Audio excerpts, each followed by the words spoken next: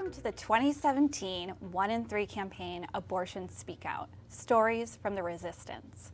My name is Julia Redeker-Flynn, and I am the campaign director of the 1 in 3 campaign, a project of Advocates for Youth in Washington, D.C. Each year, we are so honored to host this event where people share their real experiences with abortion, shattering the silence and honoring the long tradition of sharing abortion stories as an act of resistance. Today, we are speaking out again because the stakes are higher than ever. The election and inauguration of our new president and Congress saw an unprecedented rise in violent rhetoric and hate crimes. The president's very first act was to restrict abortion by reinstating and expanding the global gag rule, which denies funding to international healthcare providers if they even mention abortion. Its consequences are devastating. It silences doctors and nurses and threatens the lives of young people, women, and families in over 60 countries. And the attacks did not stop there.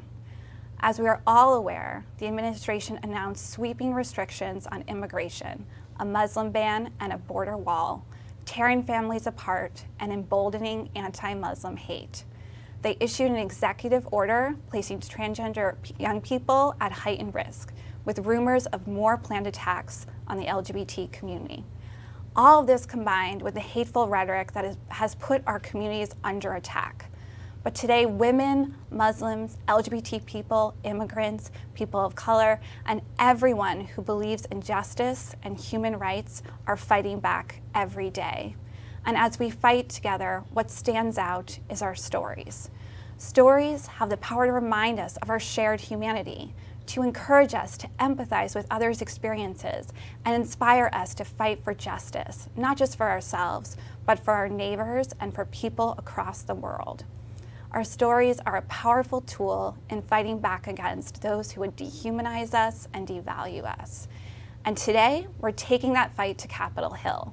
While we're broadcasting this Speak Out, over 30 people are meeting with their members of Congress to share their personal abortion stories and make sure they hear us, honor our lives, and stop dismissing and vilifying our experiences. They will ask that Congress ensure that every person has access to abortion regardless of their income. And they will ask Congress not to confirm Neil Gorsuch, an opponent of abortion rights, as a Supreme Court justice. As you're watching this Speak Out today, you can join their efforts by asking your legislators not to confirm Neil Gorsuch. Text Stop Gorsuch to 877-877, and we'll connect you with your legislators and give you some tips about how to make the ask. Let's support our storytellers as they do this important work. We at Advocates for Youth and the 1 in 3 campaign are grateful for the opportunity to host and bring together people from all around the country to break through the stigma and shame people are made to feel around abortion and to highlight real people's experiences. Some amazing folks are participating today. Among them, I want to mention Liz Winstead, comedian and co-creator of The Daily Show, Chanel Matthews, Director of Communications for the Black Lives Matter Global Network, Amelia Bono of Shout Your Abortion, Winnie Holzman, award-winning dramatist, creator of My So-Called Life, and playwright of the new play Choice, Yamani Hernandez, Executive Director of the National Network of Abortion Funds, Shria Sakar, comedian and filmmaker, DC Council member David Grosso, Kathy Valentine of the Go-Go's, and many, many more. And finally, we want to thank the 1,200 plus people who have contributed their abortion stories at the 1 in 3 campaign website, www.1in3campaign.org. You are helping to end the stigma and protect access to abortion. If you're watching today and would like to support the work of the 1 in 3 campaign, please visit www.1in3campaign.org/donate. So to kick us off today, we have with me, I co-host Ashani. Ashani is an amazing activist with Advocates for Youth who works on young people's sexual health and rights. Thanks so much for being here. Thank you for having me. It's great to be here. And seated next to Ashani, we have Deborah Hauser, the president of Advocates for Youth. And so Deb, I just want to ask, how are you feeling these days?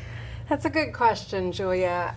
Honestly, I'm feeling a bit frustrated. You know, each and every day brings a new violation of human rights and dignity, and not just from this administration, but from extremists around the nation who feel empowered to spread their racist, sexist, violent rhetoric in order to shame us into submission. But I say shame on them. We will not be silenced, and that is why this event is so important and why I'm here today to share my own abortion story. In 1995, at the age of 35, I found myself alone and pregnant and caring for my 6-month-old son. My husband had gone to work one day and he didn't return. Weeks passed without word that he was gone. Not my and not simply went to work each day and each and every day I left work, I picked up my son from daycare and I did my care for him without distraction. 6 weeks passed when I alone with it was clear to me that I could not care for another child. I didn't know where my husband was. I didn't know what would happen to my marriage. I wasn't sure I could make ends meet. How could I add another child to such an untenable situation? It was then and there that I chose to terminate the pregnancy. And to this day, I'm confident that it was the most responsible and caring action I could take for my family, given our situation. I'm forever grateful that I was able to find a clinic close to home with caring professional staff that offered safe and affordable abortion care. And as a result, I managed to support myself and my son single-handedly until I remarried.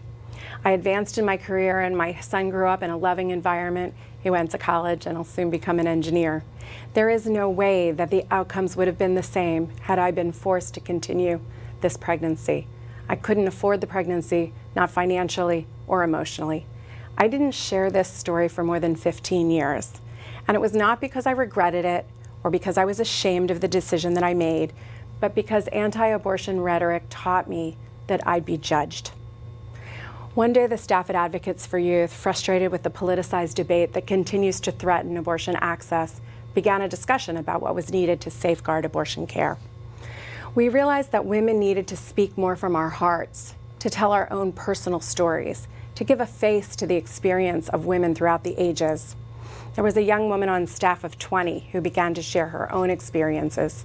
She had been a teen parent and one day found herself pregnant again, and she sought an abortion. In response, I told her my story. Our stories could not have been more different, and yet they were also so very much the same. Two women at very different stages of our lives, both doing what we deemed best for ourselves and our families. That day, as we shared our stories across the generations, we found our voices, and we also found community. Now, as I share my story around the country, more often than not, other women offer up theirs in response. Some are family and friends who I've known for years. Others are complete strangers. And the result is a bond stronger than any anti-abortion rhetoric or the fear of violence that has become so much a part of this particular political debate. We all know that the stakes are too high for us to remain silent in this political landscape. This administration and those who support it would like nothing more than to shame and vilify us into silence. But it is not shame that I feel. No, it's anger. Anger at their hypocrisy, anger at their presumption, anger that we still have to fight for basic reproductive health care. In the United States, slightly fewer than 1 in 3 women will have an abortion in her lifetime. Abortion has been and always will be a vital part of women's lives. The only question is whether politicians will force our daughters and our granddaughters back into the back alleys of yesteryear, risking their health and even their very lives. I'm proud to be part of the 1 in 3 campaign. We unite the stories of people's abortion experiences with the work of student activists around the country. I'm proud to stand beside amazing activists from the progressive movement who are working to secure immigration rights, Muslim rights, LGBT rights, and racial justice. We are all part of this fight against this administration's unjust, dangerous agenda of bigotry. We all need to stand for each other and by each other to resist the tyranny of this administration and its heinous policies. Thank you so much, Deb, for sharing your story and for always leading our organization and championing Advocates for Youth. So I was wondering if you could tell us a little bit about what you hope policymakers might be watching this and hearing from people who are going to be going to tell their stories directly with them. What are you hoping that policymakers will take away from listening to people's stories? Sure. You know, as people tell their stories, I've heard so many stories over the years now. As people are talking, what you hear is this desire to do what's right for them and their families. And women's lives are very complicated. Families are complicated. Life is not easy all the time. And women have to make the best decisions that they can. And when you hear varying stories, you think, who am I to ever judge how someone else should decide? People who don't feel like they would ever get an abortion have that option. But those who might need to avail of it need to have access. So I would love for the policymakers to listen with an open heart, to hear our stories, to have empathy for what folks go through when they're making these choices, when they're making these decisions, and to understand that the policies that they make affect our lives. It affects our ability. Sometimes it affects our very safety. Thank you, yes. And then what do you think the most important thing that has come out of the 1 in 3 campaign? We've run this campaign for about 5 years. 1,200 people have shared their abortion stories with the campaign. And, you know, what do you think one of the most important things that has come out of this campaign? Yeah, I have to say, doing this work for 30 years or so, this is one of the most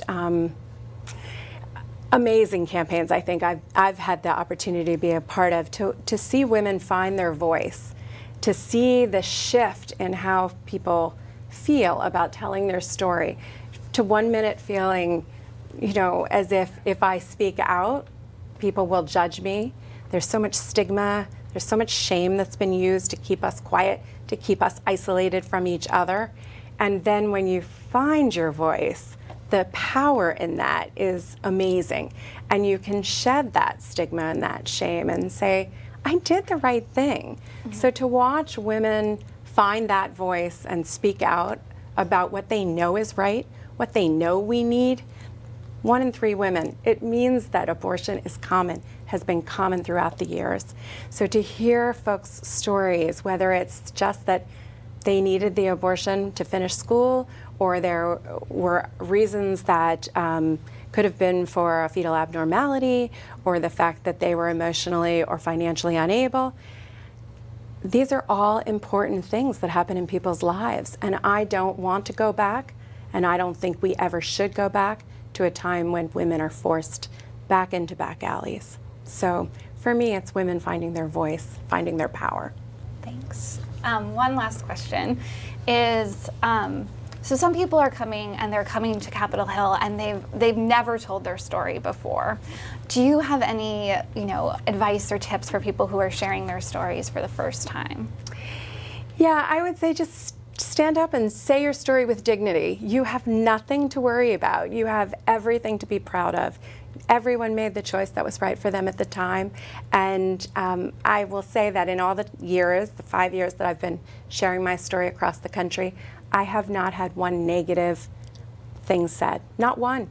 People always are supportive, and they come up and they share how similar their story was or something that happened to them. So be brave, be bold, have dignity. That's my advice. Well, thank you so much, Deb. It's always an honor sharing the stage with you, and thanks for your leadership on this work. Thanks, Julia. All right, Shani, can you introduce our next storyteller? Sure. I'm honored to welcome Anne, whose story is a powerful reminder of what can happen when we don't have access to safe and legal abortion. Anne, please start your story whenever you're ready. Well, my story predates Deb by almost 30 years. Back to the good old days, let me take you with me to the back seat of a car in Tijuana, Mexico. To my left is a large man who had just separated me from my boyfriend and a whole bunch of money and led me to this trip to where I was going to have my abortion. My driver was another man. So there I was, alone with these 2 strangers, no passport, in a foreign country. Nobody that I knew or loved or cared about was with me or even knew where I was going to wind up. What I knew was that within a couple of hours, I would at least be in pain, maybe have some serious complications, and possibly be dead. But I also knew that I wouldn't be pregnant. This was the sort of experience that lawmakers of my day thought was appropriate for women who have sex. At that time, this was before the pill was widely available. We relied on such things and ineffective measures as condoms and the rhythm method. The one time that I did approach a doctor about getting birth control pills, I was instead given a lecture and reminded how immoral I was to be having sex out of wedlock. My abortion was in 1965, 52 years ago, and a full 8 years before Roe v. Wade. It wasn't even on the horizon. I was less than, just barely 19 years old. I was a sophomore at the University of California at Santa Barbara, and I was in a committed relationship. But I sure as shootin' wasn't ready to be married, and certainly didn't want or need or was not able to support a child. My education was incomplete, and I was a responsible person, and I knew that I would never bear a child that I did not commit to raise to adulthood. So those 52 years ago, why was I even considering to make the choice that I made, given the really dire consequences that were possible? And all I can say is, like Deb, it was the right thing to do. And I was not going to burden my family or anybody else. I was going to take responsibility and make what had to happen, happen. Now, since that time, until last year, I had never shared my story, and nobody had ever asked. And at the time, I decided that this is just nuts, what's going on. And the assault on women was, I thought we were done with all that. You know, I marched in the 60s and 70s, well, 70s, and I thought we were done, but clearly we're not. So I remember being at an event for Planned Parenthood when a man, livid, red in the face, came up to me and was berating me for supporting Planned Parenthood. And finally he asked me, he said, "Did you ever have an abortion?" And I said, "Yes, I did, and I would do it again." And he stormed off, you know, talking about having blood on my hands and so forth. And I just felt like, well, I can't do anything. He's going to have to be attrited, and we're going to have to, you know, educate some other people. He was a hopeless case. When I hear pro-lifers talk about how glad they are that their mother chose not to have an abortion, I think of my own 2 daughters. And if I had known of what I think of as a blueprint for a child, then I would never have met my just terrible things to think of for me. Let's just wind up back in the neighborhood to a white, this well-run, procedure-oriented implications at the end. But I was one of those. Our legislators, our president, to know about access to abortion. Well, just give me comments focused on the importance of not opposing someone else's religion and the separation of church and state. I heard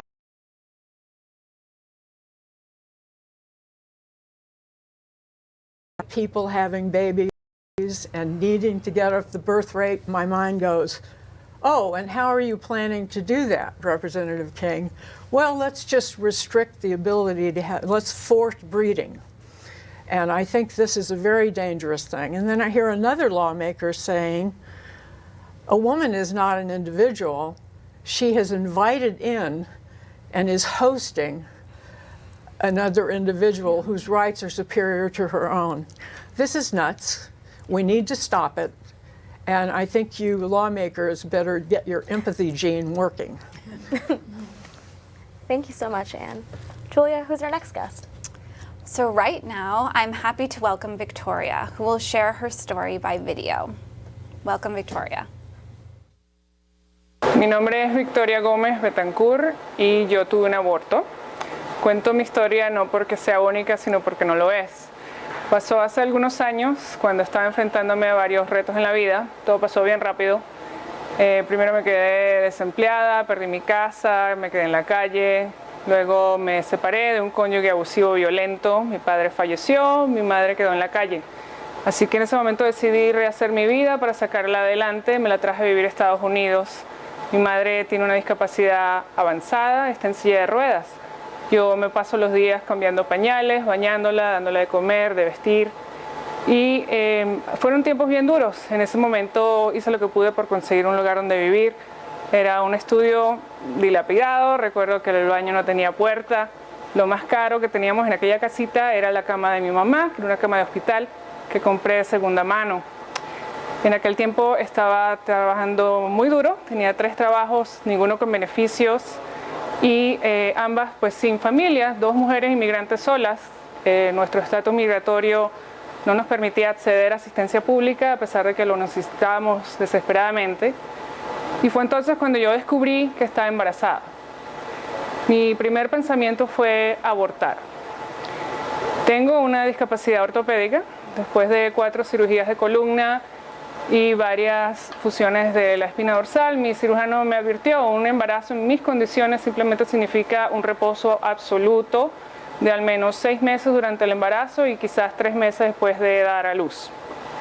Pues yo hice inventario de mi vida y me hice la pregunta: si yo tengo que estar encamada todo ese tiempo, ¿quién le va a cambiar los pañales a mi madre? Luego, si yo no puedo trabajar durante todo ese tiempo, si yo no trabajo, no hay ingresos. Esta situación simplemente nos llevaba a mayor pobreza y a mayor miseria. Lo pensé por un buen tiempo y tomé la decisión de abortar. Una vez que llegué a esa conclusión, lo quise compartir con mi mamá, la única persona en la que confiaba yo en ese tiempo. Entonces me dirigí con ella y fui bien clara y bien directa, como es mi naturaleza, y le dije: mamá, tengo algo que compartirte, estoy embarazada y he decidido abortar. He pensado mucho en esto, he pensado en ti, he pensado en nosotras, y la mejor decisión que yo puedo tomar en este momento de mi vida es interrumpir este embarazo. Mi madre, que es una mujer humilde y es una mujer de fe, me tomó de la mano y me dijo: hija, haz lo que tengas que hacer, yo te apoyo. Hoy en día estoy donde estoy porque pude tomar la decisión más importante para mí en ese momento. Pude acceder a un aborto legal y seguro. Y hoy en día hago el trabajo de justicia reproductiva porque entiendo, a raíz de mis experiencias de vida, que son muchas las personas dentro y fuera de este país que no pueden estar en control de su fertilidad ni tomar decisiones sobre su cuerpo, y que están arriesgando su vida para interrumpir un embarazo o se ven forzadas a tener hijos. Defiendo el derecho que tenemos todos a decidir cuándo o no ser madres. Thank you for sharing your story, Victoria. Gracias por compartir su historia. Shani, who's joining us now? Right now, we are joined on the set by Noomi. Noomi, please tell us your story. Hi, I was 27 years old, and when I learned that I was pregnant, I had just graduated from my master's program, and I didn't have insurance at the time, and I went to my local Planned Parenthood for a pregnancy test. We were really excited to learn that I was pregnant. I was engaged to her father, and fast forward to the 20-week ultrasound, and they called us back and said that we needed to go back in for another ultrasound, and I thought that it was something that could be scheduled when, you know, it was kind of convenient for my schedule. And they told us that they needed us to come back in the next day because a geneticist would be available at that time. And, you know, we didn't think anything of it. When we were in with the initial ultrasound, the technician took a really long time. I think it was almost an hour, and that was really not very normal.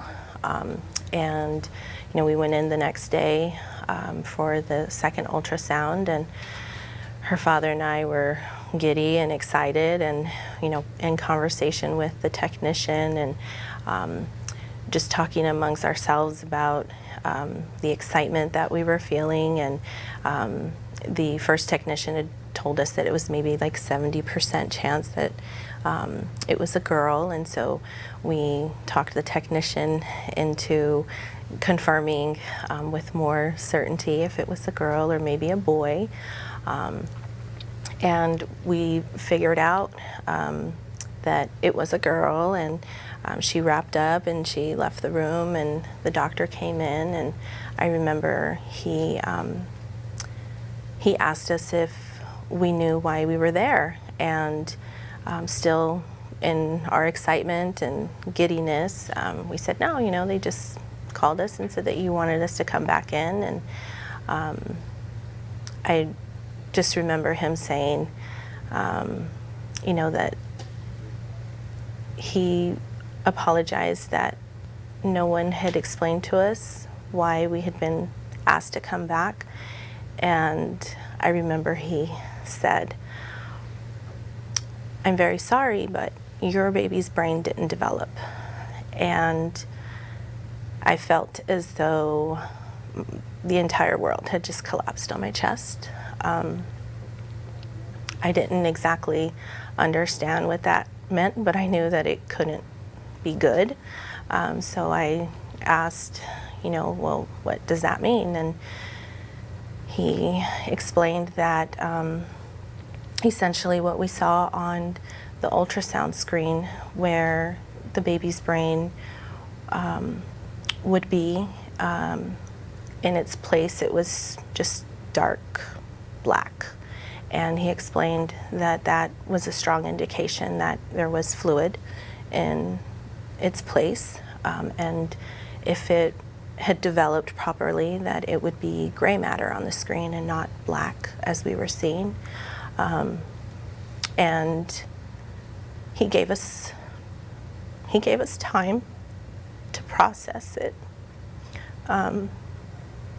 He didn't rush us, and he explained that we could take all the time that we needed, and when we were ready, we would meet with a geneticist, and she would explain to us what our options were. And my fiance and I we hugged each other and kind of tried to make sense of what we had just learned. It was my first pregnancy. Never even knew that this could happen. And after a few minutes, we mustered up the courage and walked over to the geneticist's office, and she explained that we had two options. And there wasn't any indication that I couldn't carry the baby to full term. And she did explain that the prognosis, given the amount of fluid that they were seeing on this ultrasound screen, was she'd have a life expectancy of no more than 6 months, and she would be severely disabled. She would require around-the-clock care. And our second option would be to consider abortion. And even though I was 20 weeks along, they explained that because the baby suffering from hydrocephalus, that we could consider abortion, that it was an option for us. And she explained that, we had not a lot of time to make a decision, but that, we could take as much time as we needed.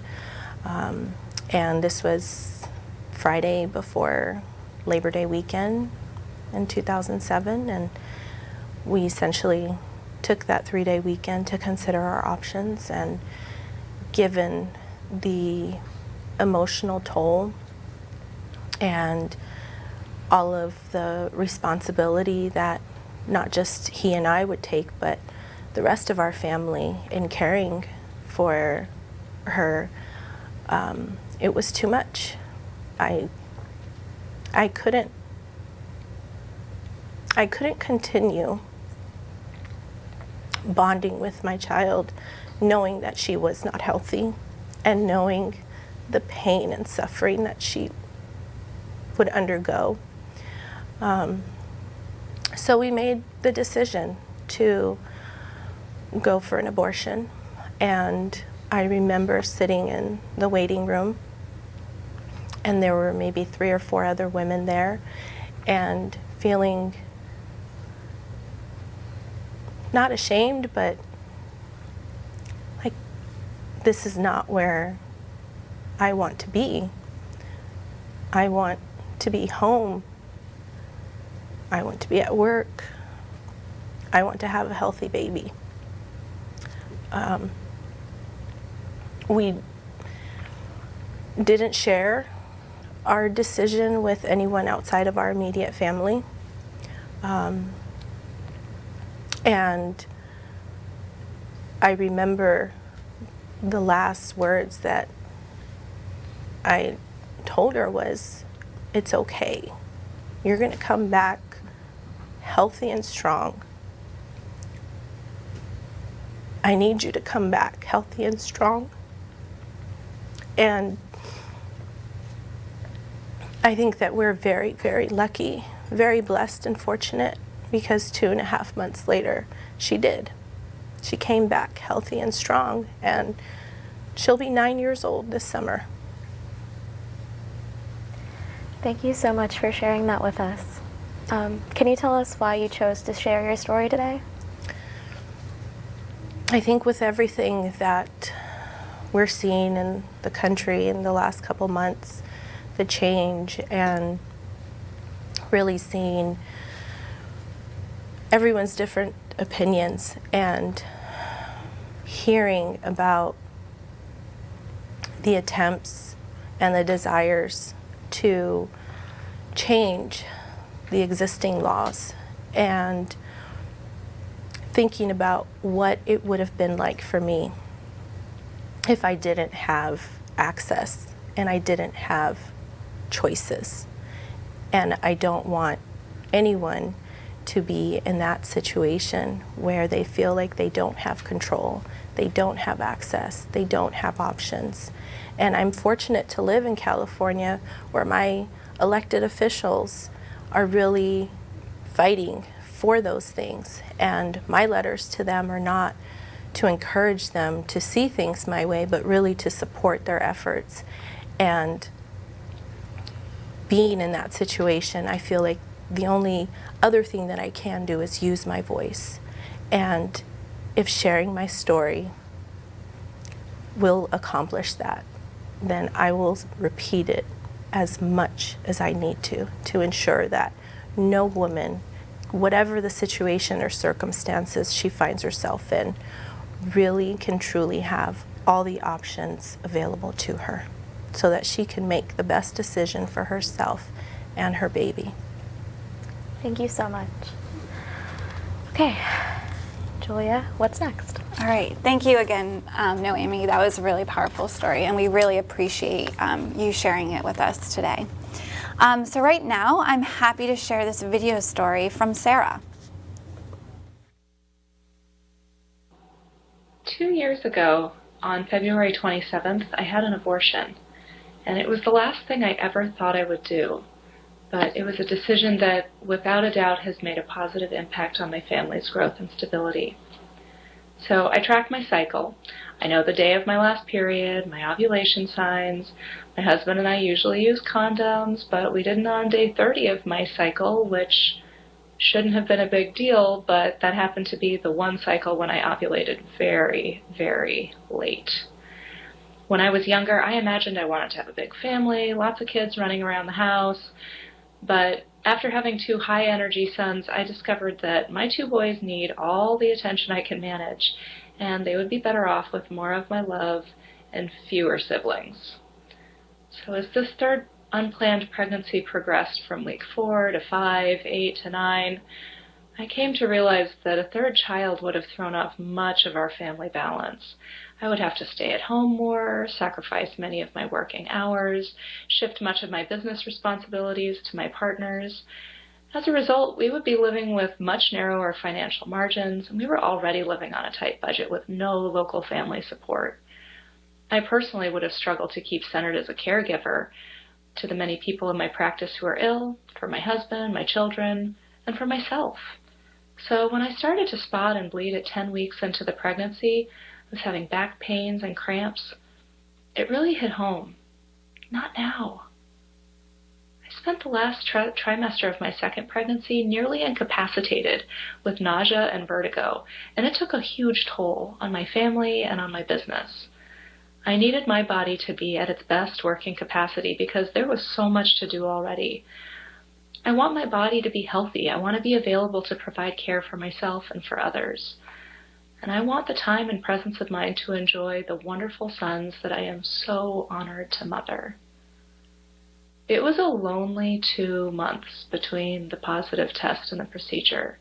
It was a roller coaster of self-doubt and conviction. But when I finally scheduled the abortion, I landed in a more stable place than I had been in for the entire pregnancy. A solid grounding in knowing myself, my own limits, and my love for my family. My 2 sons are soon going to be 4 and 7. And since my abortion in 2015, I have been able to move into acquiring my own business and building the medical practice that has been my dream for a decade. My family is more financially stable than we were 2 years ago. My own mental health is tremendously more stable. I am a happier, healthier woman. And in turn, I'm a happier, healthier daughter, sister, wife, mother, caregiver, friend, community member. I know without a doubt that the abortion was the right choice, and I believe that all women should have access to abortions that are safely performed by competent, compassionate healthcare professionals. Thank you for sharing your story with us today, Sarah. So Shani, I want to take a moment to talk to you a little bit about your work as an activist. So can you tell us a little bit about your work with the Young Women of Color for Reproductive Justice Leadership Collective at Advocates for Youth? Yeah, sure. So I've been on the council for about 5 years now, and basically what we do is we are a network of young women and non-binary people of color from around the country, and we work around all reproductive justice issues, so including abortion access, but also things like HIV and STIs, LGBTQ activism, basically anything that falls under the spectrum of reproductive justice, someone in our collective is covering it.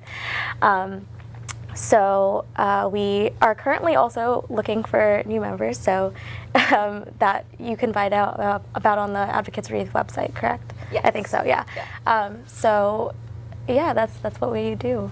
Great, yes. You can join and work with the Shani if you visit our website right now. Yeah, and we are absolutely. recruiting activists. Yeah. So last year you put on a performance of Out of Silence, which is a play composed of abortion stories that have been submitted to the 1 in 3 campaign and adapted into a play for young people and students to put on across the country. So can you tell us a little bit about what your experience was like putting on this play in your community and how did you do it? Yeah, absolutely.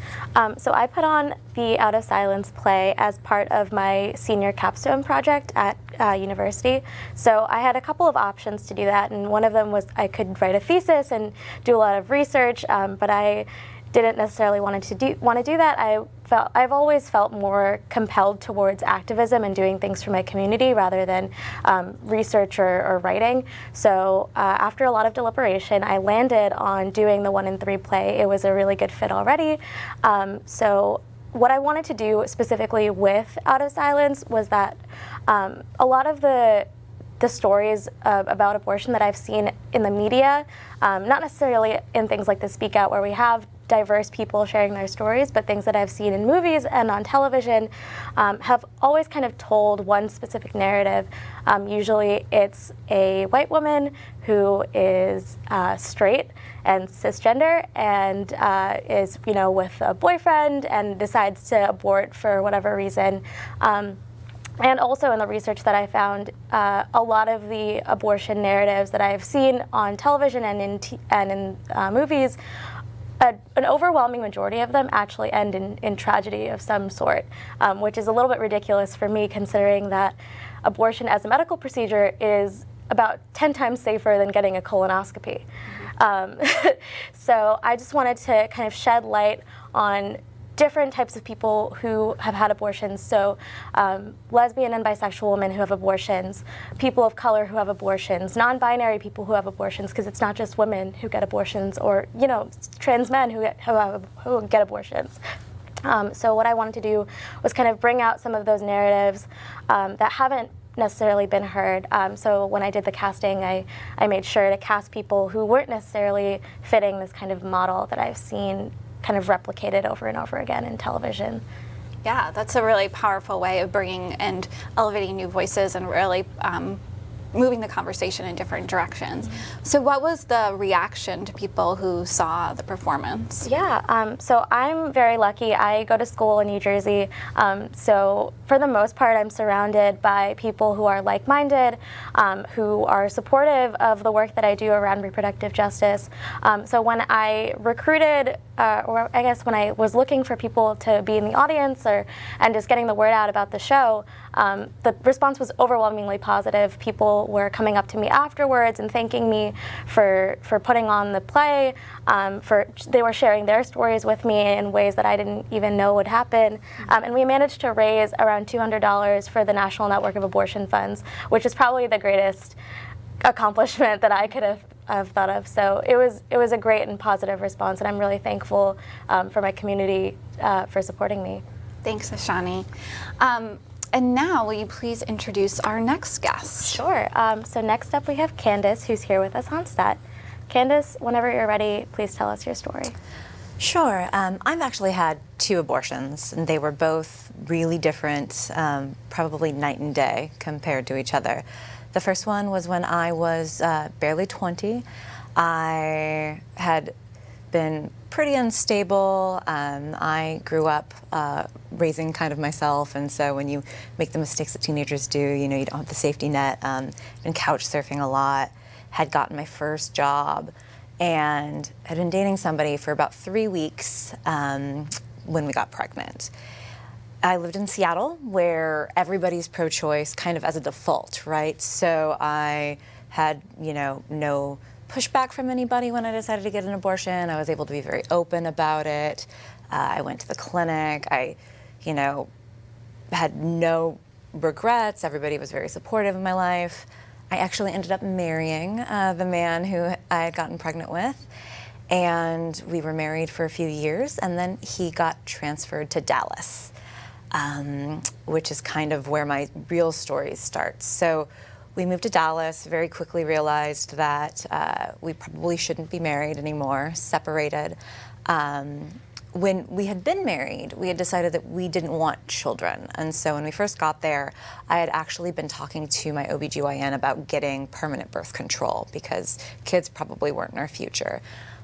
When I first went to her with that, she said, I'm a little concerned that your husband might change his mind, so why don't we wait 6 months? And we waited, and then 6 months later, she said, why don't we give you a Mirena, which is the 5-year IUD? And in my head, I thought, okay, well, that's really not the solution that I want, but it'll do for now.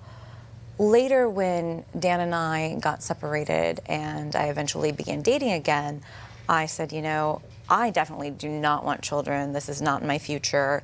And I went back to her, and she wouldn't do it. She wouldn't sterilize me.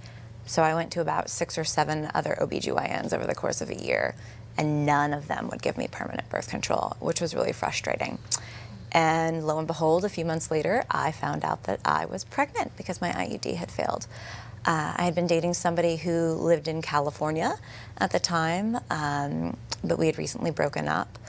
And in Texas, HB2 had just happened, so it was the spring after HB2. And even though I was very lucky and lived in Dallas, where we had yet to see clinic closures, eventually we did lose a clinic, but until at that point we hadn't. Because of the influx of patients from around the state where they had absolutely nowhere to go, there was a kind of a backlog of patients in Dallas. So I was about 13 weeks along when I found out that I was pregnant. Because I had an IUD and didn't really have a regular menstrual cycle, I really didn't know. And when I called the clinics in my area, the soonest I could get in was 2.5 to 3 weeks later. I was waitressing at the time. It's not the kind of job where you have PTO. I was very concerned that if I made it to my initial appointment, because in Texas there's a 24-hour mandate, so you have to go in, have a sonogram, and then come back 24 hours later for your procedure. That wasn't 2 days off in a row was something I hadn't had in a year. And I thought, well, you know, if I do an appointment 2.5 weeks out and then miss my next one, and it's another 3 weeks, we have a 20-week ban. I might not be able to get an abortion. And that really, really frightened me because I knew that I didn't have the resources to parent, nor, you know, was it something that I ever saw in my future. And I'd been doing the things that I was supposed to do to prevent that from happening. So I ended up contacting my partner in California, and I had an appointment. They could get me in as soon as the very next day. It was pretty rough. I had to take out a really high interest payday loan to be able to get on that plane. Put me in debt, kind of a spiral that I didn't get out of for about 2 years, to be honest, robbing Peter to pay Paul, taking out multiple payday loans to cover the other one. But I also know how incredibly lucky I am to have been able to do that at all. In Texas, the places that are the most affected by the lack of access are also vastly under-resourced. You know, people in the valley can't just hop on a plane and fly 1,500 miles away and get an abortion. I'm very, very privileged to have been able to do it at all. But also, I shouldn't have had to. Not only, you know, is abortion healthcare that is my right, but I had been making very cognizant choices for myself and my body that medical professionals in my state weren't listening to and were trying to dictate, you know, my future. If I would have been sterilized when I wanted to be sterilized, I wouldn't have had to have a second abortion. I would have never been in that situation. So it was really hard for me. And now I think that, you know, my friends in Seattle are faced with the realization of what I faced 3 years ago. You know, we've been fighting this fight in Texas for a very, very long time. And I hate that the rest of the nation is feeling that pressure now, but, you know, the work has to be done. Thank you so much for sharing that with us. So what would you like our legislators and president to know as they're making decisions about abortion rights? I think one of the biggest things for me is that you look at who you see in the media talking about abortion, the stories that people are telling. Even, you know, I have spoken out in front of the Texas state legislature about my abortion in order to kind of, you know, show the face of what abortion really looks like. But the majority of people who they see are people who had wanted pregnancies that had to terminate later because of fetal abnormalities, or people who had abortions and regret them and see them as something that's very tragic. But that's not really everyone's stories. When 1 in 3 women are going to have an abortion in their lifetime, you know, the stories that you see, the human faces that you see, are all very, very different and unique. And, you know, some of us, I think abortion is the best thing that ever happened to me. It gave me a future that I never would have had.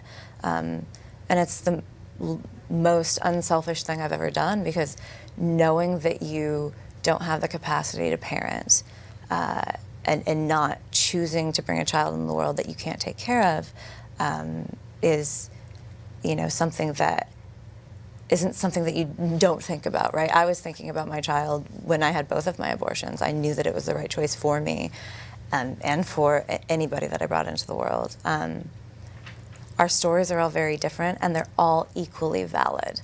One is not more important than the other. This is our right to do. And when you take it away, you're not only affecting us, but you're affecting the children that, you know, you're forcing people to bring into the world, while you're also eliminating resources for people to be able to provide for their families. I mean, it just doesn't make any logical sense. Thank you so much again, Candace. And thank y'all for having me. Okay, now we're saying goodbye to my co-host, Julia. Thank you so much, Julia, for helping to highlight these important stories and for all your work on the 1 in 3 campaign. Thanks, Ashani, and thanks everyone for watching. It's great to be here today, and I hope you continue to watch. Thanks. Okay, so next up is a new animation from the 1 in 3 campaign that examines just why it is that abortion stigma is so harmful to abortion access.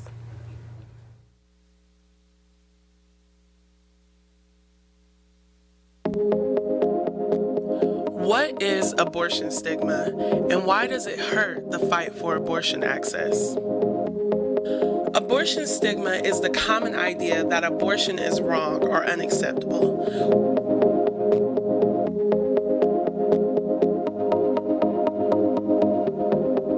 When lots of people accept this idea, it creates barriers for people who need abortions.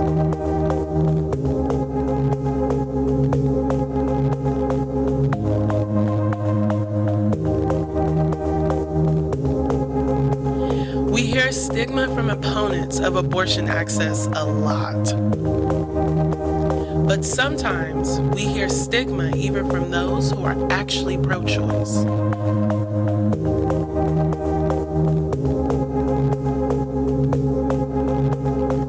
A big part of stigma is when people judge a person's reason for having an abortion or the circumstances that led to that pregnancy. Sometimes, even supporters of abortion rights will create categories of good and bad abortions. But in the real world, everyone's circumstances are different. When everyone around you is judging, it becomes hard to talk about your abortion.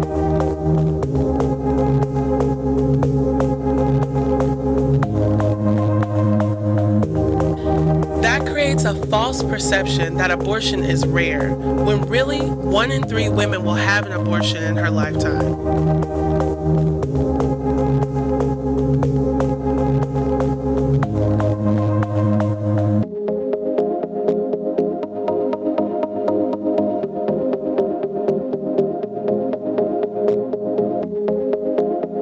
And with no one talking about it, politicians have free rein to create restriction after restriction after restriction. Fewer healthcare providers even offer abortions because they are attacked when they do.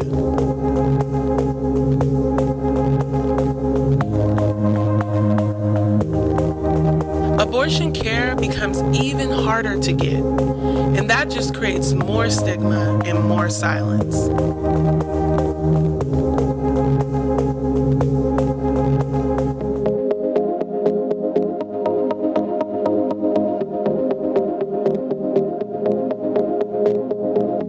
We need to break the cycle of silence and stigma and restrictions by speaking out in support of abortion access.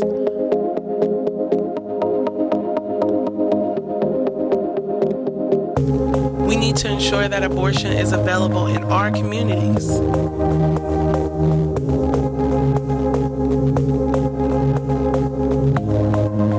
And we need to make sure legislators understand that there is a real person's story behind every abortion.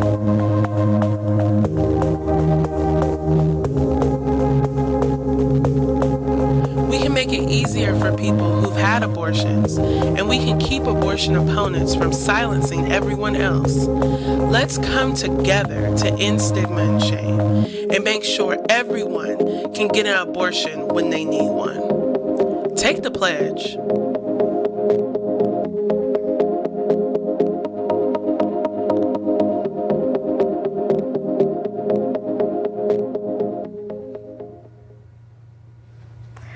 That animation was really cute and it was really informative. So we're back with my new co-host, Renee Bracey-Sherman, a policy representative for the National Network of Abortion Funds and the program manager for the We Testify Abortion Storytelling Project. Hi. Welcome. Thank you. Thanks for having me. It's really great to be here. Okay. Renee, whenever you're ready, will you share your abortion story with us? Yeah, so when I was 19, I had an abortion. I was in a relationship with a guy that I was both in love with, but we were also in a really toxic relationship. You know, and we fought a lot, but I also loved him. And so when I realized that it was not a good relationship for me to be in, and I realized that I was pregnant, you know, I immediately knew that I wanted to have an abortion. So this was about 12 years ago. And so I looked up in the phone book for an abortion clinic, and somehow I knew that if I should go in the A section and find the clinic, and I knew to make sure that the clinic actually performed abortions. I knew that there were clinics that would lie and say that they did, but didn't. And I made an appointment for later in the week, and it's honestly one of the best healthcare decisions that I've ever made, and best experiences that I've ever had. The nurse was so kind.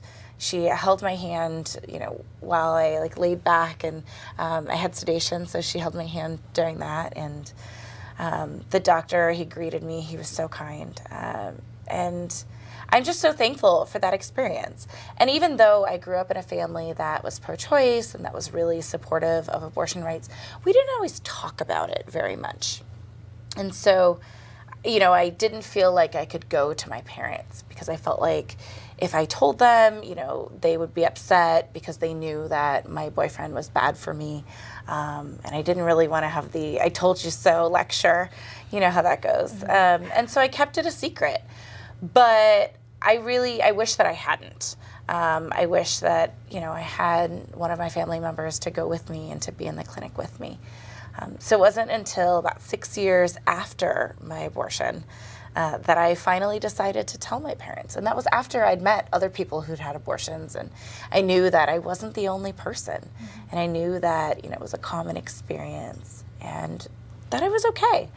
And so I remember telling both of my parents. I told my mom first, and we cried on the phone together. And she was sad in that she couldn't have been there with me. She wished that I had come to her and that she could have been able to support me.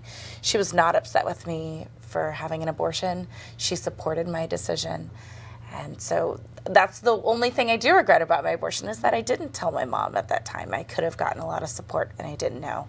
And then a couple of months later, I told my dad, and I was really worried about what he would say. So I gave him this long story of here's what happened, and here's why I had an abortion, and you know, here's why you should support my decision, and you know, I don't regret it. And I was like, okay, so what do you think? And he just looked at me and said, that's fine, you know, it's your decision, your body, and I support your decision. And so to have that affirmation really made an already great experience, both healthcare-wise and the fact that I felt empowered in my decision and able to leave the relationship shortly after that.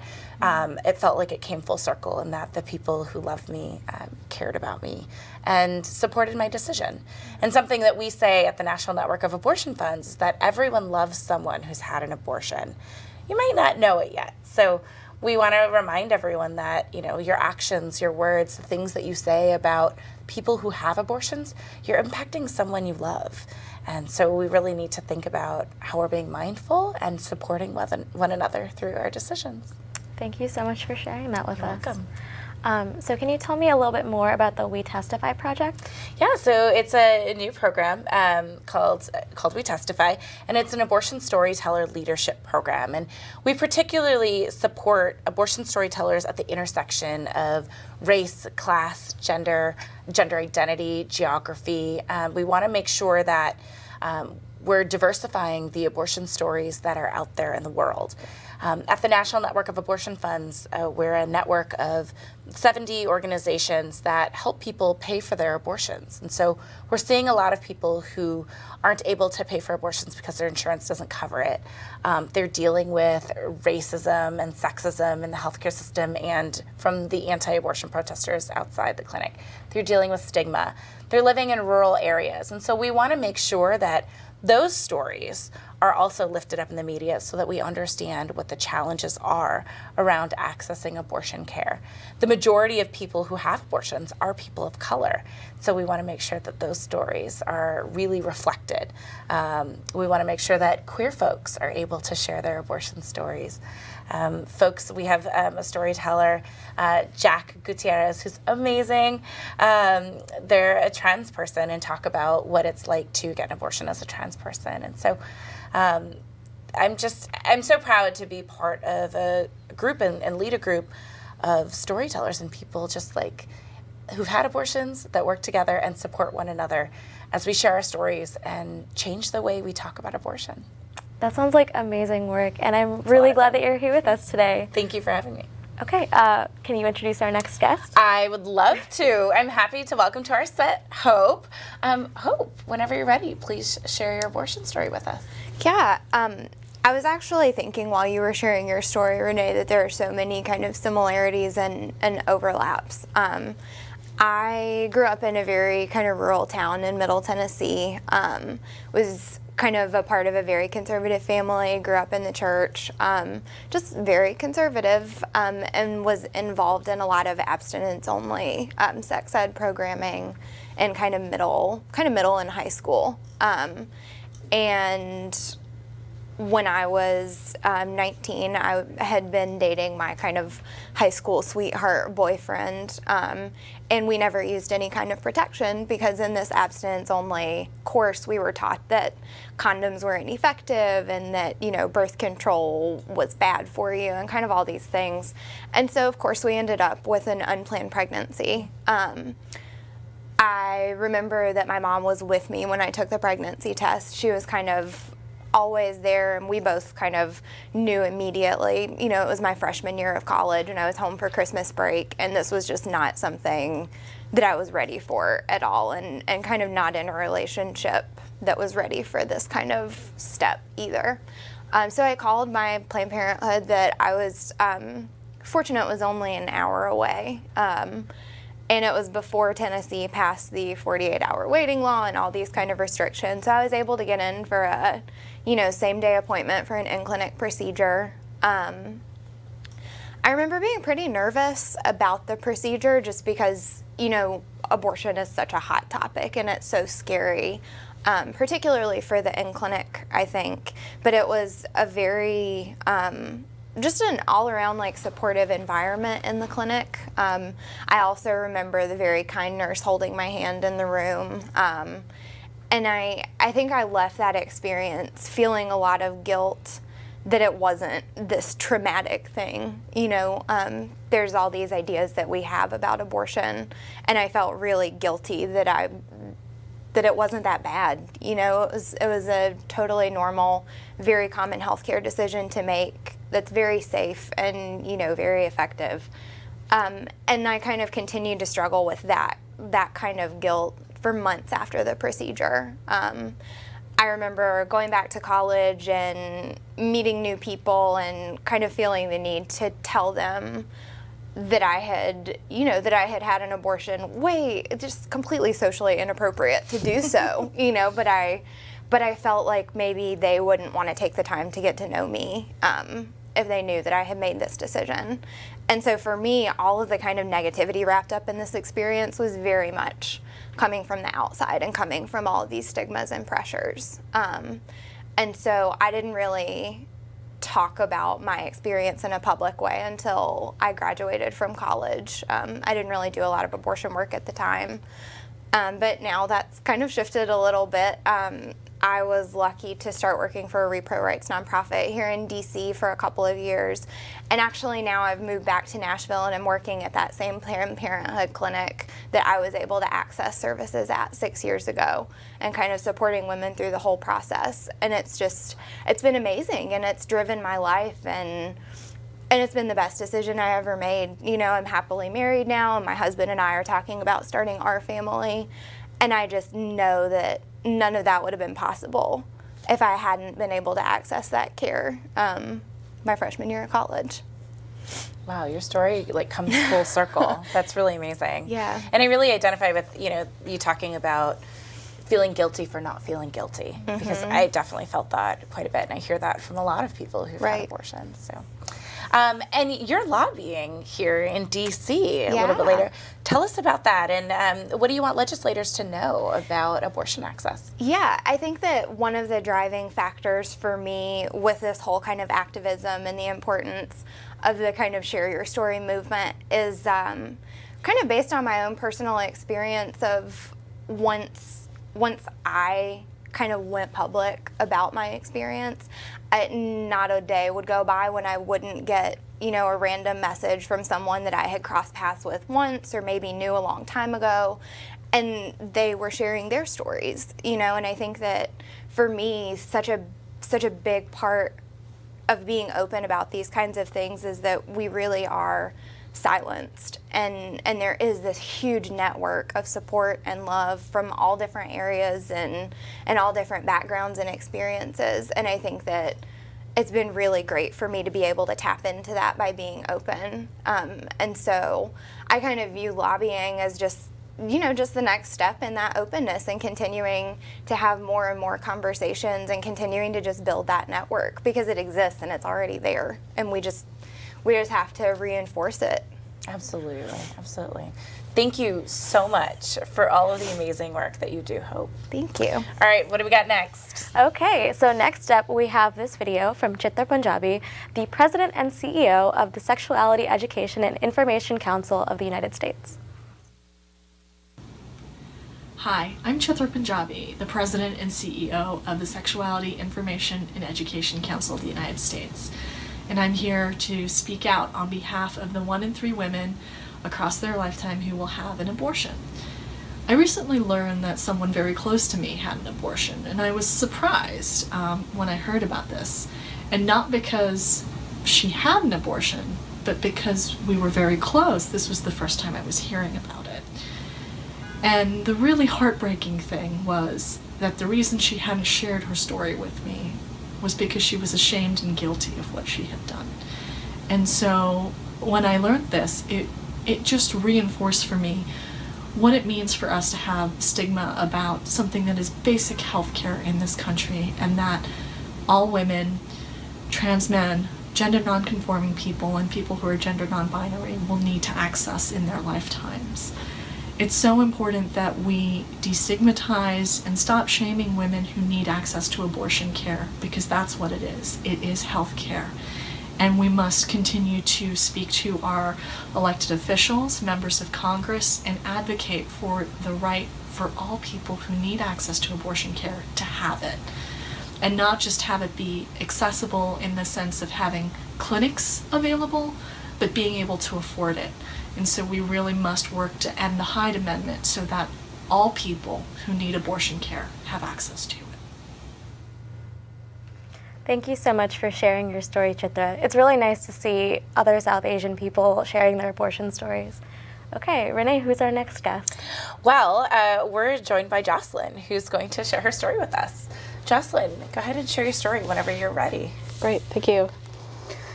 Today, our baby is the size of a pea. Today, she's the size of a grape.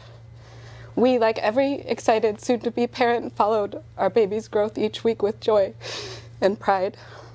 As a mother of advanced maternal age, we had a CVS test to check for any abnormalities or genetic issues, and we're thrilled to learn that we were expecting a baby girl. And everything was normal. Sorry. Take your time. Take all the time you need. With 5 nieces at the time, I knew the drill with baby girls, and I couldn't wait to dress our little girl in their hand-me-downs. I dreamed of a gaggle of little girls running around my childhood home in Idaho, jumping on the trampoline, digging potatoes out of the dirt with Grandpa, and baking in the kitchen with Grandma. We traveled early in the pregnancy to Russia and Norway, and we dreamed of the life we'd have together with our little girl. We explored the neighborhoods I had lived in St. Petersburg and Moscow when I was studying abroad, and we visited the towns in Norway where my husband spent his summers growing up. We finally spent a few days in northern Norway trekking the midnight sun and taking a cruise through the majestic fjords of Norway. It was idyllic in our last trip before the baby was born. She was due on Valentine's Day. Could it be more romantic and perfect?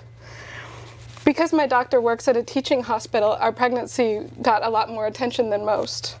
We had sonograms every 4 weeks, and I had no idea this was not the norm because it was my first time and that's how they did it. In retrospect, in another less teachy hospital, we wouldn't have had a sonogram at 16 weeks, but it was standard. The maternal fetal medicine group was across the hall, so we were able to have the sonogram on one side and then meet with my OB on the other. On September 5th, 2012, my husband joined me for our 16-week sonogram.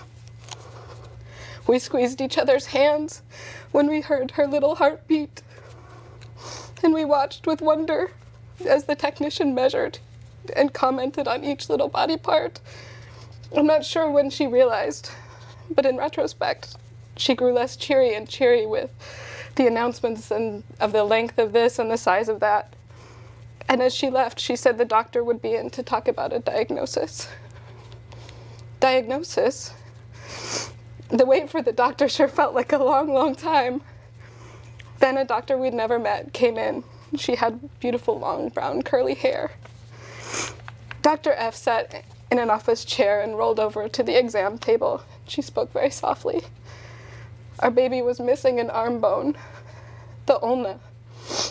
She was measuring very small, in fact, too small.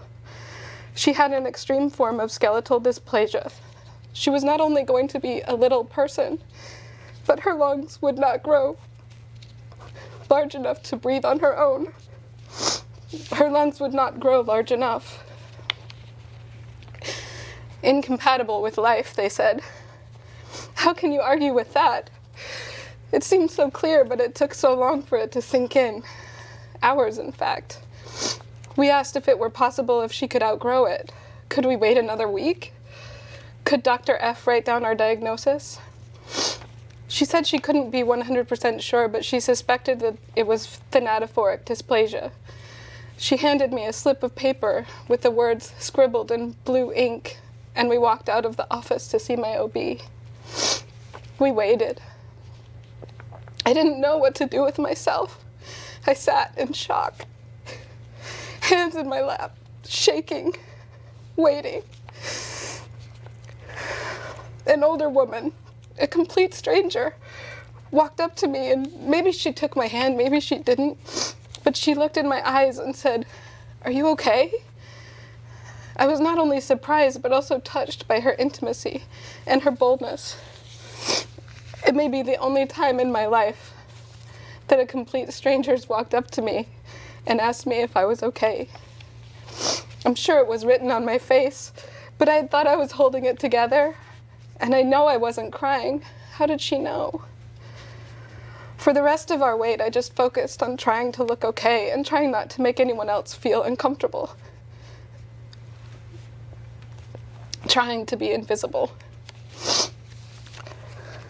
I've learned that in crisis, I don't cry, I just shut down emotionally. I compartmentalize it and wait for more information. I put it in a box on the seat next to me and wait until I know exactly what it is. We sat with my doctor and had an awkward conversation about options. She knew where this conversation was going, where it had to go. I asked if we could wait a week to see if she could miraculously outgrow this diagnosis. Now that seems so silly. I asked if our insurance would cover it, if we decided to terminate the pregnancy. I asked if it was legal to have an abortion at 17 or 18 weeks in the state of New York. How long would it take? What would happen? Would it hurt? The word abortion is so politically charged that it took me a long time to be able to call it an abortion. I've always been pro-choice. I believe that a woman has the right to abort a pregnancy. Even so, inside I knew, and I thought, and I probably said to myself so many times, but personally, I would never have an abortion. What hubris. What foolishness. What a lesson I had to learn. We finally left her office and tried not to make eye contact with anyone on our way home. We rode the subway looking at the floor, holding hands in silence. We couldn't wait to be in a private place where we could pull out that slip of paper and figure out what we were even talking about. I received a voicemail from our geneticist who implored us not to Google anything and to come in as soon as possible. I called and made an appointment with her for the next day, and then we settled in with our laptop. There was one documented case of a child surviving until 8 years old with thanatophoric dysplasia, incompatible with life. Thanatos, the Greek god, is the personification of death. Every link echoed what we were slowly realizing. There was no way we could continue the pregnancy. If our baby even survived to term, she would live in uncontrollable pain. She would live only a few hours and with extreme intervention. We looked at each other and we knew. We had no choice. We had to protect her from life. Her body wasn't able to live outside my body, and we had to care for her the best that we could. And it meant the unthinkable. The geneticist exuded warmth and understanding. She said it was okay if we cried. We wanted to know what could cause this, how, who. Was there anything that could be learned from our experience? Could research from our loss help others? What really does our baby have? Is it likely to happen in another pregnancy? What are our chances of having a normal pregnancy after this one? Could we try again? I called my mom and I remember asking, "Are you at work?" How does one explain? She said she was standing, washing dishes. I blurted it out. "Mom, it's not a viable pregnancy." Those words meant everything, but they also explained nothing. I don't remember the rest of the conversation. She was on a plane out of Idaho Falls within a few hours. She held me in my bed as I wept. Every morning I woke, if I had slept at all, from the worst nightmare I'd ever experienced. They say that intense grief can cause physical pain. It felt like a brick on my chest. Crumpled tissues piled higher and higher on the floor beside my bed. I cried until my tears were dry and my face hurt. We went for a long walk. We went out for a nice lunch. I don't remember many of the conversations as I told my siblings. Did my mom make those calls? I can't even remember.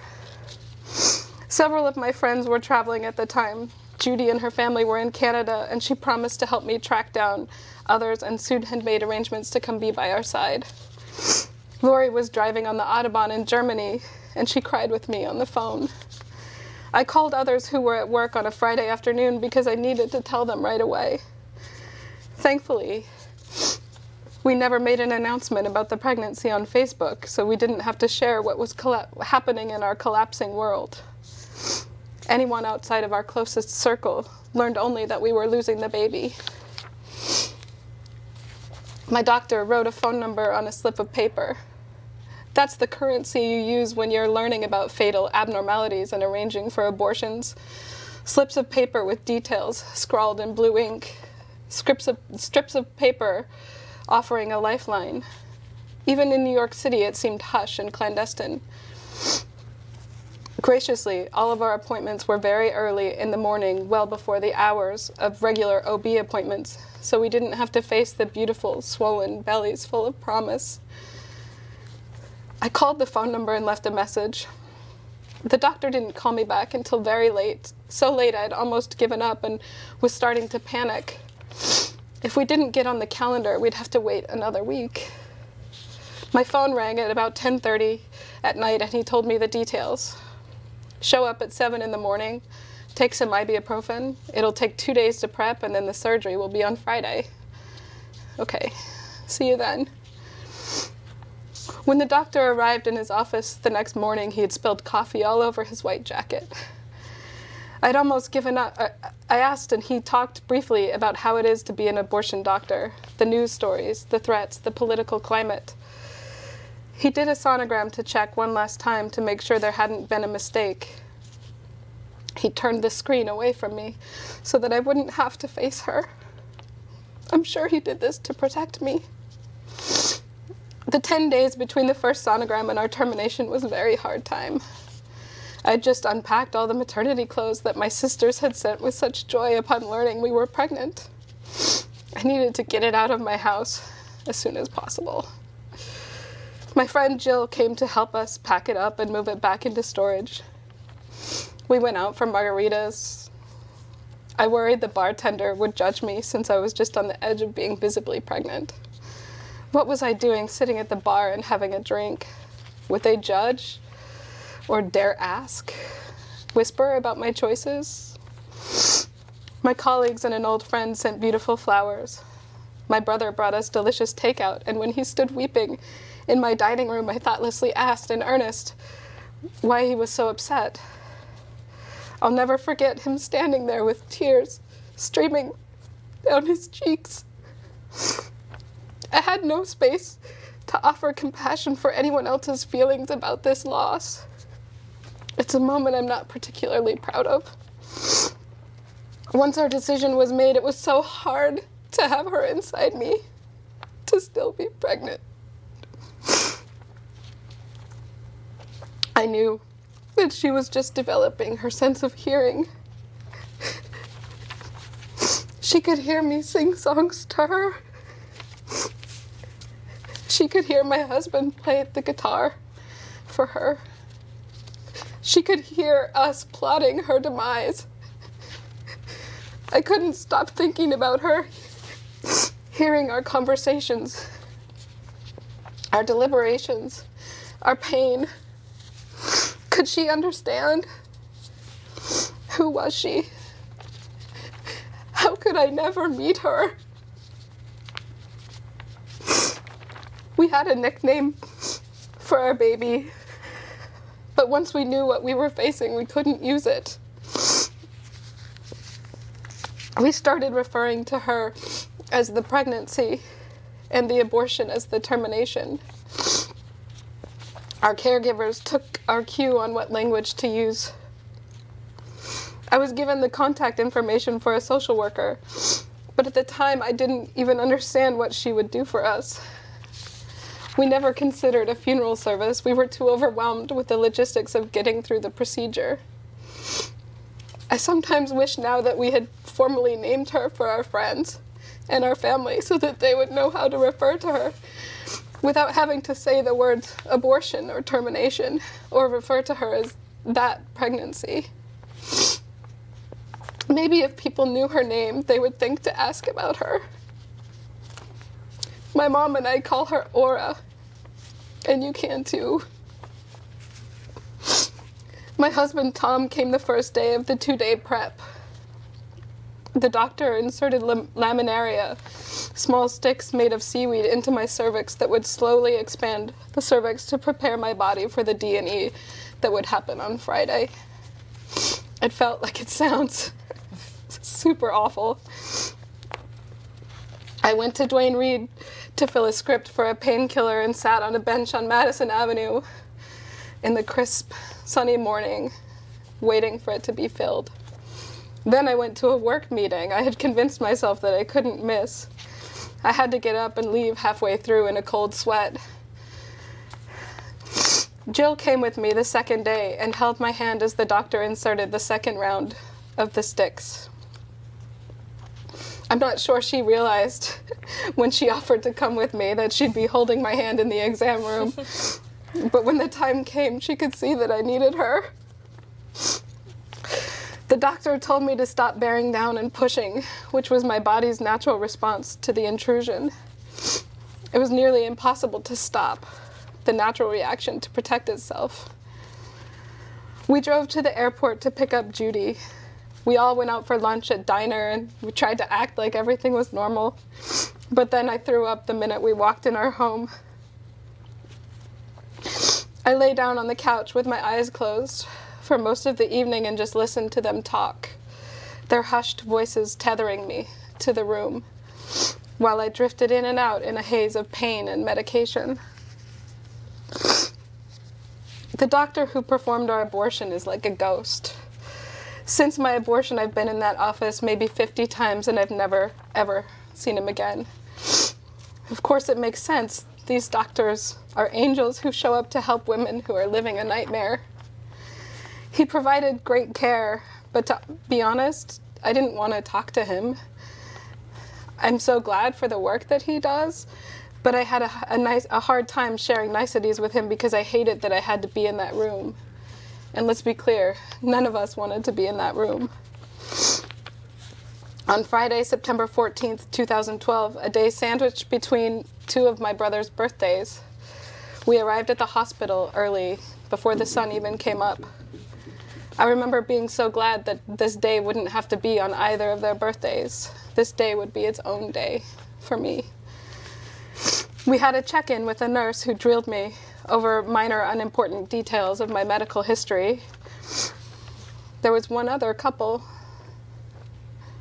None of us spoke or made eye contact as we waited. They called my name to come back first. Judy hugged us and Tom and I were left alone for a few moments. We didn't know what to say to one another. I started wondering about questions we'd never thought to ask. I worried about complications. A D&E is much safer than childbirth, but everything carries risk. Soon they asked Tom to leave, and I was alone. The nurses asked a few last questions and I signed the paperwork. I'm sure they had to make sure that I hadn't been coerced into having this procedure. The nurses were thoughtful, warm, and kind as they wheeled me into the operating room. I couldn't wait to go to sleep. When I woke, there was a lot of blood. So much blood I could feel it pooling on the bed. It felt like emptiness and openness between my legs. I sucked on a few ice cubes and drank some ginger ale. I felt so much relief, physically and emotionally. It was finally over. We never got a definitive diagnosis. It was a skeletal dysplasia caused by a spontaneous genetic mutation. Our tissue, our pregnancy, our baby was sent to a research hospital for more testing, but when we finally got news back, they said it was a genetic mutation that had not yet been identified. I'm writing my story in solidarity with others who have suffered unspeakable, heart-wrenching loss. I'm writing this because I'm a woman and I have a voice and a vote. I will not be silenced or shamed by those who believe they have the moral authority to come between a woman, her body, her choice, and her family. Thank you. Thank you so much for sharing your story, Joselyn. I really appreciate that, you shared so much with us, the strangers, and just everyone watching this, and you're just so amazing. Thank you. I just want to ask you, what is something that you would want people watching this to know about those of us who had abortions, and why you're sharing your story today? I think it's such a gray area, and that everybody's just living their life doing the best that they can. And we have to understand that we can't foresee every situation. We can't legislate based on assumptions that aren't true. And I feel like my story can reach people who maybe don't understand how complicated this issue really is, and that we can't know all of the possibilities out there. And hopefully we can learn to understand that and legislate based on uncertainty and instead of gross untruths. Absolutely. Perhaps. Absolutely. Thank you Thank you again so much for sharing your story. And now we'll say goodbye to my co-host, Shani, goodbye. Goodbye. Thank you so much for having me. Yeah, and thank you so much for all of your amazing activism. You're just truly an inspiration. Thank you. So are you. And now we'll have a video from an anonymous storyteller.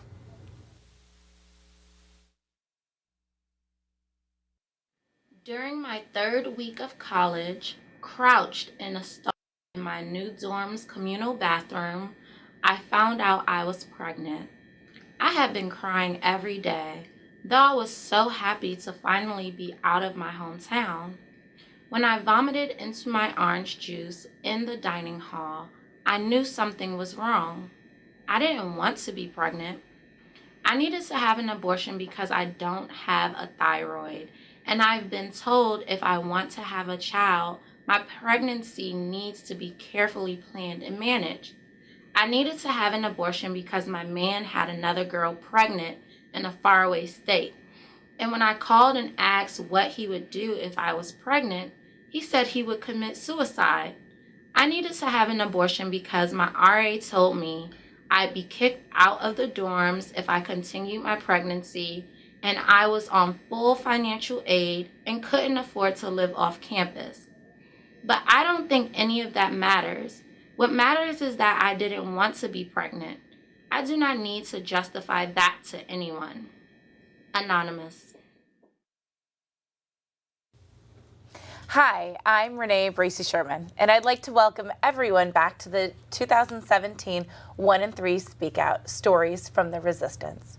Each year, the 1 in 3 campaign, a project of Advocates for Youth, is honored to host this event where people share their real experiences with abortion, shattering the silence and honoring the long tradition of sharing abortion stories as an act of resistance.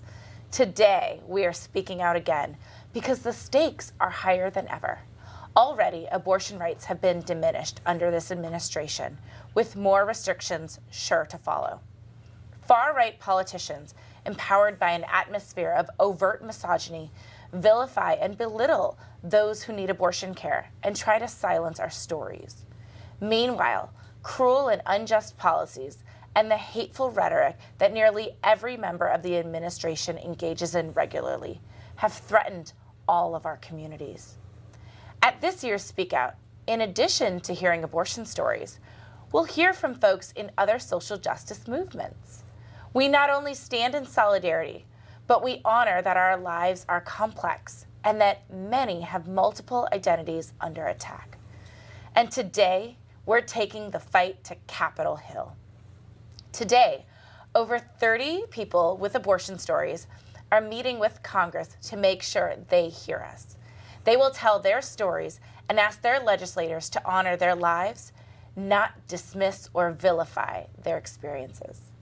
They will ask that Congress ensure that every person has access to abortion, regardless of their income. And they will ask Congress not to confirm Neil Gorsuch, an opponent of abortion rights, as a Supreme Court justice. You can join their efforts by asking your legislators not to confirm Neil Gorsuch. Text Stop Gorsuch to 877-877. We'll connect you with your legislators and give you some tips about how to make the ask. Let's support our storytellers as they do this important work. And now, it's my honor to be part of this amazing Speak Out. We have some incredible stories this hour from Winnie Holtzman, creator of My So-Called Life, the playwright of the amazing play Choice, to Robin, who sought abortion care in a time when abortion was illegal. Jessica Raven, who works with Collective Action for Safe Spaces to end street harassment and sexual assault. I'm so happy to welcome my co-host, Jazz Schaefer, as your campus organizer with the 1 in 3 campaign. And she'll be sharing her story with legislators this week as well. Jazz, do you want to share your story with us? Sure, yeah. Thank you so much for having me here today. Well, about 2 years ago now, in my first year of college, it was in the morning. We were still in bed, my partner and I, when we found out that I was pregnant. The pregnancy test was positive, and I knew right away that I was going to make the decision to have an abortion. it was that very weekend, so less than a week following, I went into the clinic with my best friend. I remember she wore pants, she wore these leggings with my favorite cartoon on them. She just thought that, you know, whatever she could do to like try and make the experience at least like a little bit better for me, that she would do. And I remember going in beforehand. I remember it was cold, the gel that they put on my stomach for the ultrasound beforehand. And then I had my abortion procedure. Like you'll hear with many, like most abortion stories like mine, that was within the first trimester. It was actually pretty simple and didn't take very long. And then I went home, and my best friend, she drove me there, and I have a big bean bag at home in my apartment that I just laid down on with her, and then I fell asleep. So my abortion, while the procedure itself was fairly simple, following after, I did, you know, have some of my own struggles, learning how to like love myself still, and how to feel about what happened and the decision that I made. But I have to say that it was people like my best friend who drove me to the clinic and then drove me back home after and stayed with me while I fell asleep, my partner and my family that I'm so grateful for, that gave me the true kind of love and support that I needed. That really, I have them to thank for helping me get through that situation to end up on the other side. I also want to bring up a really excellent resource that helped me a lot too during that time, the hotline Exhale. It's available on the 1 in 3 website, and like you can click through there, or you can just Google Exhale. I just wanted to share that as a resource myself. I want to give a little shout out because the truth is that there is an entire community out there that is available to help all of us, like going through the whatever feelings that we have about our abortions. And it was really critical to help me get through to the other side. Now I was just approved to study abroad next year. I'll be going for the entire academic year, something that I don't think I ever would have been able to do had I not made the decision to have my abortion. And I can safely say that I really am on the other side now, that I know that what I did was the decision that I made was the right one for myself. So that's also just why I'm so happy to be here today, because I know that 1 in 3 values all of our different stories, and that together, like the diversity in our stories makes it more powerful, and that together, like that's the way that we're going to resist. Wonderful. Thank you so much for sharing your story. And it's really great that it sounds like you had a lot of people in your life who were there for you and supportive of you. So that's really wonderful. So can you tell us a little bit more about your activism work that you're doing, like cross country? Sure, yes, thank you. So yeah, I'm based in Las Vegas, Nevada. And back there, I do work with the 1 in 3 campaign. I'm a campus representative, so I do work on and off campus in my community. Primarily, I work with 2 student groups on my college campus.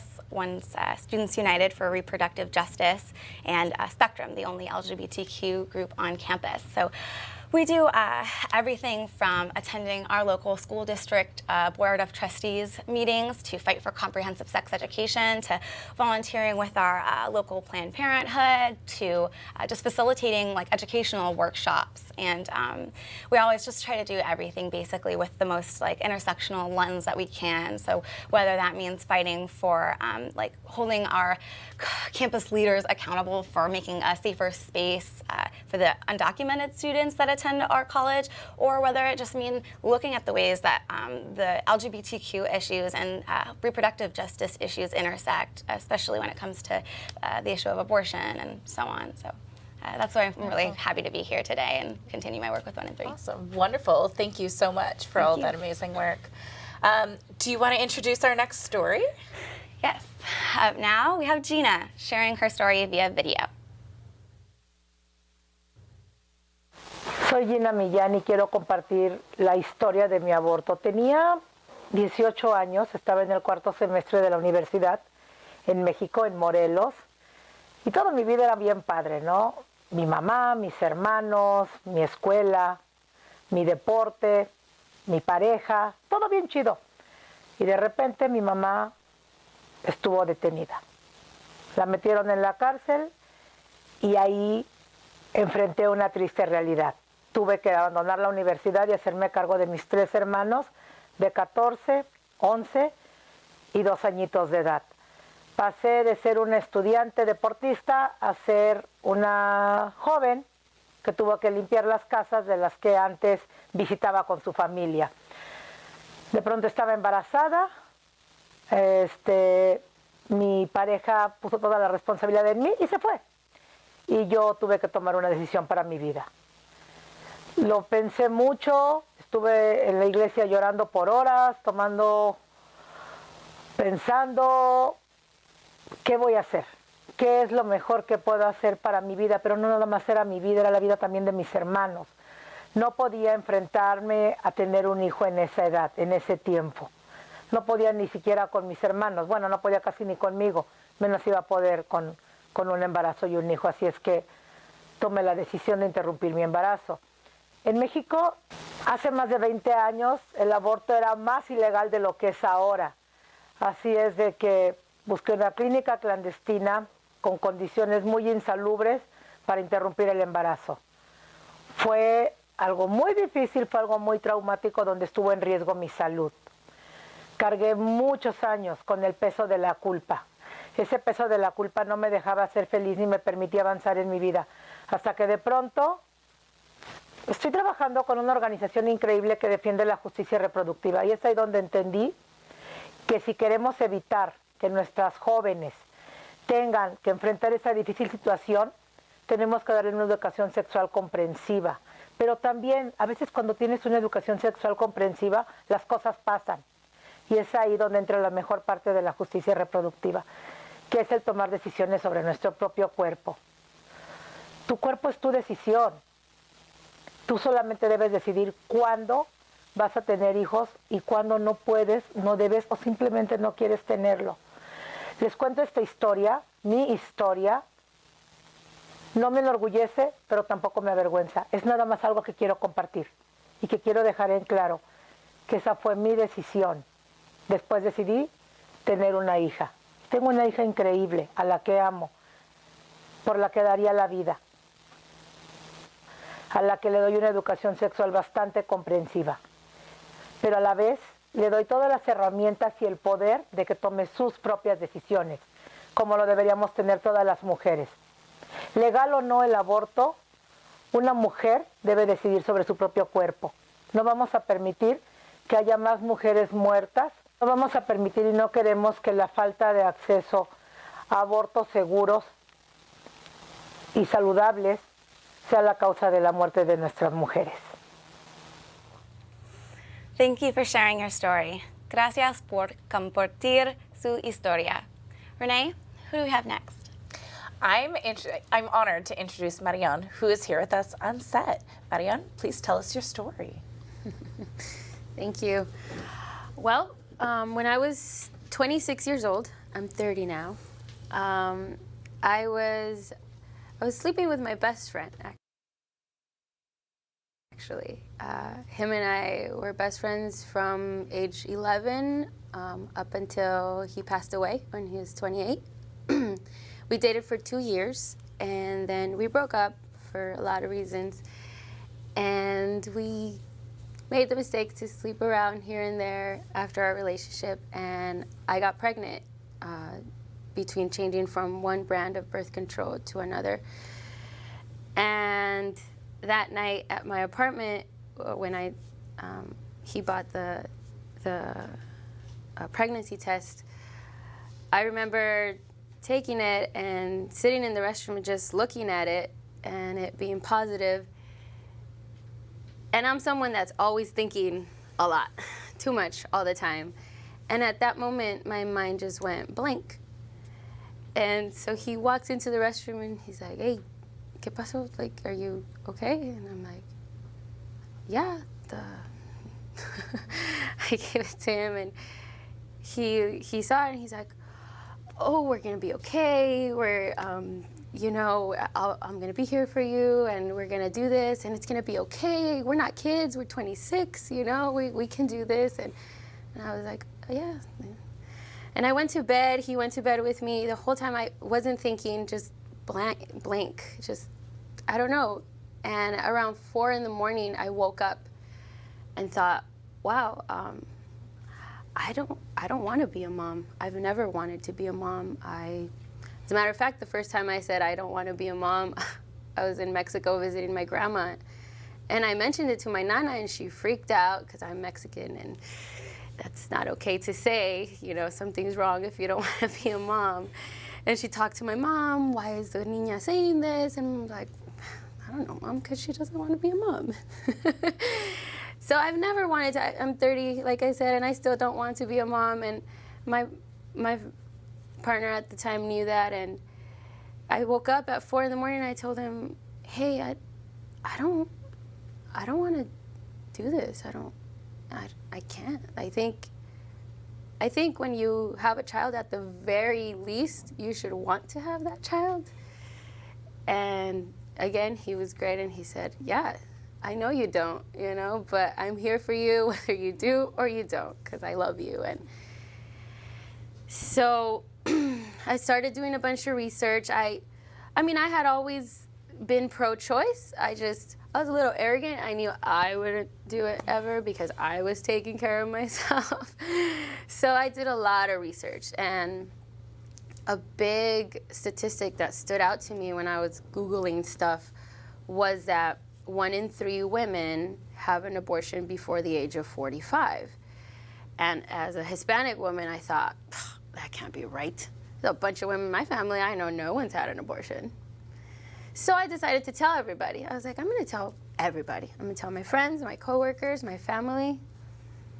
And I was in for a rude awakening. It turned out a lot of people were upset at me. To this day, 4 years later, there's people that don't talk to me for that decision.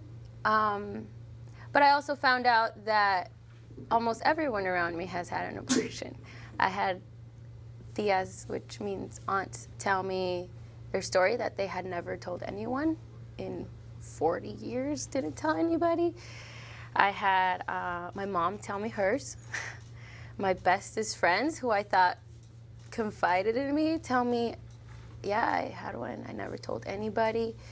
I had guy friends tell me, you know, remember that girlfriend I had? Yeah, we had one. And just everyone all around coming to me, and even now people come to me to talk because it's so taboo, and that's why I said yes to coming here, even though I'm so nervous.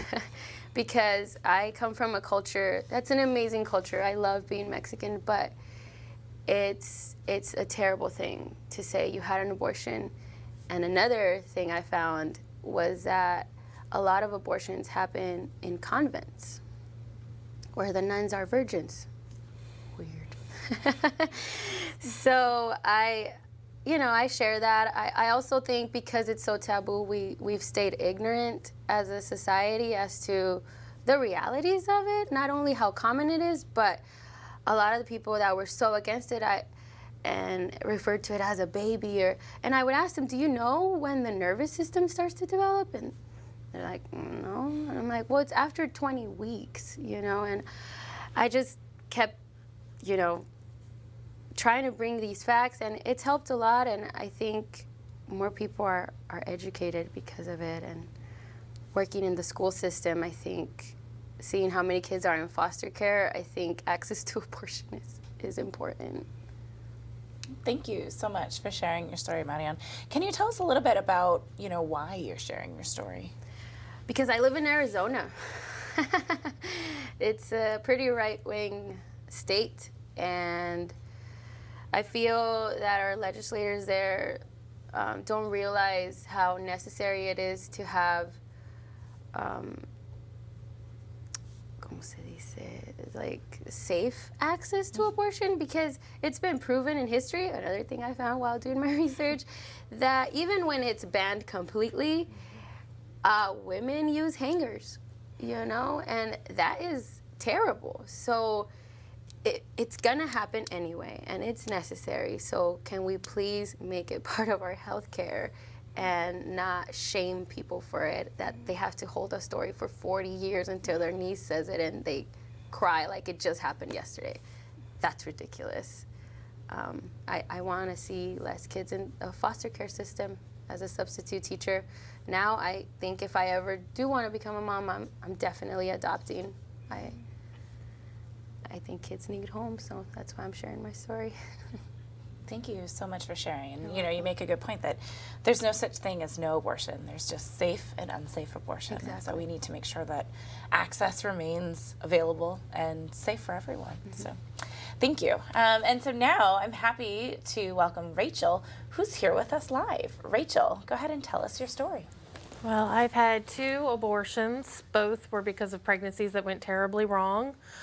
I live in West Virginia, so the laws are quite difficult to actually have and get an abortion.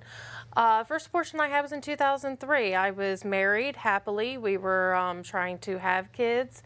The doctors really were helpful. My gynecologist was able to do the abortion. I was able to have it covered by my insurance. I was able to stay in my hometown of Gaithersburg. I was completely, everything was covered, everything was great. It was as if it was healthcare, you know, and then we moved to West Virginia in 2006.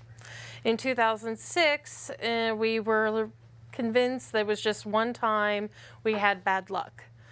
Unfortunately, that was not the case. In 2007, I got pregnant again, same thing happened. When I lived in West Virginia, however, we only had 2 clinics that were in Charleston. They were both difficult to get to where I lived in the middle of the state of West Virginia, and the laws were quite difficult to get around. Even it was just impossible to try to find a provider, because when I went to my gynecologist, they pretty much just left me to, well, good luck with that. I was in tears every day. I thought that, how could this happen again? What did I do? And we made the decision that it was best for us and for the developing embryo that we would terminate the pregnancy. And when we did, we went to Maryland, where the laws were much more easy to work with. It was a 1-day drive to and from. It was terrible because it was very, very cold that day. It was through the hills, which I was already nauseous. The provider I went to was an independent provider, very good, just the best guy ever, and his nurses and the clinic escorts, I want to thank them. And we went back the same day, and that's pretty much when we decided to adopt eventually. Thank you so much for sharing that. And tell us why you're sharing your story. Why do you think it's important for people to hear abortion stories? Well, I've met with a lot of the representatives in West Virginia, and they're deaf to the realities of trying to get an abortion in West Virginia. They don't want to hear what it takes, how hard it is, and I think it's just important for the representatives, the senators, all of them to hear what we go through. Thank you so much. Appreciate it. Yeah. Jazz, who's next? We're joined now by Amy, who will share her story. Amy, please start whenever you're ready. All right. Well, thank you for having me. My name is Amy Irvin. I'm the co-founder and executive director of the New Orleans Abortion Fund, which provides financial assistance to people seeking abortion care in Louisiana.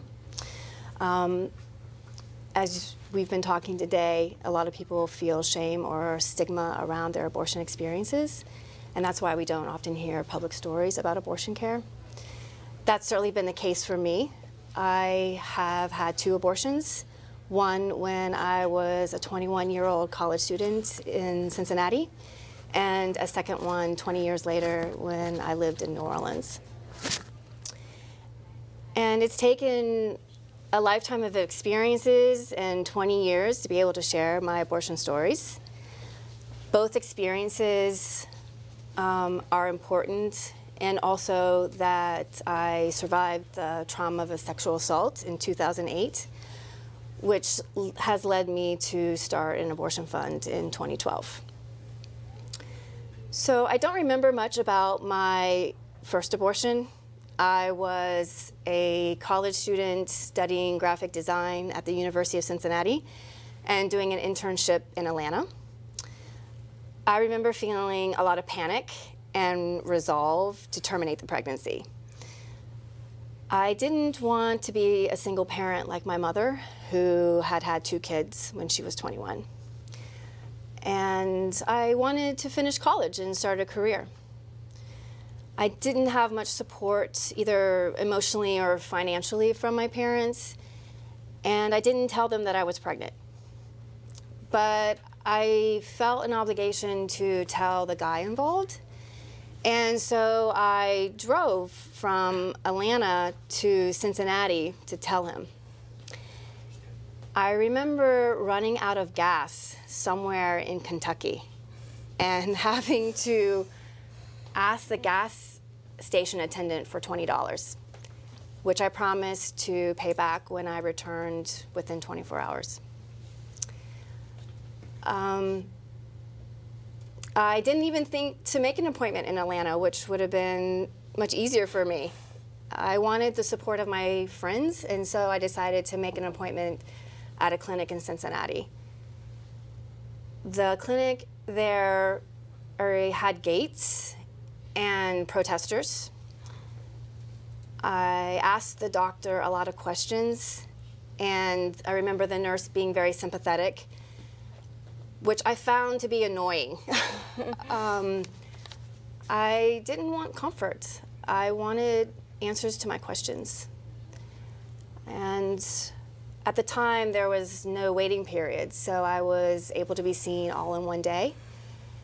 And afterwards, I traveled home to Atlanta.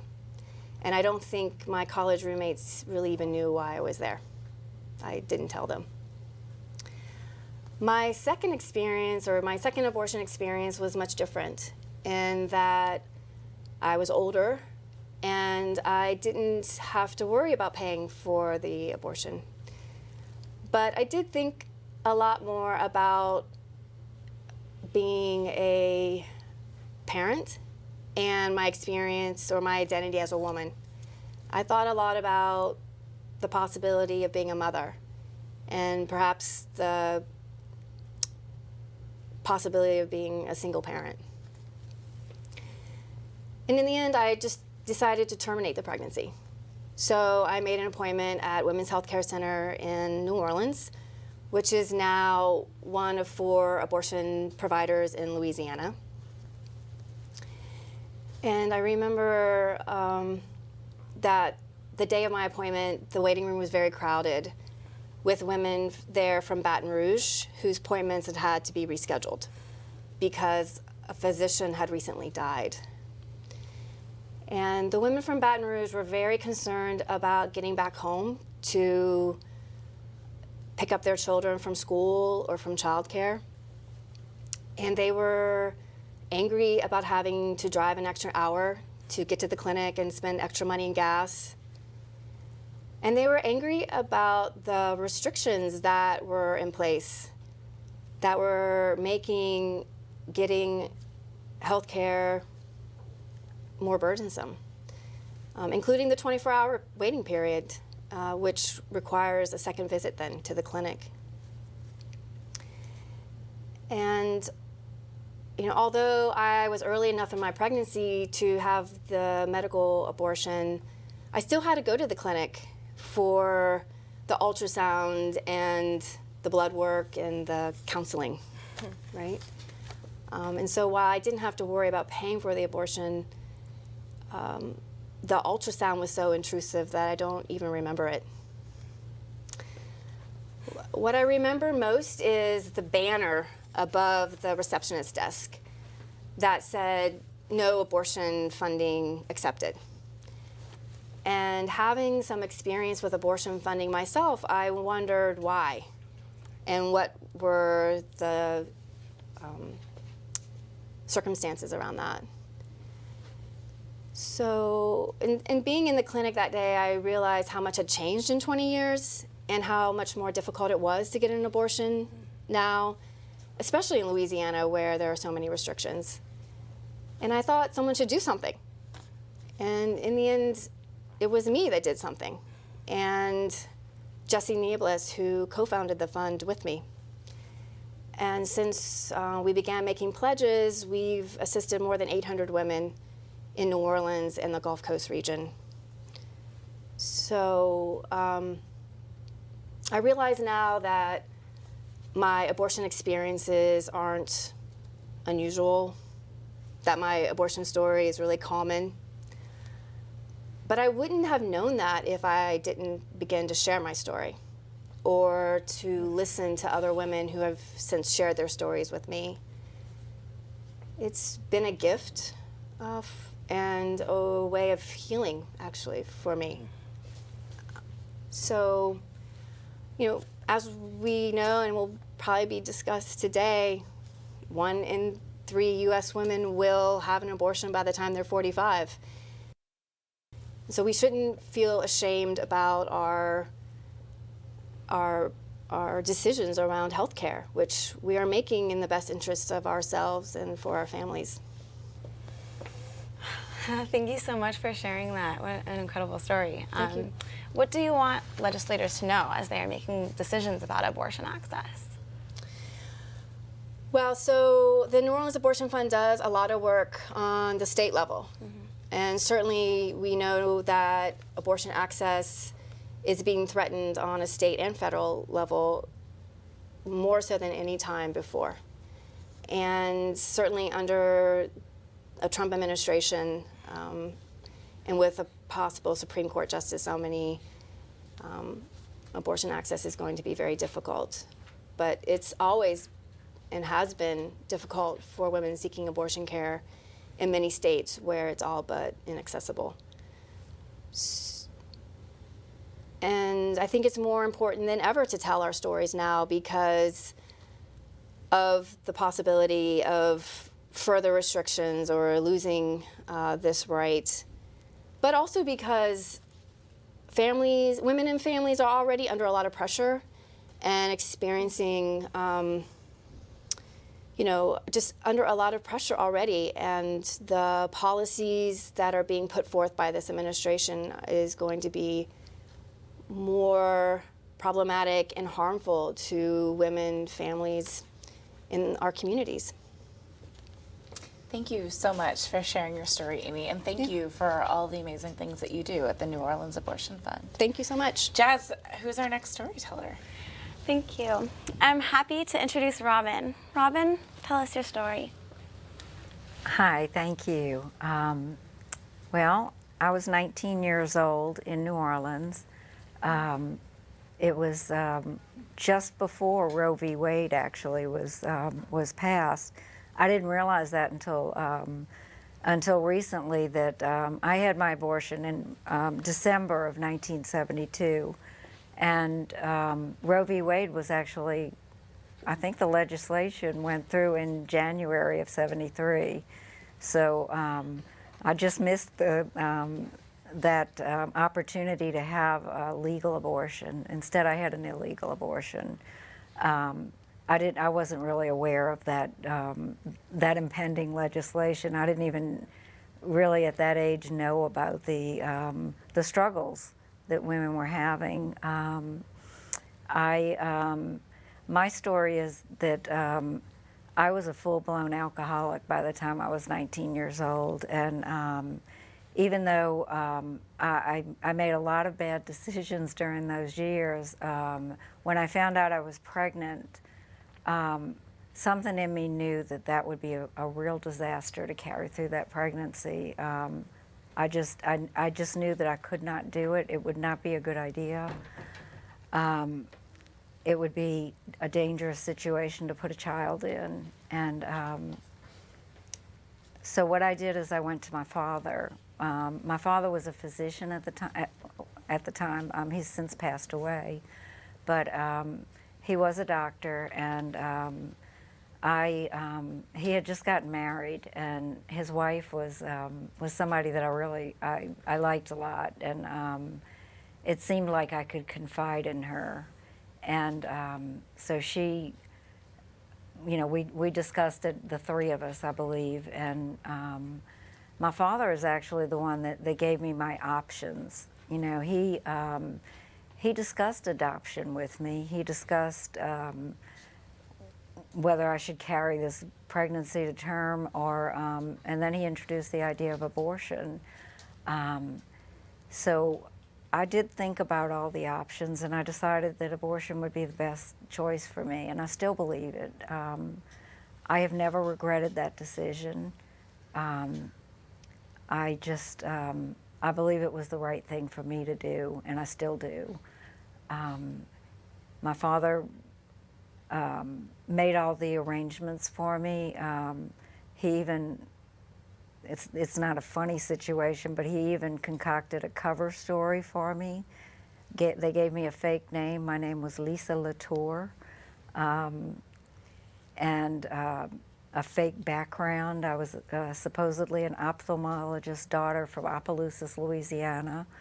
And he asked me to just remember that, because he had his own practice, but he also worked for some physicians that would not have approved of what he was doing, and he possibly could have been fired. That's what he was afraid of. And one of the most poignant things of that day is he drove me to the appointment, and he parked, it must have been like late evening because it was starting to get dark, and as I was walking in, I looked back, and he had parked under the place that I went to was, it was like a little blue house, and it was in a neighborhood that had been cut off by an expressway. So, it was a little declined neighborhood, but I remember it was a cute little blue house, and when I walked in, it was almost set up like a doctor's office, and there was a real physician there, a doctor named Dr. Knight, who did a lot of abortions in New Orleans in that era, and but my father had parked under the expressway, and when I was walking in and I turned around to look back at him, he had taken all of his identification out of his pockets before we left the house, so that, I guess in case we were stopped or something, that nobody would know who he was, and he couldn't get fired. And then, but when I looked back, he was trying to read a newspaper under this street light that was hanging right above him, and I'll just never forget that, because it just, we weren't that close. But yet he was there for me through this time. And, that image of him trying to read the newspaper just always sticks in my head.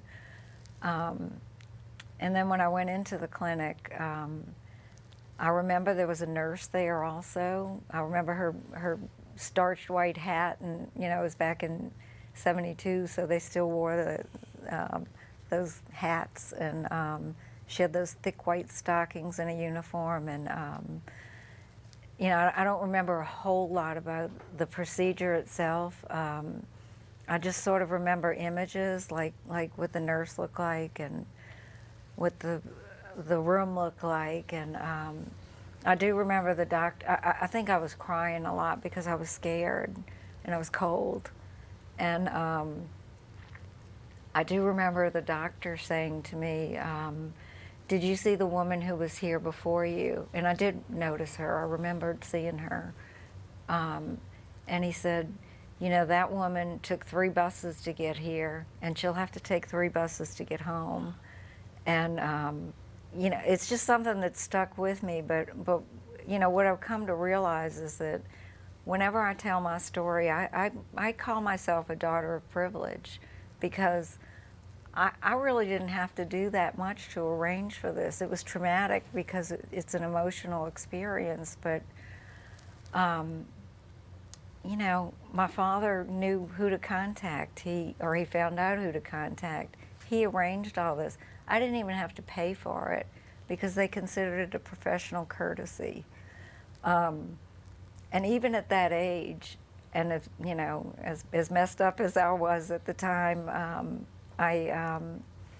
you know, I kept drinking for many years after that. I didn't get sober till I was about 30, and I've got 33 years of sobriety now. But you know, during those years, even through all that, I knew how lucky I was.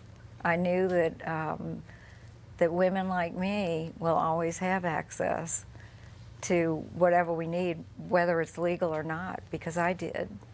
And it's really unfair. It's,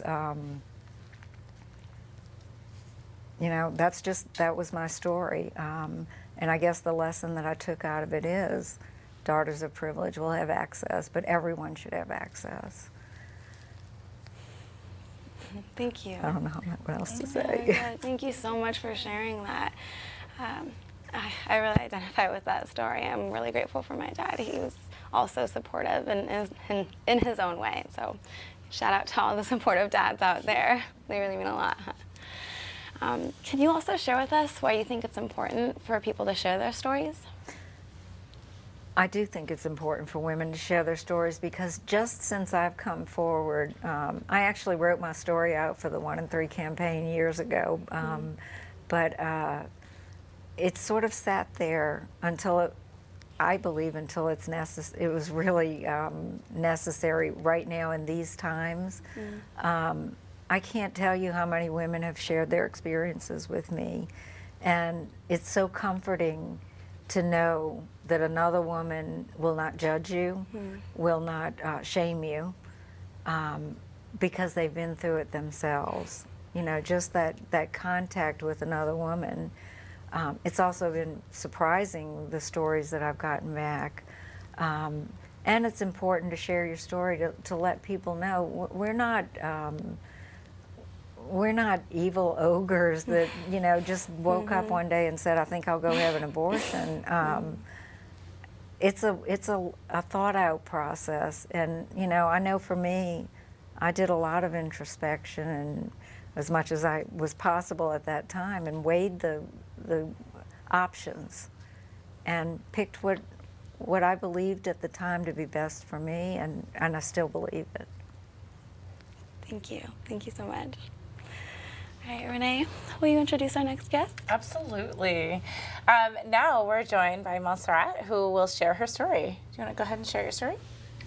Sure. Thank you for having me, by the way. I guess this happened when I was 18.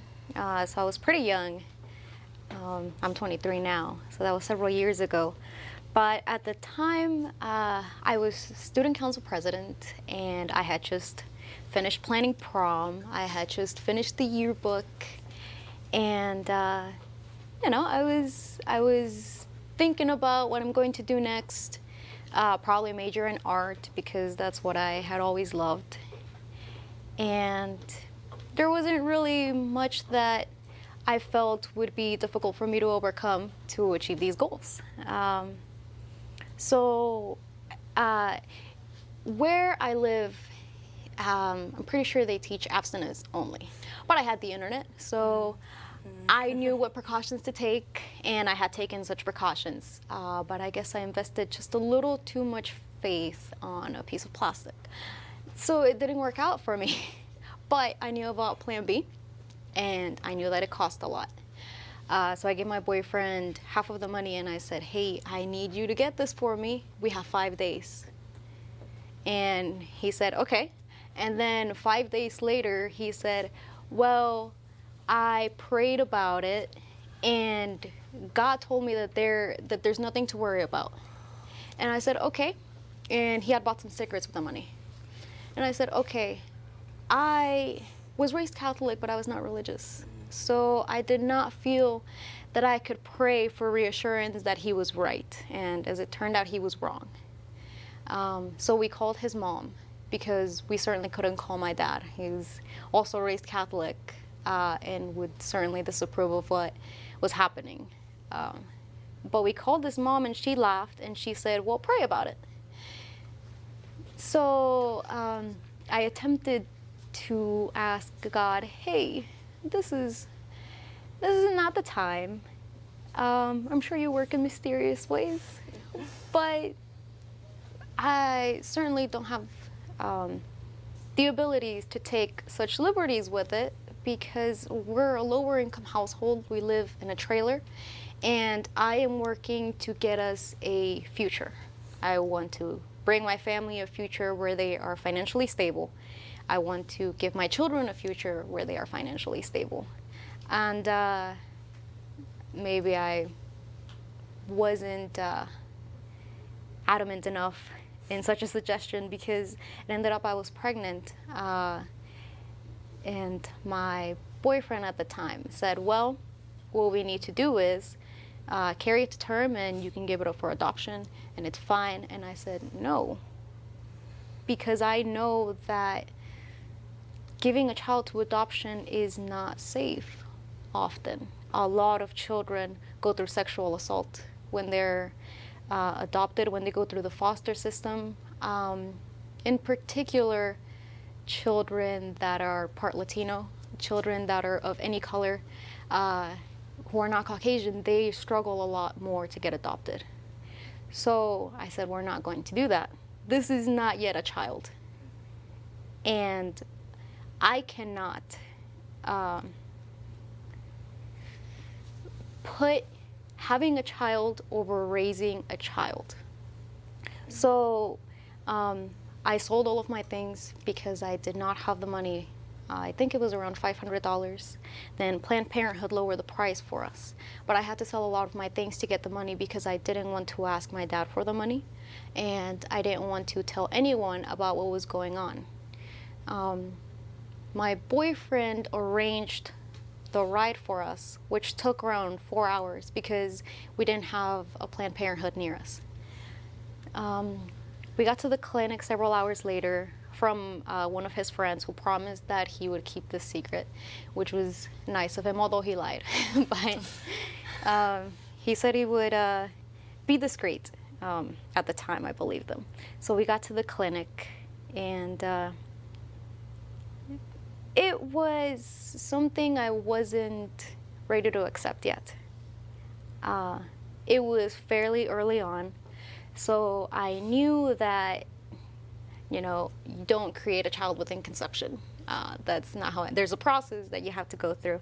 There was no heartbeat yet. There was, it's just, at the time it was just embryonic. There's not a child there yet. It's not yet conscious.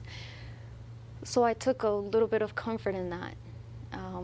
But of course I knew that, you know, this would eventually, if given time, turn out to be my child.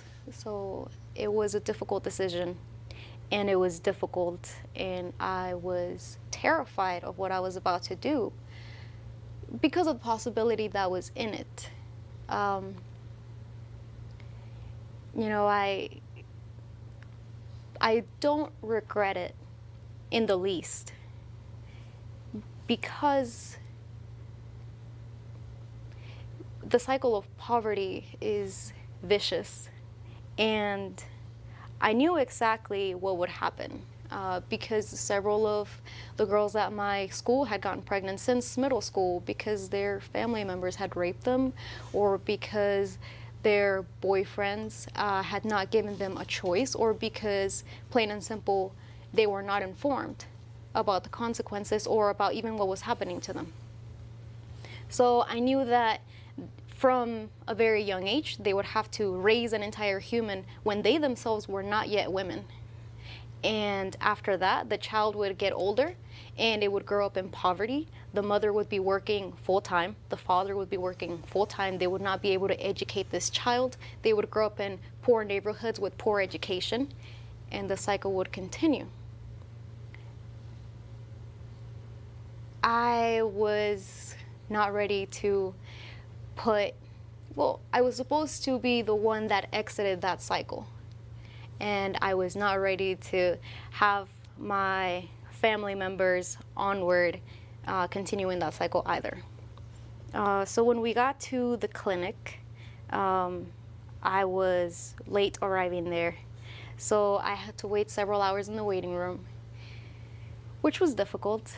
I was probably one of the youngest ones there, actually. The majority of the women there seemed old enough to be mothers themselves, maybe 30s, 40s. No one was really talking, and everyone was just thinking about what they were going through, which I understand. I guess it wasn't the kind of time where I was going to ask them questions. But once my time of waiting was up, they went and gave me a blood test. Then they said, yep, you are pregnant. Then they did a sonogram, and they didn't show it to me, which I hear is a requirement in some places that they show it to you, which is cruel. One, because you already know what you're doing. You are very much aware of what you're doing. And you're not doing it because you get a kick out of it and because it's fun and because you're just a horrible person. You're doing it because you understand the consequences. And torturing women for their choice is wrong. Onward though, I got to the clinic and the doctor sat me down on the bed. He was very calm and he said, don't worry, I have done this on girls as young as 11 years old and they're all fine. You're going to be fine. He walked me through the process. He told me exactly what he was doing. And it was difficult. It was painful, physically and emotionally. And when I got up, they said, it's done. We went to the sonogram and they said, okay, there's nothing there. And I asked them, you know, a little naively, this doesn't hurt the baby, right? And they said, don't worry, you were early enough. Then we drove home and I entered a pretty difficult time emotionally because I couldn't speak to anyone. I was, you know, most of my friends were judgmental of women who in any way had sex, who in any way expressed liberties. So I knew that they would not be okay with this. So I didn't speak to anyone about it, and my boyfriend himself didn't seem to be all right with it, but it had been my choice and I had been adamant about that. I would have done it whether he was okay with it or not. Particularly because I felt I had been robbed of the choice I had taken from the very beginning. So this perhaps is not necessary to add, but my husband now, he and I met shortly after that. And it was at a time when I held myself responsible and I blamed myself for what I had done. And I certainly didn't think that I was worthy of being treated as a human because of what I had done. So I was going through a very difficult time accepting my decision, even though I knew what I had done was right. The fact that I had been pressed to this decision was very tough to come to terms with. But my husband, he was the first person that I ever told. And when I told him, he said, I think you made the right decision because no one understood your situation better than you did. The government certainly wouldn't have understood your situation. Your father is not the one who would have had to take the situation. Your boyfriend did not even seem to understand what was going on. And he said, no one knows why you had to take the decision better than you. And I said, well, I was raised Catholic. What about God? What about the judgment that I'm sure to get? And he said, if there's someone who would understand, I'm sure it would be God. And if he's a merciful God, then he will understand. If he's not a merciful God, then why would you even want to be a part of that? And I said, you're right. So he was part of the reason that I came over here to speak.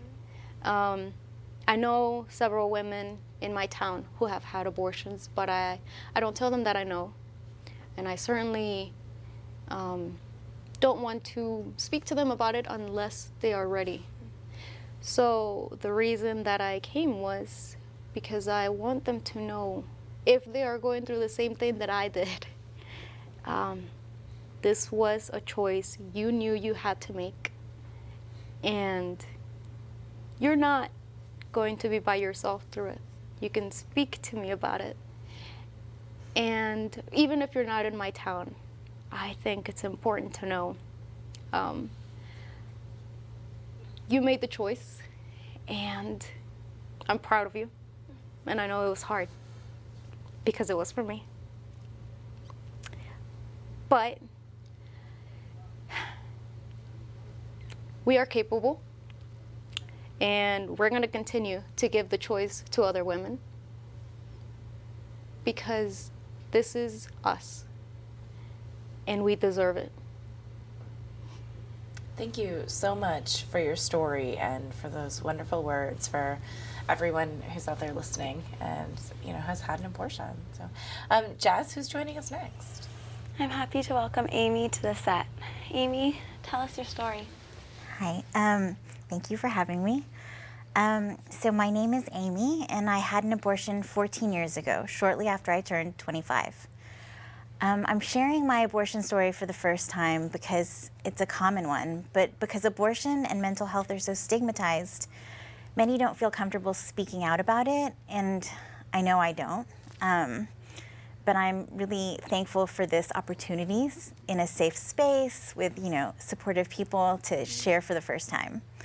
My hope is that if I tell my story, someone may feel less alone or take comfort from it.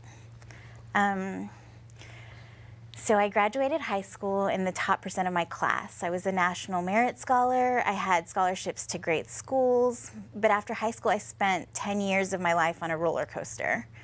One semester I would make straight A's. The next semester I would fail, not because I did poorly, but because I just didn't bother to go or withdraw. I went through periods of severe depression. And then I would go through periods of exhilarated productivity where I had jobs and taking 18 hours and, you know, multiple extracurricular activities.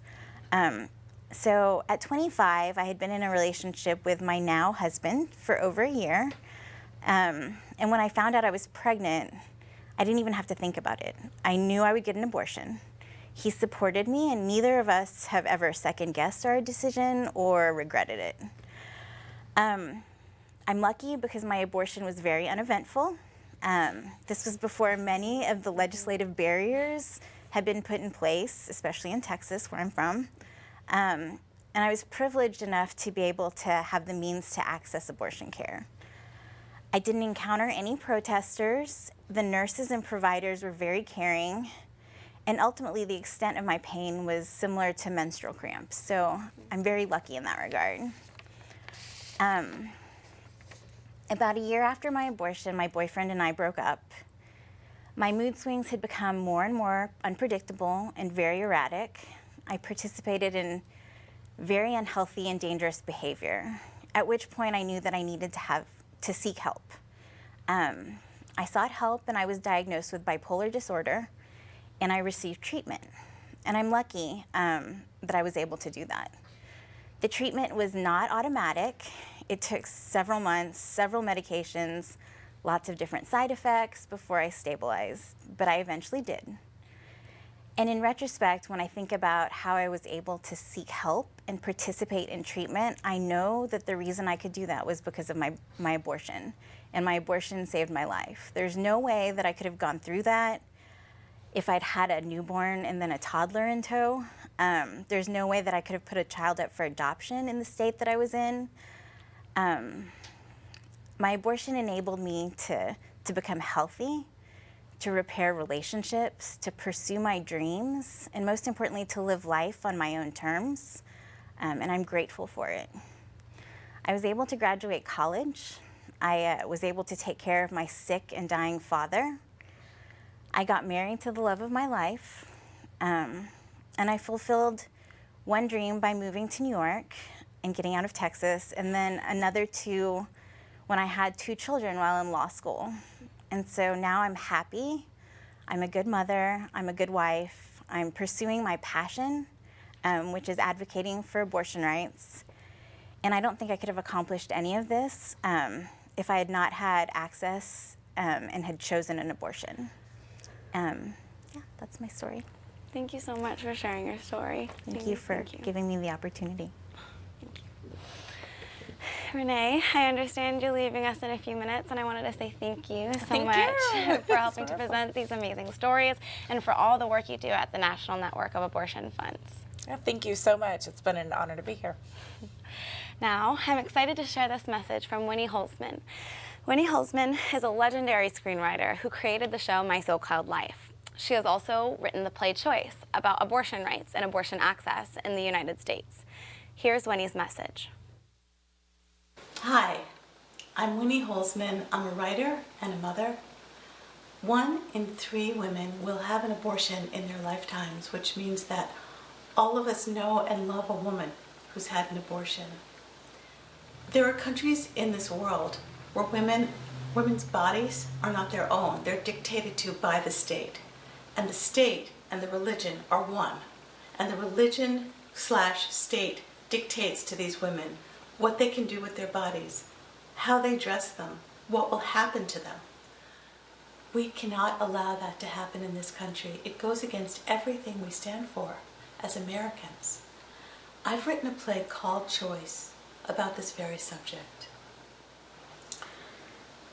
You know, when I was in my 20s, well, how could you know? But I'll tell you, I had an abortion, and I remember how grateful I felt and still feel that I was able to go somewhere safe, where it was legal, where people respected me and respected my decision to do something that was very, very personal and not something that should be dictated by a government. That's why Planned Parenthood has to be protected right now. We have to look out for it because we need places where women can feel safe and respected and where they can be helped to plan their reproductive and their health futures. Thank you so much for listening, and I'm so proud to be part of this.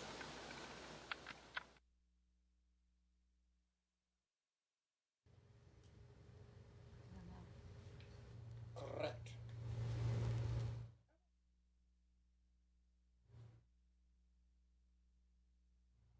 Here we go. Stand by. 4 seconds. 3. Thanks to Winnie Holzman for that powerful message. Right now, I want to welcome Ravina Daftari as my co-host. Ravina is the Director of State Strategies at All Above All, a coalition of organizations that works to ensure that all women, including low-income women, have access to abortion when they need it. Welcome, Ravina. I'm so happy to have you here. Thanks. It's good to be here. Can you tell us a little bit about All Above All's work? Sure. So All Above All works to ensure that no one should be denied coverage for their abortion just because of where they get their insurance. Really well. Currently, the federal Hyde Amendment prevents Medicaid from covering abortion, and we know that that pushes abortion out of reach for many women. In fact, 1 in 4 poor women who seek an abortion are forced to carry a pregnancy to term. So we know that that really impacts young women, women of color in particular. And so All Above All works to end the Hyde Amendment and other harmful abortion coverage restrictions. So we do that with organizing, we do that with policy making, and we do that with building connections with other movements and progressive social movements that we think would also be interested in ensuring that all women have access to abortion. Great. Could you also tell us a bit about the Each Woman Act? Sure. So the Each Woman Act is a federal bill, and we just reintroduced it this year with leadership from Barbara Lee, who's a lawmaker from California, and we have 113 co-sponsors. And so what the Each Woman Act would do would be to end harmful restrictions like the Hyde Amendment and to ensure that there's no political interference with respect to abortion coverage. So we're really excited. We've got a ton of enthusiasm this year from members of Congress who are progressive and who really want to push back on this really harmful anti-choice agenda that has been permeating, the federal government for a while. And so we're really excited to, really put our vision for reproductive justice, out there and to get more co-sponsors and more support from across the country. Awesome. So cool. What do you want legislators to know as they are making decisions about abortion care? I think we're in a really toxic and pernicious environment right now, and I think my message would be to really embolden people to draw deeper on their courage right now in this moment. Young people, people of color, communities of color, women are really under attack right now, and access to abortion feels really, really unsafe in this moment, and I think that it's going to take really bold and brave and courageous action from members of Congress to really stand up for those communities and advance a vision for the world that we all want. Wow, yeah, I love all of All's work. I'm so happy to have you here right now. Thank you. Now, Ravina, would you introduce our next guest? I would love to. I'm happy to welcome Susan. Hi, Susan. Hi. Would you share your story? So my story started out actually here in Washington, D.C. I was married about a year, and I was here on a conference with my husband. He was here for the conference, and I was his tag-along. And while I was here, I was feeling really strange, and I decided while he was at his conference that I would go to the Georgetown Women's Medical Center to see if there was something up. And back in the day, in 1989, it used to be that the normal thing to do to find out if you were pregnant was to bring a jar of urine, and it would take about a week for it to bear results. And if you wanted the fast test, it was 3 hours by giving blood. They didn't have any drugstore tests at the time, and so it was really a big project to find out if you were pregnant or not. And I did get the positive test while I was here in Washington. I was so excited. And the pregnancy went along pretty well for about 5 months. And then I started noticing that I was feeling puffier and puffier. I was feeling squishy. I couldn't put my shoes on. And I remember reading in the Bible of pregnant women what to expect when you're expecting. They had in big letters, call your doctor if you gain more than 3 pounds in a week. And I had gained about 14 pounds in 1 week, and I was really puffy. So I called my doctor, and she said, you should get your blood pressure taken. And so happened my husband was a physician, and he took my blood pressure, and it was out the roof. And I got tested for protein in my urine, which was also off the charts, and so I immediately got rushed to the hospital, and I was diagnosed with preeclampsia. I was about 24 weeks pregnant at the time, and they said that the fetus needed 2 more weeks to viability, but they said that I didn't have 2 weeks, that I would either have a stroke or die, and that it needed to be terminated immediately. And it was one of the hardest experiences I've ever had. It didn't feel like a choice, but it was the only choice. And I did try to do a little bargaining there. I said, well, at the time I was working as a physical therapist. I said, I have a physical therapist, and if I have a stroke, I can rehabilitate myself. I was really in heavy bargaining mode. But in the end, I really saw that this was the only solution to really survive the situation, and that window was so small.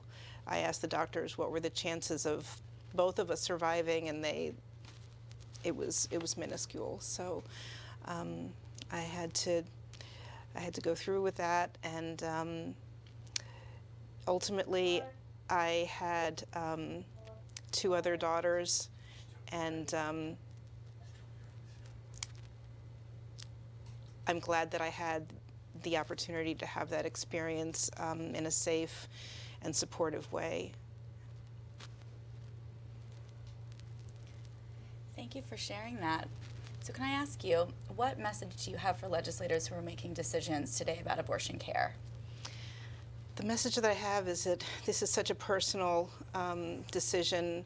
It's such a hard decision, and especially in this situation, second trimester or what they call late-term abortions are really being vilified. And nobody would choose this unless they absolutely had to. And it needs to be available. I don't think I would be here. I don't think I would be alive if they had prevented me from having this procedure. And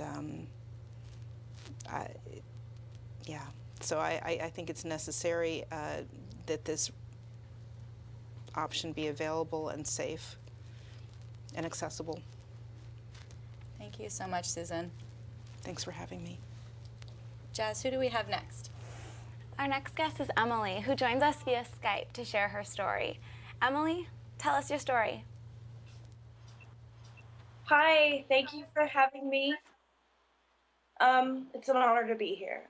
Okay, so my story started in a rural community in Indiana. Can you guys hear me okay? You great. Okay. I lived in Richmond, Indiana, which is very conservative, and it's very anti-abortion. There's a Catholic school there that kind of takes its students to the March for Life every year, so it was a really hostile environment to be seeking out the procedure. But I was 19, I was a sophomore in college, and I had just broken up with my boyfriend, and it was a very toxic relationship. So I found out I was pregnant about a week after we had ended that relationship, and I knew immediately that I wanted to have an abortion because I just wasn't ready to be a mother.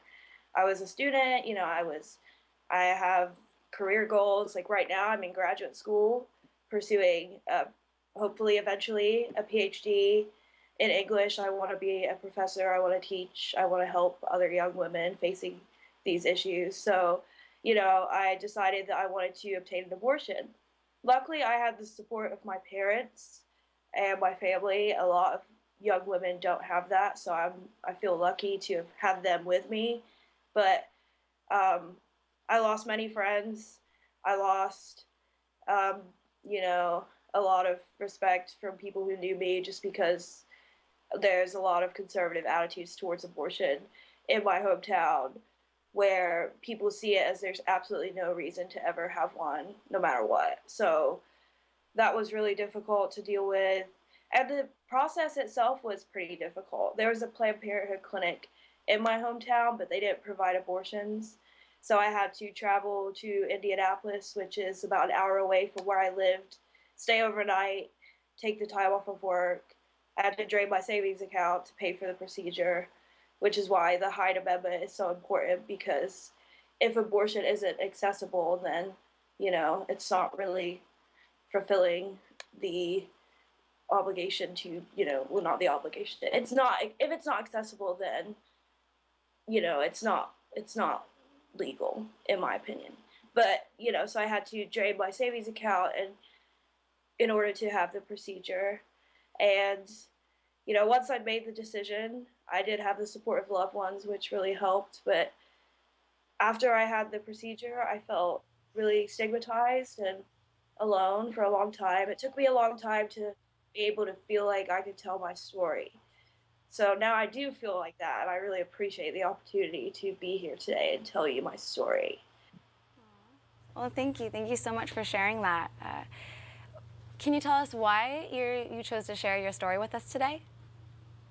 Yeah, I'm a graduate student right now, and a big part of my work is advocating. I really believe that telling real stories of real personal experiences has the potential to really transform attitudes and to lift the stigma around abortion.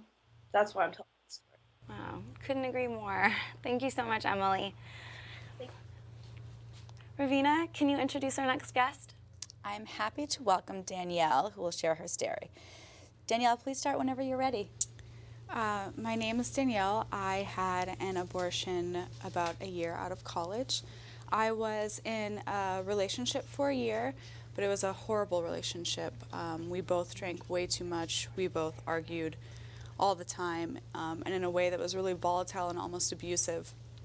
But I loved him, and I was a little lost, and so it was really important to me to kind of hold on to that relationship with all that I had.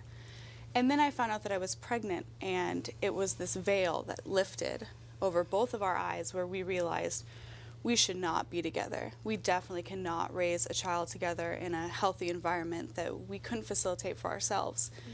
And he was actually the first to suggest an abortion, and I was a little hurt only because I knew that that's what he was really saying is we can't be together, and I knew that we were going to be over. So I called the local Planned Parenthood, which was a close 5 minutes away from the apartment that we were living in. Went in on a Saturday morning, had breakfast beforehand, went and talked with a nurse prior and away from my partner at the time so that she could get just kind of where I was coming from, making sure that this was my decision. They were so kind. The nurse held my hand.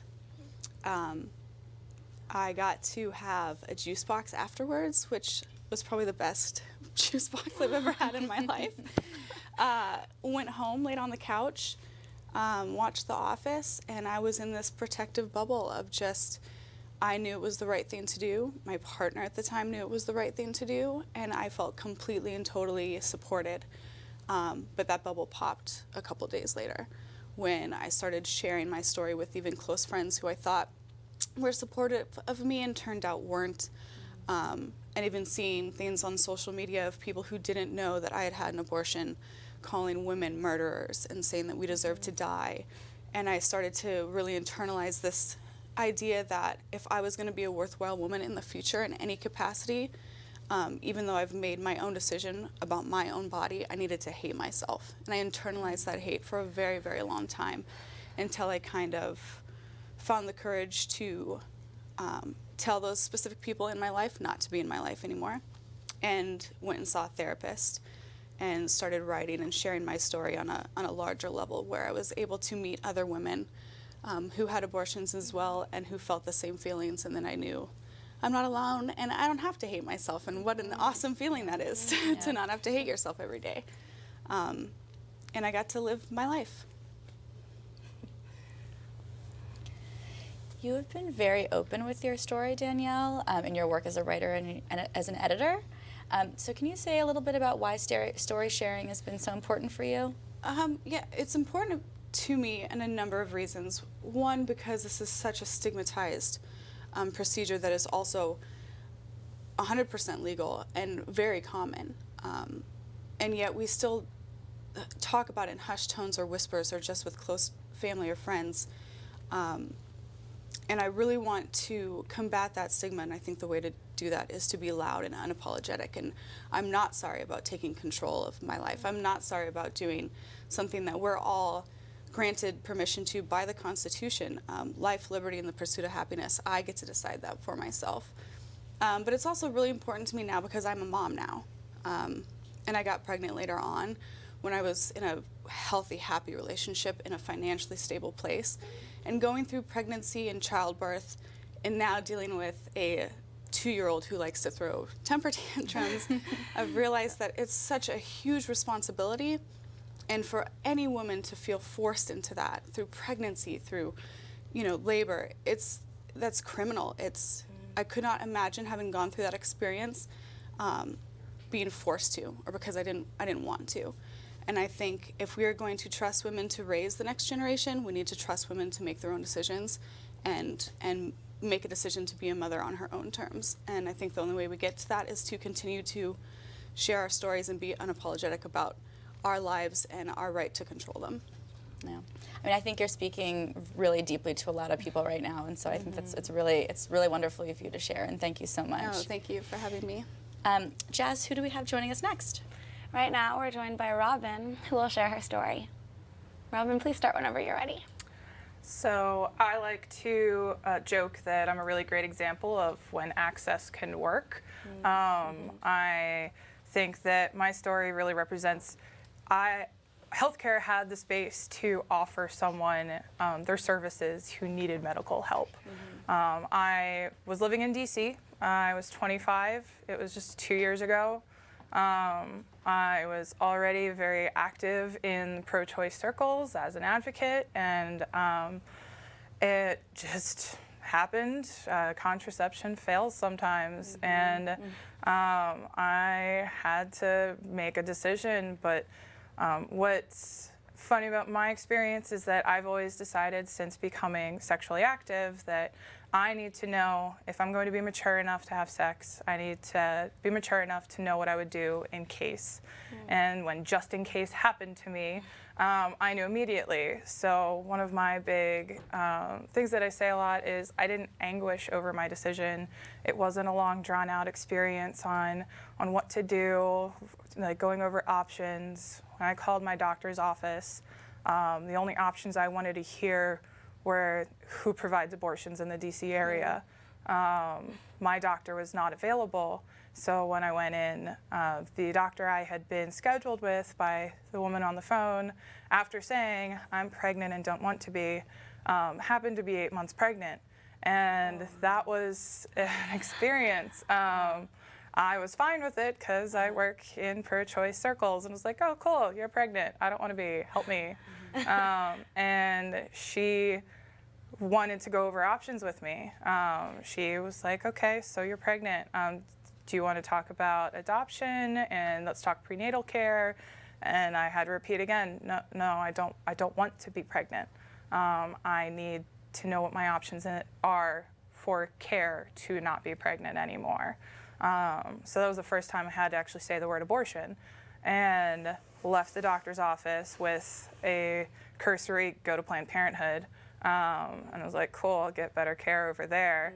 And called my little sister, who also worked in DC, and called her and called her and called her. And she saw so many phone calls from me that she freaked out and left this big conference that she was in, and came down to the coffee shop on the corner of her office, and where I was crying outside in February with snow on the ground.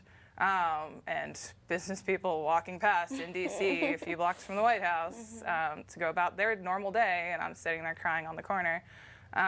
And told her, well, you know how I like to be a pro-choice person? And she was like, oh God. I'm like, now I get to advocate from experience because I need to have an abortion. She helped me through coming to terms with, I was still on my mom and stepdad's health insurance, so getting an abortion would show up on their statements. And I wasn't afraid to tell my mom or my boyfriend at the time. Telling my mom made it real. So calling my mom, I did it by myself later that night, and she's like, do you want me to come down? And I was like, no. Like, my biggest anguish was who was going to take care of me, because I had decided to go with medical abortion, which was the 2 pills. And I wanted to be in the safety of my home, the comfort of my home. My partner was there with me, but he was so kind of withdrawn with the whole experience, as much as he supported me, that I didn't feel like I would get the emotional support I wanted. So the night before, I'd taken the first pill already, but the night before I took the second pill, I called my mom and said, yeah, I need you to come down. So she drove down from Delaware, and she and my boyfriend at the time and I had a really bizarre day of watching TV while I essentially miscarried at my house. So I had all the access to safe healthcare that I needed. I had the support system of a loving family and friends in DC. And what I think is most interesting is when I share my story, which is often and casually and at a happy hour or at work, I don't care. A lot of people share, oh, but it still was hard, right? Because I'm so just abrupt and honest about it. They're like, do you not have any feelings about it? And I'm like, okay, we need to clear things up here. Just because I am empowered and informed in my decision doesn't mean I didn't have emotions about my decision. I no longer, for the first time sharing I'm pregnant with someone, it wasn't a happy moment. That impacts my life. The first time I am pregnant, I have to say no. I've looked forward to being a mother and becoming a mother my entire life. I want a large family. I want to be a good mother. And having to be the adult and say, not yet, I'm not ready, is something I'm going to carry with me as a big part of my life. And I'm proud of my decision. My mom's first words when she hugged me, when she came to sit with me, was, this is your first decision as a mother. You are making an adult decision about your family that you have in the future. So just take refuge in that strength. And that was the best thing that my mom could have said to me, that anyone could have said to me.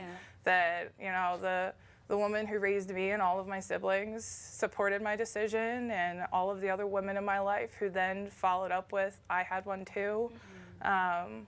It saved me from a lot of anguish that I think a lot of our sisters feel when they have theirs, that they question themselves, and I didn't have to go through that.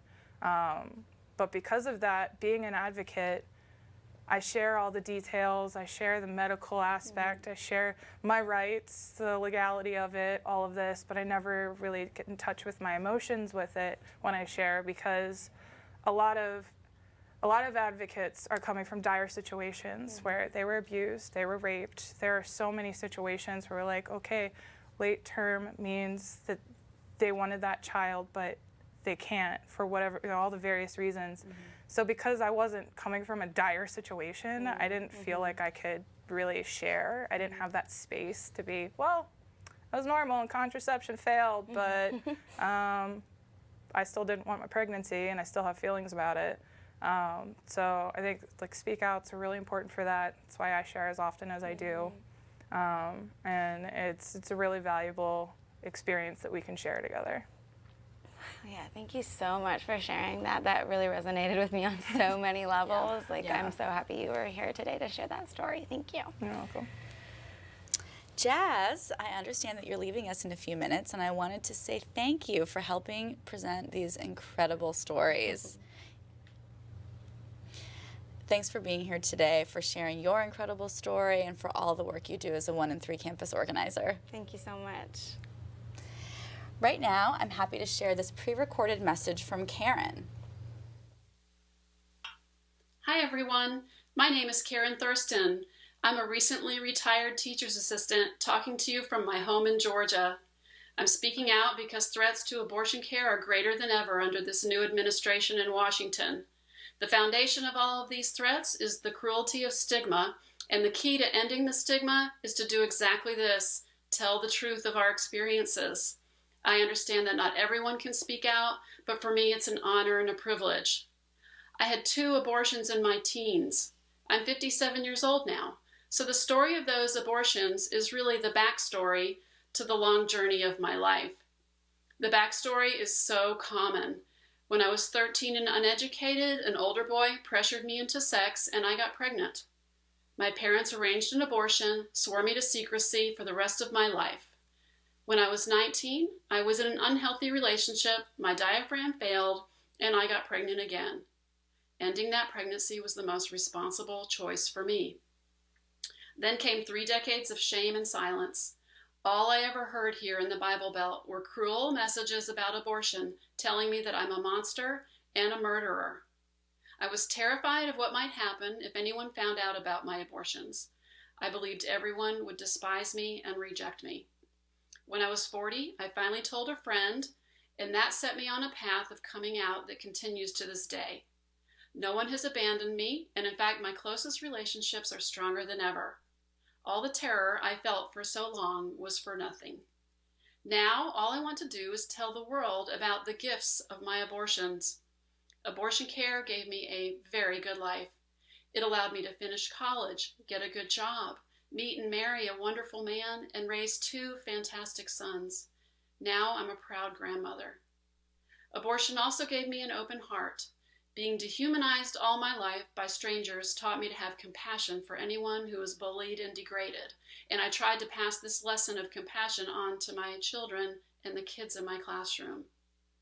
I was so fortunate to be able to get abortion care. Now it's my responsibility to do all I can to protect access for others, especially poor people and people of color who face the greatest obstacles to care right now. Speaking out is one of the most powerful ways to help end stigma and improve access. So I'm grateful that you've given me this opportunity to tell you my story, and I thank you so much for listening. Thank you for that message, Karen. And now I'm happy to welcome my very dapper co-host, Juan Vileja. Hi, thank you for having me here. Can you tell us a little bit about your work as a campus organizer with 1 in 3? Yeah, so my work as a 1 in 3 organizer is to start the conversation about abortion, and that is through storytelling, infotabling, fundraisers, or lobbying. That's great. And I also just want to back up and notice that I butchered your name, which is Juan Vilela. Yeah, Vilela, yeah. Vilela. You got it, you got it. Okay, good. I frequently have my last name butchered, so I had to back it up. Yeah, thank you. So tell me a little bit about what made you want to do that work. Yeah, so it all started because of the National Latinas Institute for Reproductive Health. Oh, wow. They're the women on the ground in South Texas. And so because of them, they helped me understand that being in a border of low-income Spanish Latinx people in a state that is heavily under control by Republican, the work has to come from the communities. So because of them, I quickly realized that it's important for me and my community to stay on the front lines, to keep the only abortion in the RGV open. If not, women will have the undue burden to drive 4 to 5 hours to the nearest abortion clinic. But not only that, folks who are seeking an abortion and are undocumented would not be able to pass a checkpoint, so they will either have to go through the pregnancy or will have an unsafe abortion, and that's a big no-no for everyone. Yeah. So being from Texas, obviously, it's not new for you to imagine doing this work in a hostile climate. What do you think, what would you like to share with youth activists as they continue to work in a hostile climate across the country, as this work becomes more challenging? Yeah, I want them to know you're not alone. There's a lot of people out there doing the same work, and we're going to be there to support you as much as we can, but also to understand that, hey, sometimes you do need to take a break, step back, have some self-care, and then come back and be more strong and have your voice be heard. Thank you so much for the work that you're doing and for being with us today. Thank you. Would you please introduce our next guest? Yes, so I'm happy to welcome Uraj Arshad. Uraj is the Associate Director of International Youth Health and Rights Advocates for Youth, where she's also the leader of the Muslim Youth Project. Uraj is part of the Muslim Alliance for Sexual Gender Diversity and joined us today to talk about her work as a Muslim LGBT activist. Uraj, what is your story? What brought you to the work you do? So I grew up in Pakistan, and I immigrated to the U.S. when I was 17. And when I was growing up in Pakistan, I really felt that there wasn't anyone who was talking to me about what I now understand to be reproductive and sexual health. Of course, I didn't really have that language then, but I remember that I had all these questions, and I felt like there was a lot of silence and taboo around it. And so when I immigrated to the US, I went to college, and I ended up coming out at 19, and that really introduced me to a whole variety of activism and movement work. And that's why I'm here, because I connect back to the misinformation and stigma that I experienced in my life and how dangerous that can be, and I want to change that. I want to make sure that people know that these issues are also important in the Muslim community. Thank you. And why is sharing stories important to the Muslim LGBT movement? Stories are really important because LGBT Muslims are not portrayed in their entire diversity. A lot of times people just paint us as victims of Islam, for example, of our families and traditions. But really, we are not a monolithic people. Muslims are 1.2 billion people in this world, and we experience all kinds of diversity in terms of who we are, and that is also reflected within the Muslim LGBT community. And so it's really important to know the diversity of the community and experiences that we have, that to push back on this idea that we're just sort of, flat, kind of reduced to just one piece, and that we're actually a very diverse community. And what intersections do you see between the Muslim LGBT movement and the reproductive justice movement? There are lots of intersections between the communities and the movements. For example, reproductive justice is around looking at and addressing structural issues, and because it's not just about access to reproductive health rights, but it's really about how does racism and transphobia and homophobia and all of those things play into people's access as well as their ability to live healthy lives. That's also true for Muslims. We experience a lot of structural Islamophobia and racism in this country, especially now, and so there's definitely a lot of ways that our movements overlap. Thank you for joining us, Raj, and for the important work that you're doing. Thank you. Ravina, who is our next guest? We are now joined by Laura, who's going to share her story. Laura, please start whenever you're ready. Okay. I grew up, it was 1983, and I had grown up in a family where I was sexually abused by my father for as long as I could remember. And I was a teenager then, though, and I feel like that made it difficult for me to say no. Especially, if I wanted the person I was with to wear a condom.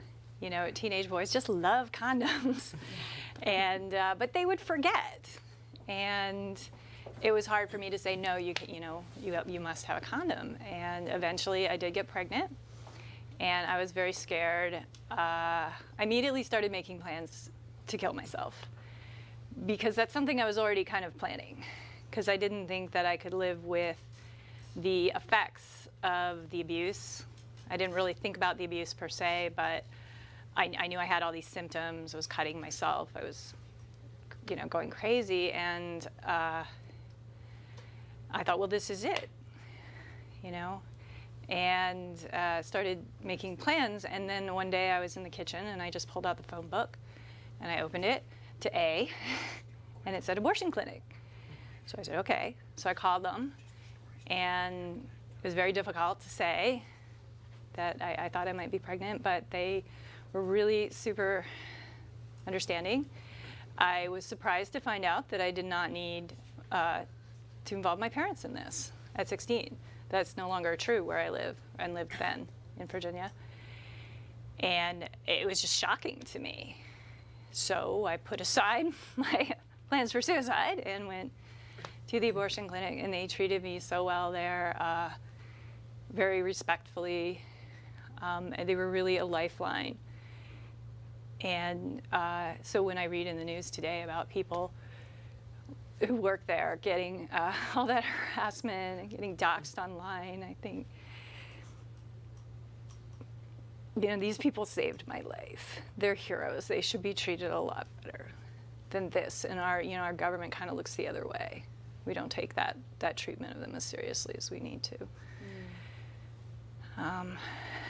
So things proceeded without complications, and later when I was 18, I hit rock bottom again. I did try to kill myself. But by that time I was in college. I was surrounded by people who could kind of, they got me to the clinic and I got some help. But when I was 16, I was really kind of isolated, and those people were there for me.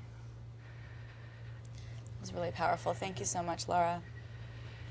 Juan, who's our next guest? So we are joined now by Anise, who will share her story. Hi there. I had an abortion in my early 20s. I was in an abusive relationship that started out the way I thought normal relationships started out. Over time, it got more and more threatening, blocking doorways when we would argue, grabbing my arm in a fight, and eventually it escalated from there.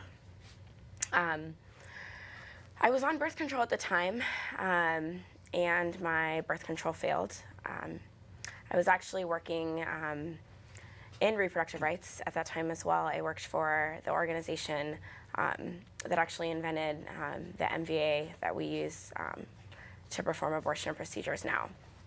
Because I was this loud, outspoken feminist who had been involved on things on campus, and I was in my first job, talking about reproductive rights, and was just very open as a Black feminist in my community. I didn't feel like it was safe for me to be honest about how scared I was in my own home. I thought it would affect me professionally. I was afraid that people wouldn't take me seriously. I think there's kind of a notion around you know, there's a certain type of person who's in an abusive relationship, or there's a certain type of person who has an unplanned pregnancy. And even though I was in a space that I felt should have been really accepting and maybe would have been, I was just, I didn't feel safe speaking up.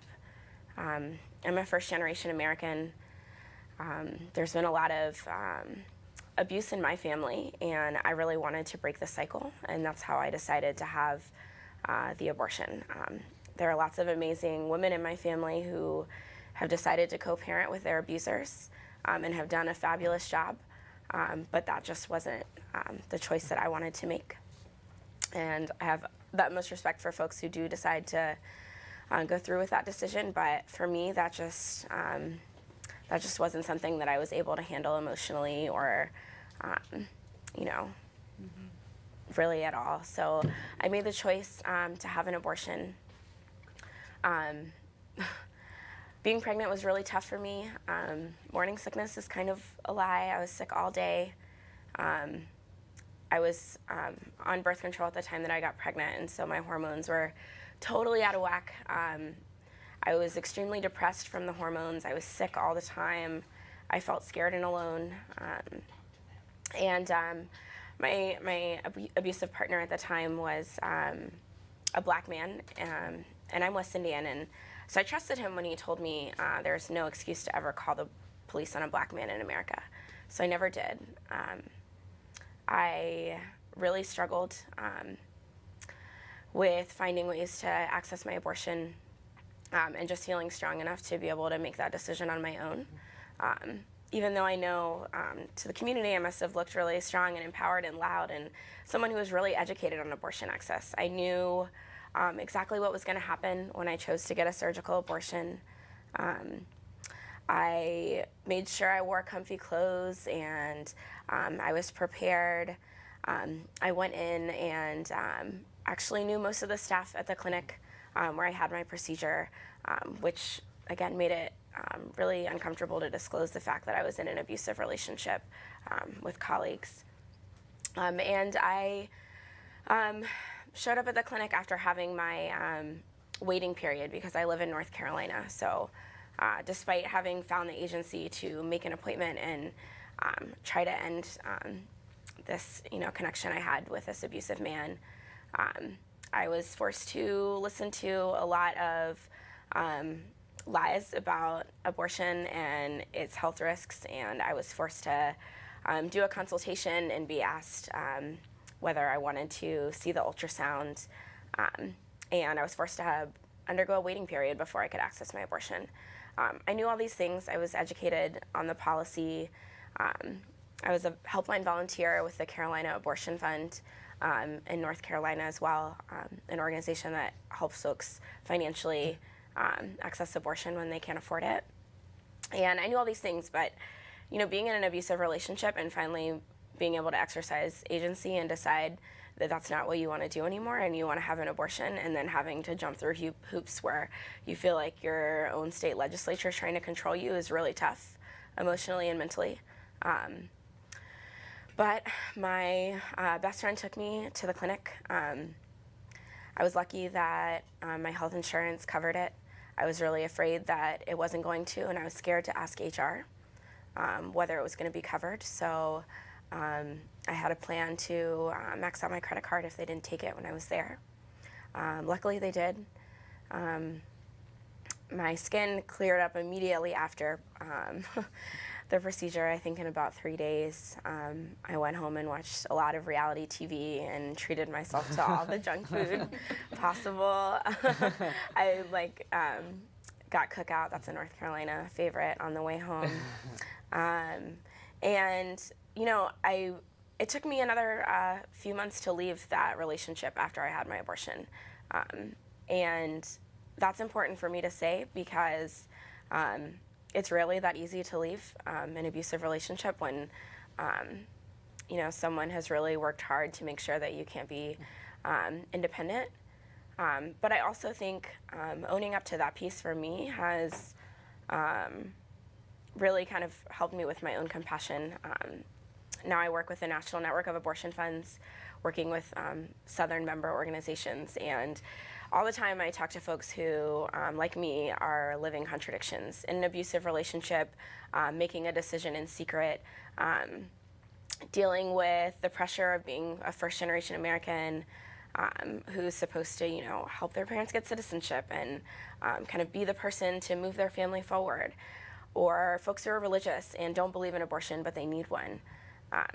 And I think for me, owning up to the contradiction of, being a loud Black feminist in an abusive relationship, scared to call the authorities or, tell people I was in community with, those contradictions really helped me be more compassionate and recognize that, it's rarely simple. Like, the people who have abortions are complicated and multifaceted, and so are the abortion stories. Thank you for sharing that. And so why is it important, why are you sharing your story today with the audience? Yeah, well, I think for me, one of the reasons why I decided to start speaking up about my abortion is when I would start telling folks in small groups that I'd had an abortion, that I was in an abusive relationship, people and women that I looked up to would pull me aside and tell me that they'd been in the same situation. And I was always really surprised. This was something that I was embarrassed of. I assumed no one else who was like a loud, outspoken feminist would be in the same situation as me. And so I want to make sure to make space for folks who might be experiencing those contradictions to feel comfortable sharing their stories. And I also think diversity in the voices of folks who've had abortion is important.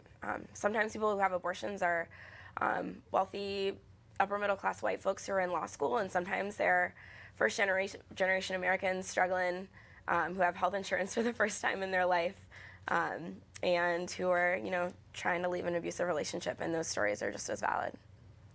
Thank you, Anise, and thank you for sharing that. So, Rina, will you be able to, can you introduce us to our next guest? I'm happy to. I'm happy to welcome Shay. Hi. Who's going to share her story. Hi, Shay. Welcome. Hi. I'm so happy to be here. So exciting. Yeah. Oh, would you like me to share right now? I'd love you to. Oh, great. I'll go right in. Yeah, so I'm hearing a lot of the same messages that you were just telling us. I felt the same way. I was a sophomore in college. I'm 20 years old. I go to Spelman College in Georgia. And it really started off with a blood clot that threatened my health. And it was due to the birth control that I had switched to. And because of that, of course, I had to stop immediately. And although I sought out for other contraceptive methods, I still got pregnant. That's what happens.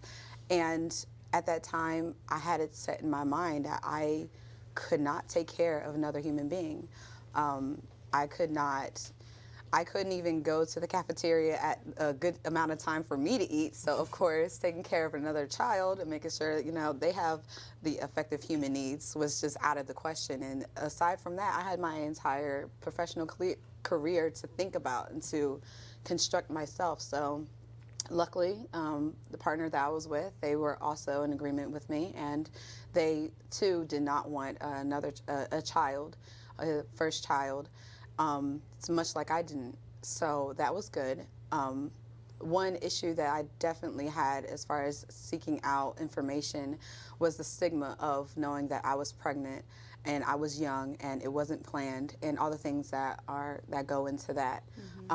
I was scared to go to health services. I was scared to get the information that I really needed to figure out how do I go about getting an abortion, and what is the procedure like, and does it hurt, and how long does it take, and all these other different information that I needed in order for me to get the effective treatment that I was seeking. So luckily I did. I guess bit the bullet and went to the health services, and I actually told them what was going on with me, and luckily I was met with professionalism. They did not judge me like I thought they would, but still that stigma was hard on me, and it was really hard to shake off because I didn't know anybody else who ever had an abortion. No one really talked about it with me, and so they directed me to the abortion clinic that was in Atlanta. And I had to pay for everything. I didn't have the money because, I'm a sophomore and I didn't have a job at the time. The only saving grace was that my partner at the time had just gotten his refund check from his college. And luckily he had a large sum of money and enough for us to pay for, I believe it was $500 or $600 for my abortion surgery. But other than that, I couldn't tell my parents. I felt like I couldn't, so that I couldn't look for money in that area. I had my friends, but of course, like college students don't have hundreds and hundreds of dollars in their back pocket. So, so luckily I had that. I know a lot of other people aren't as fortunate to just have a refund check fall at the same time that you need that large amount of money. So that was really great. I went through the procedure. I was still very lost because, once again, I didn't have the information that I felt like I needed, mainly because I was afraid to ask. I was afraid to tell anyone what was going on with me. When I told my friends, we were talking about it like in public. We were talking in script. We were like, so did you do the thing? And I was like, yeah, it happened today, you know? I was still kind of scared.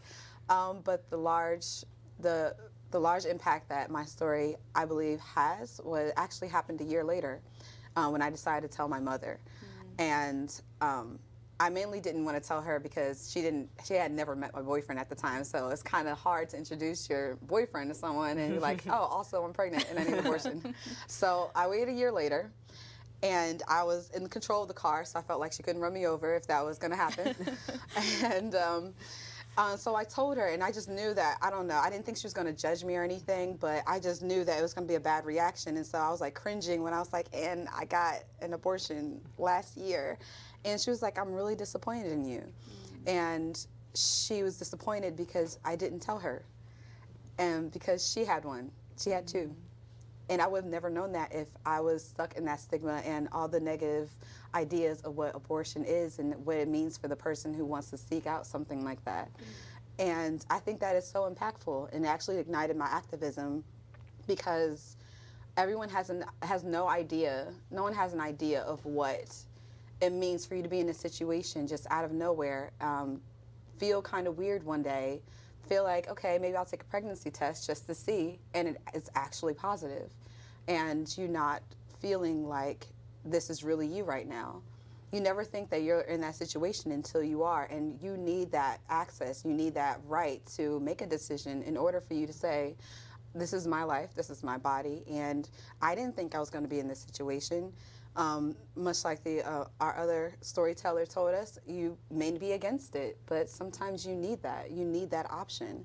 And luckily I was able to not only access something like that, and not only have the funds, which most people do not, but also share my story in a way that when my mother told me her story, I felt refreshed. I felt like, wow, okay, it's not just me. Her circumstances were widely different from mine, and I was just lucky enough that I could feel that with her. So that's why I really try to use storytelling as activism right now, because I feel like it's important for others to feel that as well. Yeah, no, definitely. And I'm pretty sure whoever is watching and is going through that would definitely feel refreshed after hearing your story. Yeah. So thank you for sharing that. Yeah, no problem. Thank you for having me. Thank you. And now we have to say goodbye to my amazing co-host, Ravina. Thank you, Ravina, for so much for being here today to highlight these stories and for all the work that you're doing with All Above All. Thank you. Thanks. Now we are joined on Skype by Chanel Matthews, Director of Communications of the Black Lives Matter Global Network. Chanel, will you start by telling us your abortion story? Yeah. Hey, everyone. Good afternoon, good morning. I'm not sure. Thanks for having me. Happy to share my story today. I'm very proud of Advocates in 1 and 3 for doing this. Again, my name is Chanel, and in 2002, I had an abortion. I was a full-time track athlete running the heptathlon, actually, 7 events, and I became pregnant. And my partner and I at the time didn't want to carry the pregnancy to term. My parents had long used scare tactics or fear-based tactics as a way to keep my sister and I from having sex, as opposed to providing comprehensive sex education or giving us, I think, a meaningful conversation around what it meant to protect ourselves from becoming pregnant before we wanted to. They instead would say, you know, boys only want one thing, or if you become pregnant, this will happen. And oftentimes, for people like me who grew up where I grew up, that meant that there was a narrative that was told about you, that you would be pregnant by the time you were 16, that you wouldn't be a contributing member to society for some reason because you were a parent. And there was a lot of bad mouthing of teen parents. So there was a lot of fear instilled in me about what it would mean to become pregnant when I was younger. When I was 17, I became pregnant. I didn't necessarily know how to protect myself. I had assumed that my partner was taking care of that, and I didn't have sex education in school, and I didn't have it at home. So when I was lucky enough to be living in California, which is a state where Medicaid covers abortion, and I went to the local Planned Parenthood, had a conversation about what it would cost. My university at the time did not provide any contraception, though I do know that the Women's Policy Institute now has a team who's working really hard to ensure that there is access to abortion care on college campuses. So super important effort. But at the time, I didn't have access to that on college campus, and it was going to be upwards of, I think, around $500 if I were to have the procedure without access to insurance. Because I was on my parents' insurance and I wasn't ready to have the conversation with them about it, not because I necessarily felt any shame. I've always been extremely direct with them, but in part because I wasn't ready to argue with them about it. Though I know that they would have supported me. I don't think that my parents are anti-choice. I think that they would have supported my decision, but been disappointed, and I wasn't really ready to deal with the disappointment while also trying to figure out how to pay for it, and also figure out how to try to tell my track coach why I was going to be missing a week of practice. So I went to the Planned Parenthood, and they sent me to the Medicaid office, the Social Security office in Pasadena, where I applied for emergency Medicaid, and they were able to give me 30 days free insurance, and I was able to get my abortion the same day.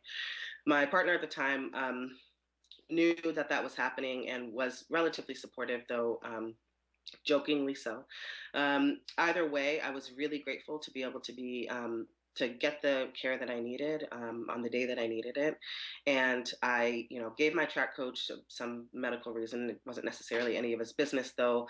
Thinking about it in hindsight, it could have been a great opportunity to be able to educate him about the importance of caring for people who he's training, who have the possibility of becoming pregnant, and how he can support them.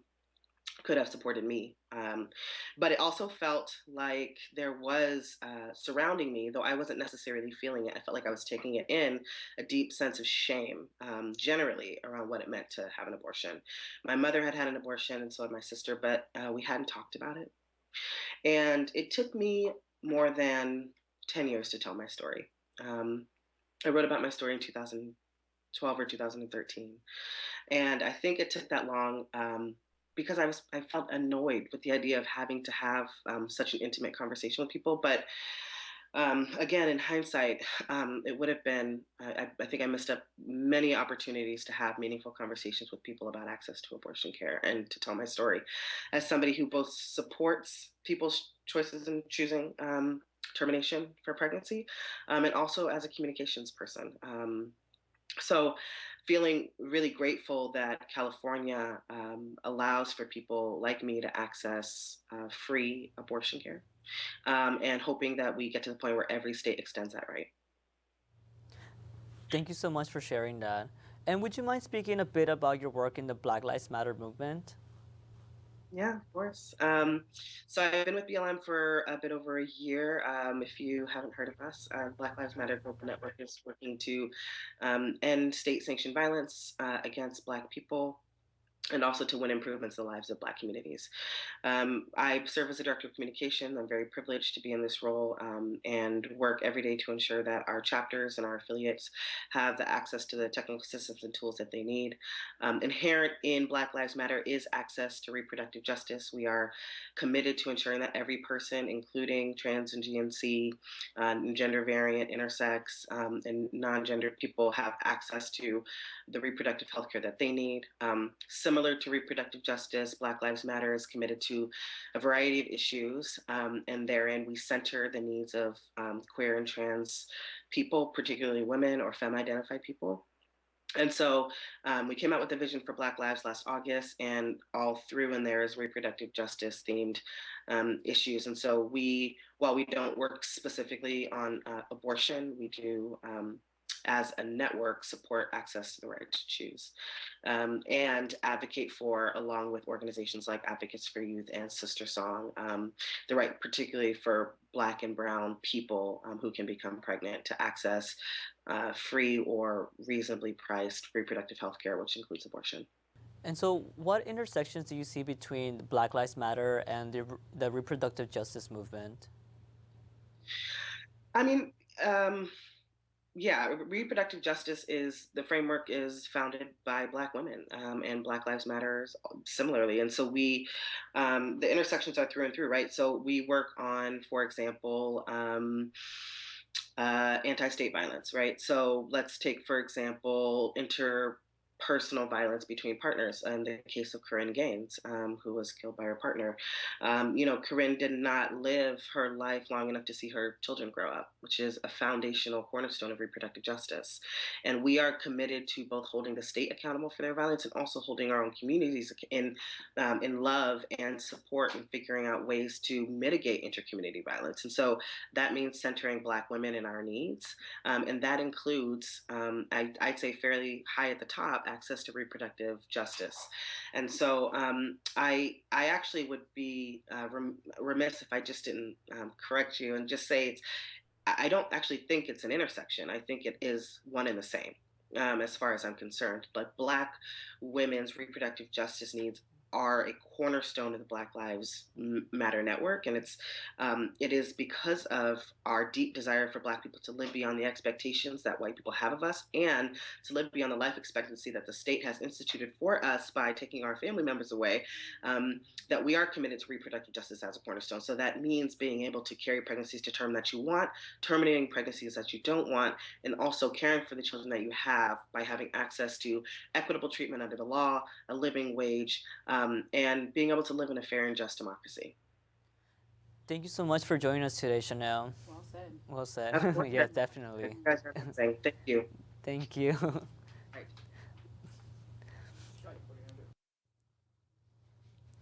We have some incredible stories this hour from Amelia Bano, the founder of Shot Your Abortion, to Dr. Julie Binderman, who is an abortion provider and has an abortion story herself. I'm happy to welcome as my co-host Sarah Audelio, Executive Director of the Buzz Project. Hey. Welcome, Sarah. Thank you. I'm so excited to be here. No, thank you for coming. Can you tell us a little bit more about the Buzz Project?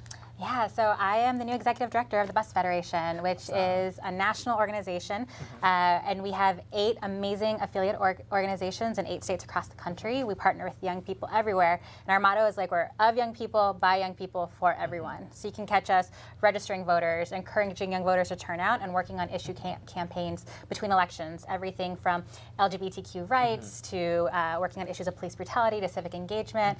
And related to here today, one of our awesome partners in Colorado, New Era, Colorado. They do a lot of work on abortion access and stigma there. So excited to be here. It sounds really awesome. And thank you for being here. So can you start us off with our next guest? Yeah, so we are joined now by Hannah to share her story. Hannah, take it away. Hi, I'm Hannah. I was 19 when I had my abortion. I was sort of at a weird place in my life, sort of a dark place. I didn't really know what I wanted to do next or where I wanted to go. I was in a relationship with a guy who was emotionally abusive, verbally abusive, and then I found out I was pregnant. And my initial reaction was sort of just disbelief. I mean, I didn't really believe that this was happening to me. And then I decided, well, I have to tell my parents. And I remember telling my mom, and she just sat there with me and held me, and we cried together for a good hour. And then we talked. We talked about options and what I was going to do and what I was able to do. And you know, the next thing I did actually was I made an appointment with my gyno who I trusted and respected and knew would give me all the information that I really needed to be able to make a decision of what I was going to do. And I went to my appointment that day, and I remember the nurse asking me in my ultrasound, "Do you want to hear the heartbeat?" And I said yes. And to this day, I'm not really sure why I said yes, but I think it's because I needed to know that this was real and that this was happening. And it's in that moment that I realized this is absolutely real, and I need to make a choice here because this is something that's going to affect the rest of my life. So I chose to terminate my pregnancy. I had an appointment at Planned Parenthood, and as you can imagine, I was terrified and nervous on my way there. But then when I got there, I felt safe and comfortable. During my procedure, I was under anesthesia, so I don't remember anything, of course. But I remember going home after and just having the rest of the day spent with my family, who loved and supported me throughout this time in my life. And you know, I'm 26 now, and I often look back and reflect on this time in my life and all the emotions that came along with it. And I sometimes do wonder what would have happened if I made a different decision.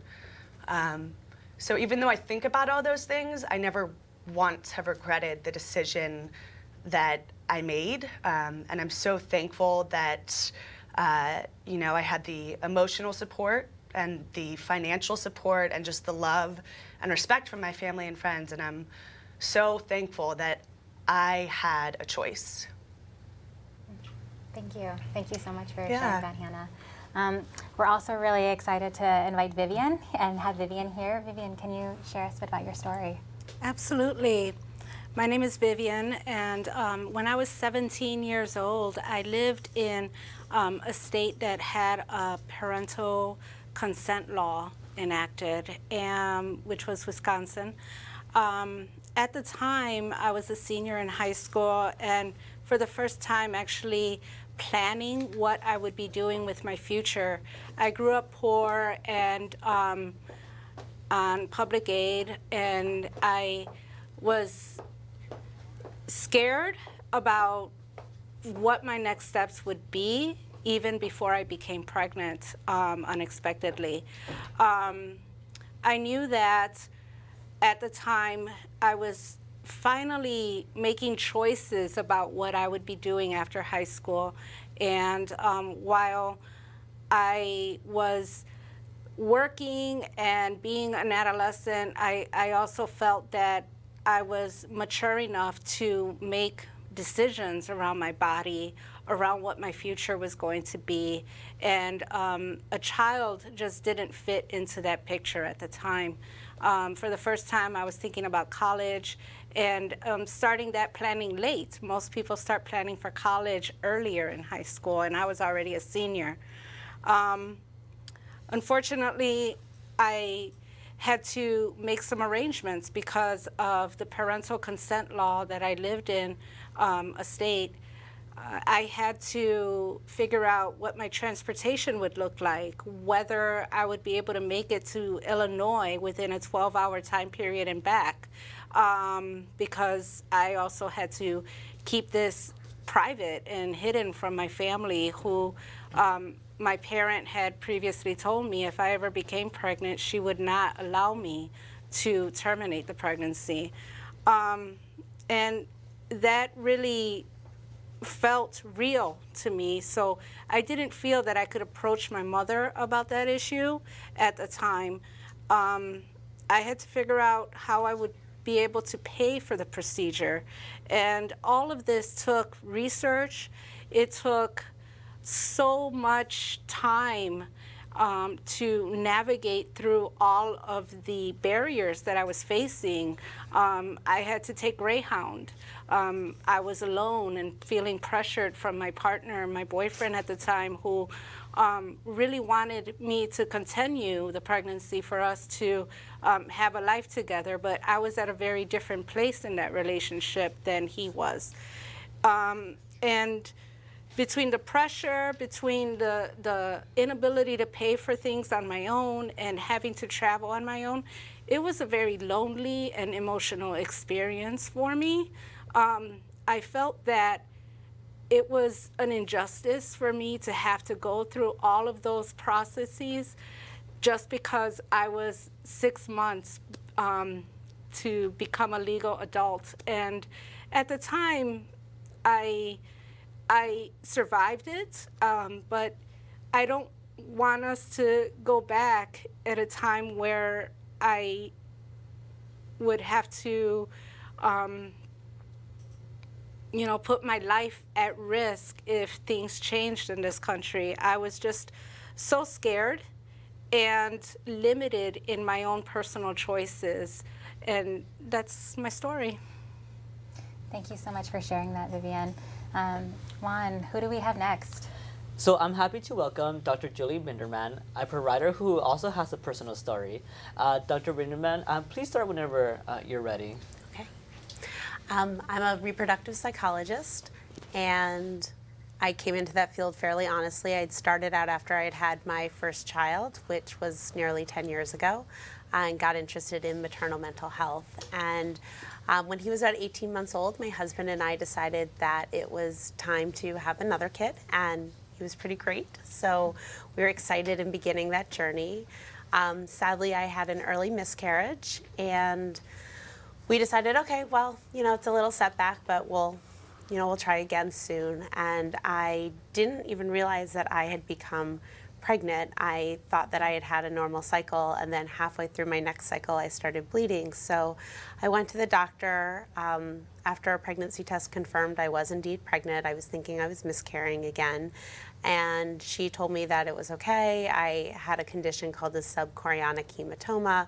It didn't seem to be impacting the pregnancy, and just to have some bed rest, things should progress normally. So after a couple of weeks and several doctor's appointments where things seemed to get worse and then they got better, the subchorionic hematoma had resolved, and I went on with this pregnancy, and I was looking forward to it. I got out of the first trimester, so all of a sudden I felt more confident in it.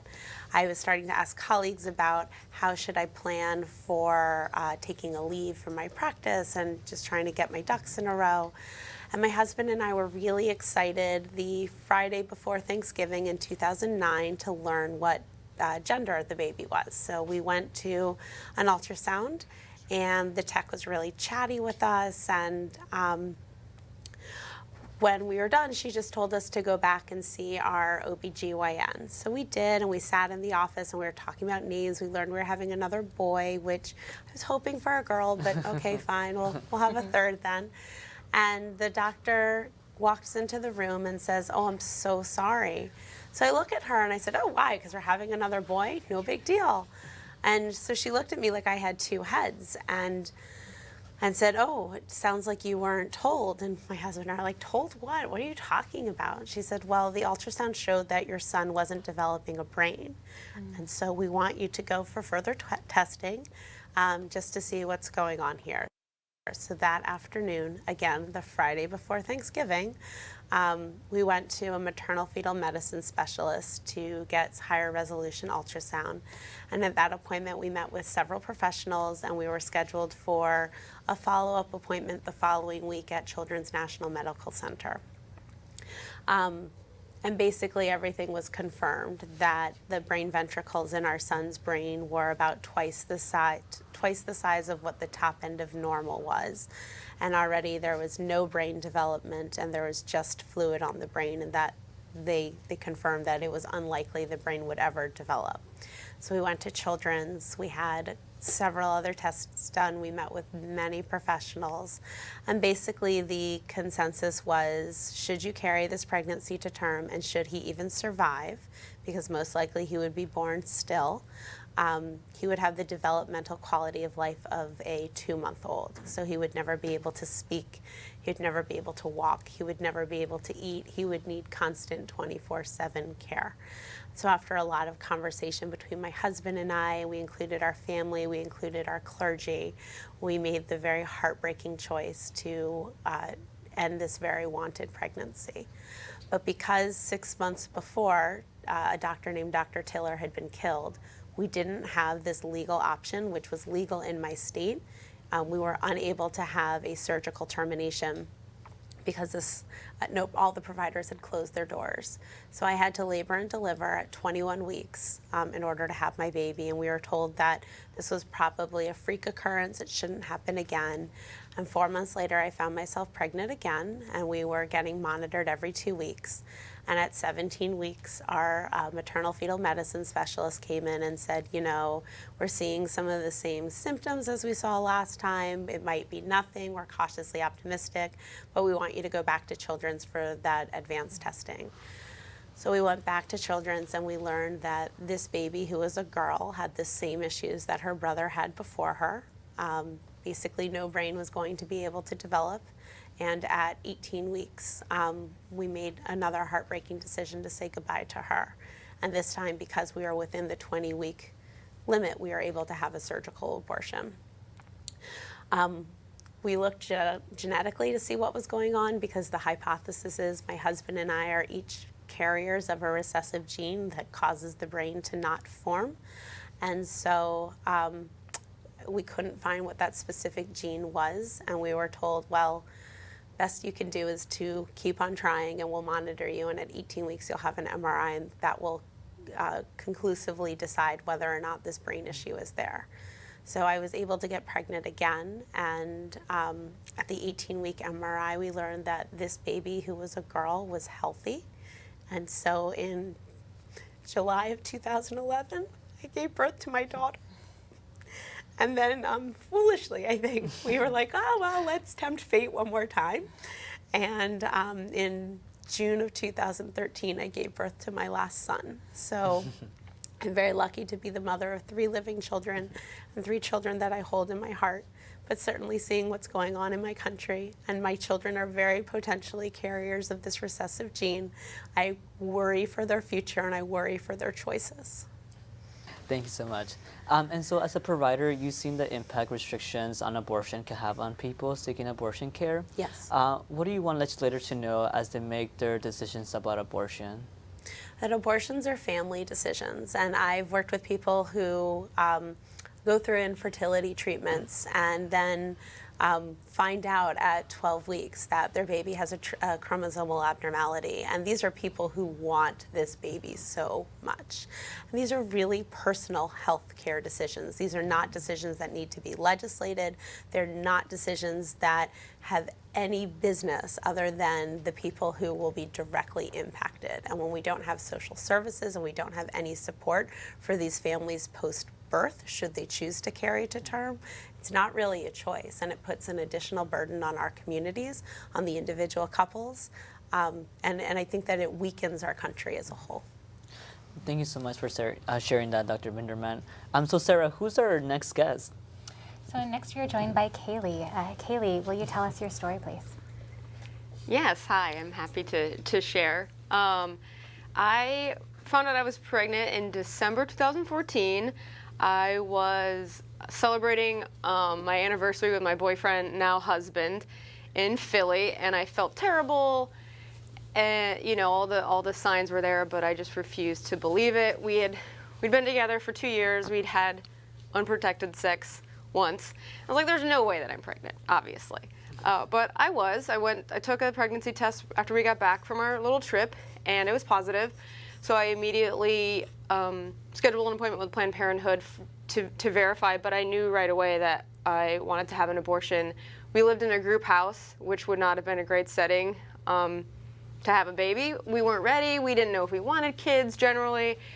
We were just at a point in our lives where we were really unsure what we wanted for our future. So there was no hesitation. I scheduled my appointment, went in, they verified. I was 6 weeks, so it was still early enough that I could get the pills, so that's what I decided to do. And so I scheduled that appointment and went in, took the first pill, went home, took the second pill, and it was terrible. They tell you what's going to happen, that nothing happens after the first pill, but after the second pill, you'll have really bad cramping after a few hours, you'll start throwing up, you'll start bleeding. And 5 hours after I took the second pill, it hit me, and it was very uncomfortable, and I can't imagine having done it by myself. My husband was with me at the time, and he stayed with me throughout. I took the pills on a Friday, and he stayed with me the whole weekend and made sure that I was okay. And after it was over, I was bleeding for 2 months after that, pretty much like I was on a really heavy period, and I wasn't expecting that. And so I called Planned Parenthood, and they told me that that was normal as long as the clots weren't too big. So I felt pretty safe, and again, at no point did I regret my decision. I told a couple people, I didn't tell any of my family, and I didn't really think a lot about it until a few months later, those Project Veritas videos about the baby parts came out, and the woman started the Shout Your Abortion campaign, and Planned Parenthood was in the news pretty much every day, and it really started to affect me, and I started feeling like we fought for so long for the rights that we have. Why are we fighting for the same rights still? Like, why are we going through this again? It's been, 50 years, and we've done this already. So I posted on Facebook about what had happened to me, and again, kind of saying, like, I don't regret this, just telling my story on a Facebook post. One of my friends works at U.S. News and World Report, and she messaged me privately and asked if I wanted to write a longer story for their publication, and I said that I would do it. So I wrote a longer piece, expanded on my Facebook post, and they posted it, and I was really nervous about it because a lot of women that were sharing, I know, were being harassed online. So I made my Twitter private, my Instagram private, my Facebook private, because I was afraid that people were going to, find me and dox me. So I shut everything down and published my story. I felt really good about it. And then they share their stories with Yahoo News, who they accept comments. So there were 2,000 comments on my story, and most of them were terrible, saying that I should have been aborted and stuff like that. And it really got me down. I didn't feel bad. Again, I didn't regret my decision, but I just felt bad that so many people were angry at me and saying really terrible things. But then I got a Facebook message from a young woman who said that she was 22, she had a 2-year-old, she was pregnant, and she couldn't afford to have this baby, and she had found my article and wanted to know if I would walk her through the process because she was also going to be taking the pills. And I said yes, of course, and I messaged with her every day up until she had her appointment, and I checked in on her and made sure she was okay. And she had her mom with her, so it's not like she didn't have support with her while she was going through it, but she still wanted advice from somebody who had been through it before. And that moment changed my life in a pretty significant way, and I realized that it wasn't enough for me just to share it. I needed to be there for women who needed help and who needed support and who wanted to share, because I also was getting messages from women who I went to high school with, who one of them, their mom had forced her to have an abortion, or another one of them already had 4 kids and she couldn't afford to have another one, and she had been ashamed and embarrassed to tell anybody, but she shared it with me. And that's when I knew that I needed to talk about it, even if that meant sort of stigmatizing myself and being sort of the abortion girl who talks about it all the time, posts about it all the time, and I didn't care about that. I wanted to be that person because I saw that it was meaningful for other people. So that's why I chose to share my story, and I'm still sharing it now, and I'm really happy to be able to have the opportunity to do that. Thank you so much, Kaylee. So Juan, who do we have next? So joining us on set now is Alejandra from the National Latina Institute for Reproductive Health, who will share her story. So Alejandra, whenever you're ready, you may start. Okay, thank you. I'm so honored to be here, and this is going to be the first time that I actually share my story. Not to my family, not to most of my close friends, only a very few special people know. And I've actually had more than one abortion. I was the girl who wanted to be married and lose my virginity to that one boy. I was almost 19 years old when I lost my virginity, and I got pregnant by him. I found out 2 weeks after we broke up. After being together for 2 years, I was almost 21 years old when I had my first abortion. And yeah, I just knew that he wasn't the one I wanted to start a family with. I didn't tell him because he was going to force me to have the baby. I didn't tell my family because it would devastate them. I was going to college, I was going to transfer to the U of A, and I just knew automatically that I wasn't ready to plan a family at that time. And it was very easy and accessible to me at the time. So I think the reason why I'm here for sure is to make sure that abortion is legal, safe, and accessible for everyone. Yeah, so my first abortion was easy, but it was also very tough. The clinic was great, the people there were great. They were very kind, very attentive, so much so that I was forced to lie to them. I wasn't allowed to leave the clinic after my surgery alone because it wasn't safe. You might still be under sedation. Yeah, you're there in the clinic trying to make sure that all the sedation gets out of your body. I think that's what happens. That's why I was there for a couple of hours also. But when I was ready to leave, I wasn't able to leave because I was alone. So I lied to them and I told them that I had someone waiting for me. And what happened is I ended up being in the car for almost an hour and a half till I felt capable of driving myself. I didn't tell anybody. So the stigma of having an abortion can really hurt people. I feel like now when I think about my story, because like I said, I've never really thought about them. I've suppressed these stories so much that once I started thinking about it, I was like, something could have happened to me. I could have been in a car accident. Not sure what else could have happened, but the stigma really made me keep it to myself for years and years. I mean, it's been 11, 10 years, yeah, since I've ever said it out loud, and that's why I'm here today. Later on in my life, I had wanted to do more of a permanent contraception, and at a clinic that I attended at the time back in Arizona, I was told that I was too young.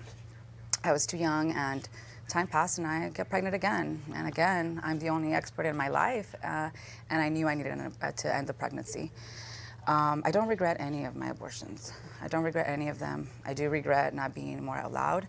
Like you guys mentioned, I work for the National Latina Institute for Reproductive Health, and I organized with them. I make sure the stigma is not there. I make sure women are talking about their story. I make sure that women are empowered and they have information to feel supported, and let them know that the National Latina Institute is there, right? What they have done for me and made me courageous and made me bold. And I've been wanting to tell my story ever since. And I can empower other mujeres to tell their stories, other women, and to share when I'm still in the dark. Like I said, this is like me coming out to my family as well. I've always thought about maybe sharing, I had maybe one abortion, but no, I've had more than one, and they were all good decisions. I don't regret any of them. A lot of people make choices for youth. A lot of folks, my parents made decisions for me, right? They weren't gonna talk to me about sex. They weren't gonna talk to me about relationships. And I had to figure all that out myself. My schools made decisions for me, right? They told me they weren't gonna teach me about sex. They weren't gonna teach me about condoms. Abstinence is what you were supposed to do.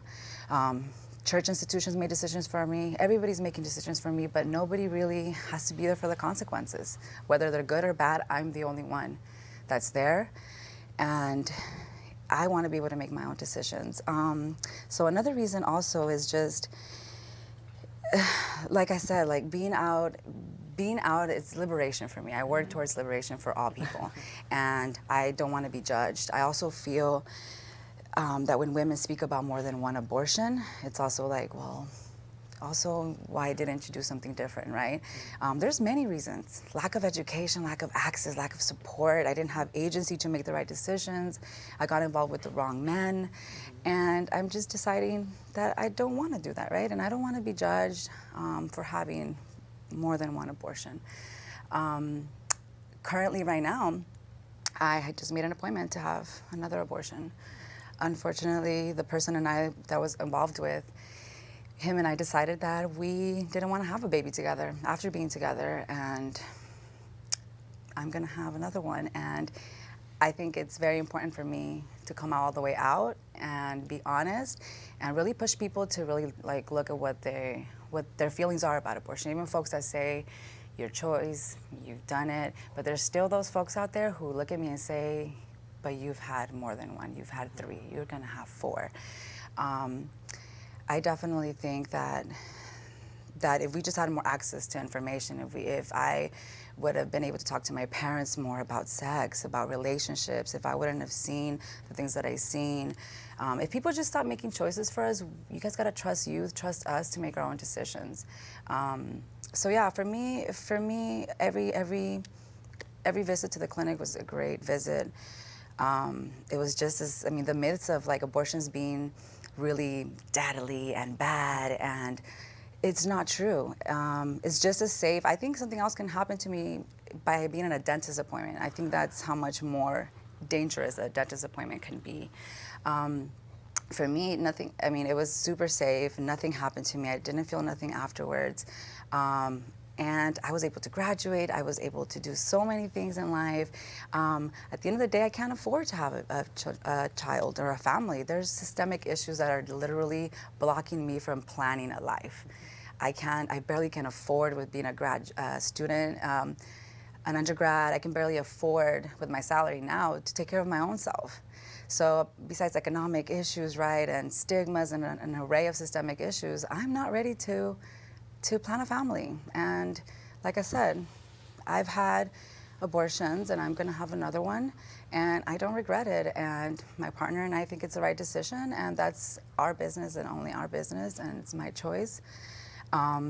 I just wanna make sure abortions stay accessible, legal, and safe. I was very lucky to have those access to there, but there's plenty of communities that don't have that information, don't have the access, don't have the $580 to pay for an abortion.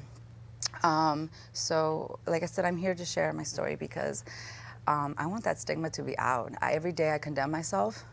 Every day I figure out how to tell my activists and poderosas that we work with, which means powerful women that we work with, that, oh, I just had one abortion. And actually, no, I had more than one, and it's okay, and I made the right decision, and I'm not a bad person.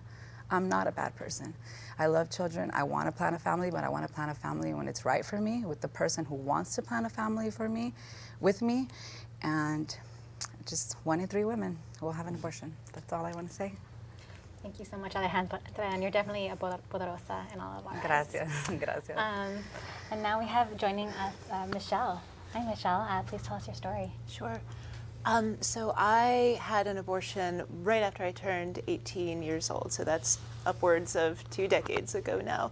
And that was a moment in my life that I needed to put myself first. I had grown up in a violent, abusive household that was physically dangerous to me and was also emotionally damaging as well. I had left at 15 for my own safety and had a couple of really rough years there of trying to kind of find my way, figure out how to build a life on my own without the support of my parents, not even financial, just emotional, just being there for me because they weren't. And so I ended up, I did manage to get myself admitted to college a year early because I was very good at school, but there wasn't a lot of college education in my family, and so didn't realize kind of how expensive it was, and didn't realize there was such a thing as financial aid, special loans that you could get that you didn't have to pay back until later. And so, long story short, it ended up being 1/4 of college before I was a 17-year-old college dropout. And so all of a sudden I had to figure out how to live, how to work, how to feed myself, how to take care of myself, and how to get my head on straight after the hard childhood that I'd had. So long story short, ended up moving in with a tremendously unsuitable boyfriend, and I got pregnant. And there was never any choice that, oh, maybe I want to keep it, maybe I want to parent, maybe I want to give birth and adopt. I never had wanted to have children to begin with, but even if I had, that most certainly would not have been the moment. I would not have been in the headspace. I was not real successful at taking care of myself, at nurturing myself, much less any potential child. And so there was no question of what I was going to do. It's not to say that it was, I'd say it was an easy decision, but it was a hard thing to go through because so much stigma is thrown at you, so much misinformation about what the procedure is going to be like, what's it going to do to you, what are the side effects, all of these things. But I can say, 22 years later, I get told sometimes when I'm public about my story by anti-choicers, I'll be told, oh, you're going to regret it, you just wait. Well, I've been waiting 22 years and it's not happening. So I'm not holding my breath for that. I can say that my health was fine. I can say I received fantastic care from a doctor who was really warm and compassionate. He saw me crying because I was scared. I was scared of going under, and he stopped. You know, are you okay? Are you sure? Do you want to do this? And I, yes, I'm so sure, just being a chicken about the procedure itself. And so I had it. I have never regretted it, not for 30 seconds. I've been told, again, by anti-choicers, oh, you're lying. I'm not. Never, ever have I regretted it. And I've never regretted it because that moment built the rest of my life. It created a foundation, a solid foundation that I could build the rest of my life on.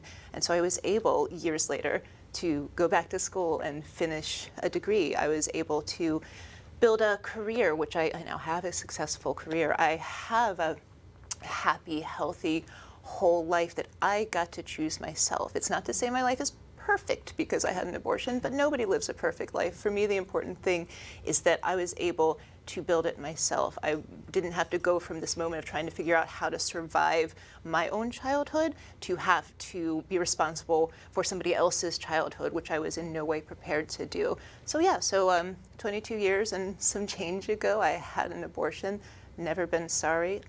Grateful to that doctor, to his staff, and to everybody who's out here fighting to make sure that everybody still has that same right.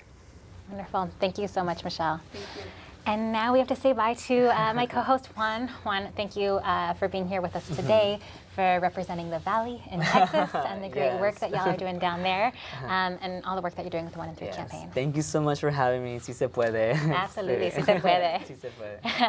Now I'm happy to share this pre-recorded message from Amelia Bonau, founder of Shot Your Abortion, and one of the folks lobbying Congress today.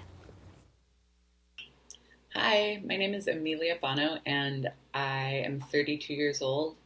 I live in Seattle, and I had an abortion. I had my abortion when I was 29, and when I found out that I was pregnant, when I was staring down at my positive pregnancy test, I first felt really shocked because I just didn't think that I was pregnant. And then I really got hit with this interesting wave of gratitude. And I felt grateful because I knew that I was able to have an abortion.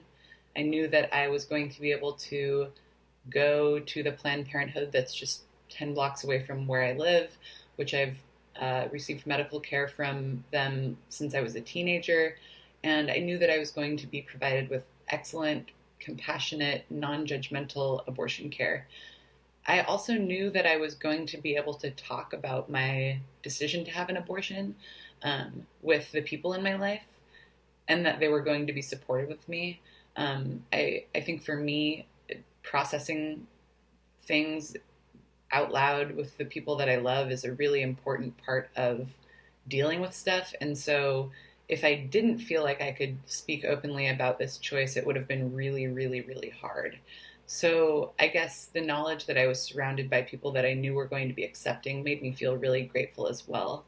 And, you know, then I went and had my abortion, and it just really confirmed like that gratitude that I had felt on the front end of having the abortion, that gratitude for the care that I knew I would receive, because everybody in the clinic that day, from the counselors to the receptionists to the doctors and nurses, everyone just like treated me with such a profound level of respect, and just had this presence where I just felt so trusted by the people taking care of me.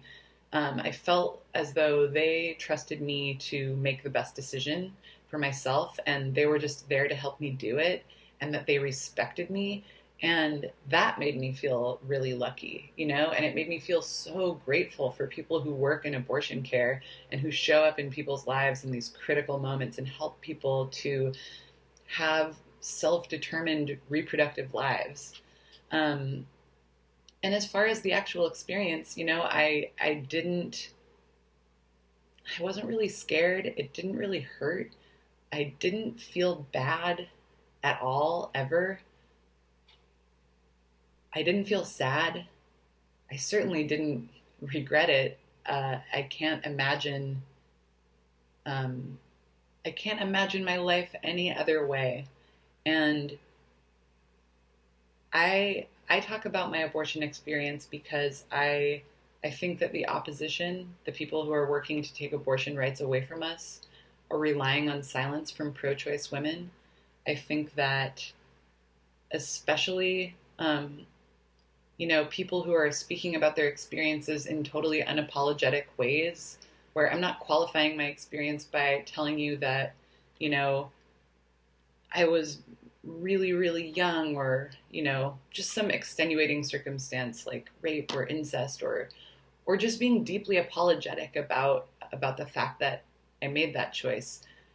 I'm sharing my positive abortion experience because I think that many, many experiences like mine have been suppressed by the opposition, because abortion opponents have so successfully demonized anyone who makes this choice that I think we've all sort of internalized the idea that we have to be really ashamed and really sorry if we talk about it. And you know what?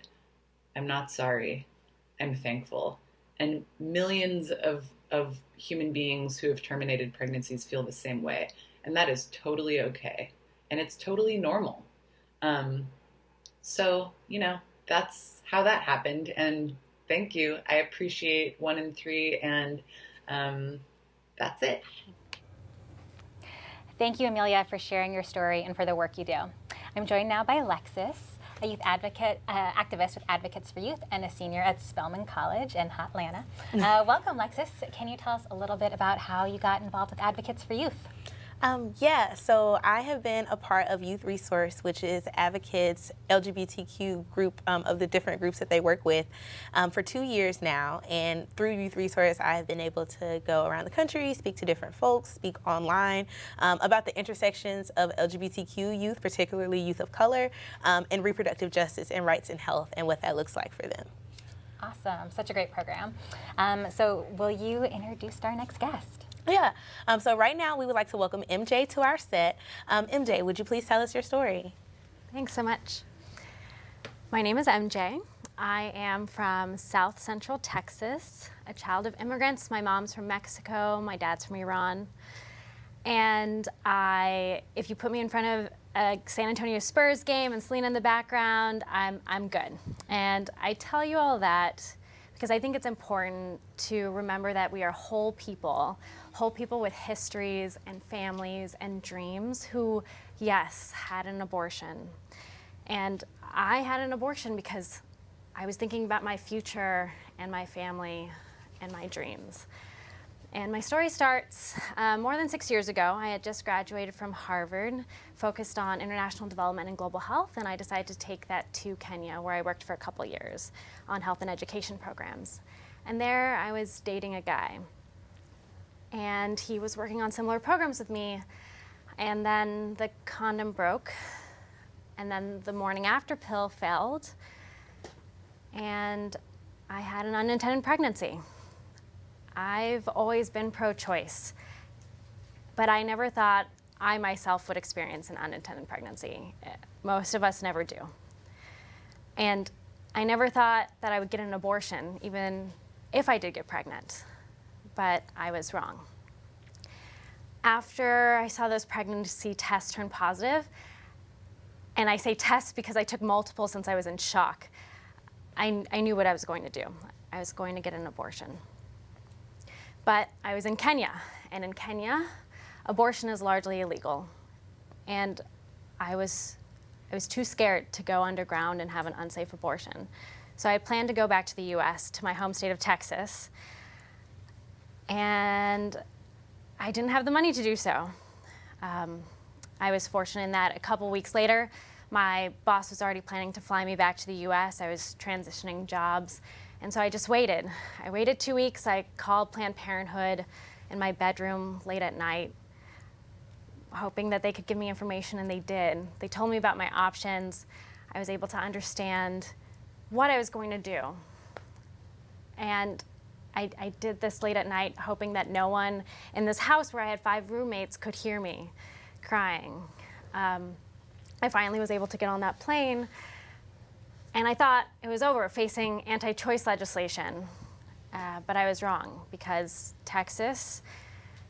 tries to restrict abortion access in every way that they can. And back then, 6 years ago, there was a waiting period and mandated counseling that I had to fulfill during my layover in the London airport. So in Texas, what they require is that women have to go through this mandated counseling about 24 to 48 hours in advance. And because I was hitting against the deadline when I would land to be able to access a medical abortion, I had to do this mandated counseling in the airport. So I found a corner in the 5-hour time span I had in the London airport, called the provider thousands of miles away, just so that she could start her state-mandated script, where she read me lies about risks and complications that were completely made up, just so this waiting period could start. And I sat there hoping that none of the passengers who were traveling by could hear this very sensitive conversation I was having with a doctor that I had to have because Texas made me have this. Finally got on the plane back to Texas. I made it, and I made it in time and had my medical abortion. I got great, compassionate, and honest care at Planned Parenthood, and was thinking, this care is so great and so amazing that it's unlike what legislators in Texas gave me with their unnecessary and frankly patronizing laws, because I didn't have to go through that. I was lucky that I was able to access an abortion in the end, despite all these hurdles that I really should not have had to be put through back in Kenya or back in Texas, in this country that I feel should provide liberty and dignity to everyone.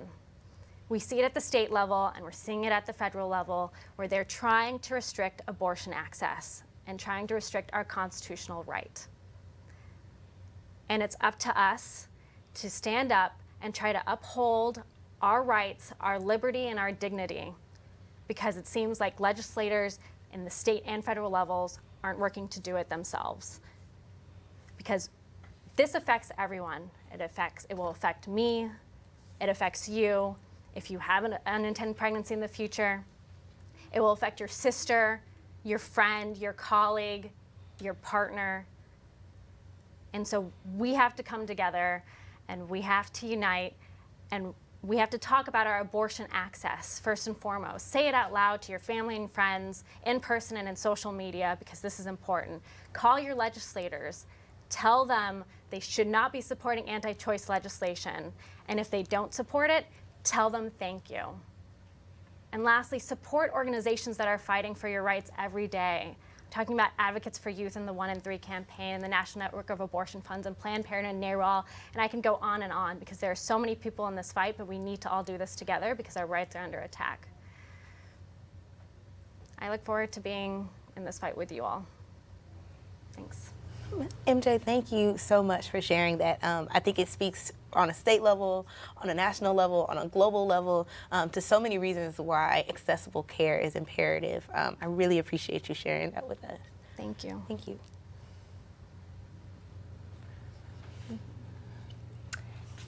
And I am unfortunately going to have to start heading out, but I just want to say thank you so much to the 1 in 3 campaign and those who invited us to be here, Best Federation and our affiliates. We're here, we're with you, and thank you to those who have been sharing their stories. Now I'm happy to share this video from Alicia Hogg, the president of NARAL, Pro-Choice America. I'm Elise Hogue. I'm the president of NARAL Pro-Choice America, which I might not be if I hadn't had access to a legal abortion 20 years ago when I got pregnant due to a contraception failure. But let me back up. I always say my abortion story is boring. I got pregnant. I wasn't ready to be a parent. I wasn't with the person I wanted to be with for the rest of my life. We weren't financially secure. We both had dreams that we wanted to go on and achieve. My abortion story was boring because I was able to get my pregnancy test back, choose what I wanted to do, go to a clinic, get the medical care that I needed, and go on with my life. My abortion story was boring because millions of people fought long and hard for me to be able to access safe, compassionate, high-quality medical care in my own community. The abortion that I had was a chapter in my life, but it certainly wasn't the whole story. I think about my abortion, but I certainly don't regret it. It allowed me to go on and do work that I think was incredibly impactful on international rights and environment before I came home to dedicate my life to women's equality. If we can't decide that we're not ready to be parents, then everything else we aspire to fades from view. Even 20 years later, it is much more difficult for women to have access to the services that I had. It is much more difficult with waiting periods, mandatory ultrasounds, and clinics closing all over the country. Everywhere abortion is illegal or inaccessible, the number of abortions don't go down, but the numbers of injuries and deaths to women simply wanting to live their lives and their dreams on their own terms go up. I'm asking the court to allow abortion not just to remain legal, but to be accessible in our own communities, so everyone's abortion story can be as boring as mine. I'm asking the court to uphold the values that are supremely American values, that women can be equal, that we can have dignity in our life decisions, and certainly that we can have the privacy to make the decisions that are best for us and our families moving forward into the future.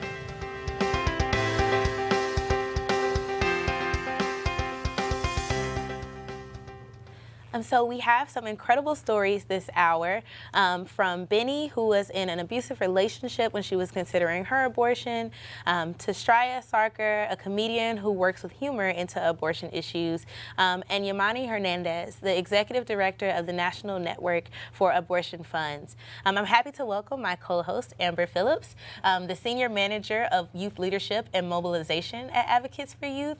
Amber is an amazing activist and the co-creator of the Black Joy Mixtape podcast. Welcome, Amber. Thank you for having me. It's good to be here. I'm so excited. Thank you. Amber, will you please introduce our first guest? Absolutely.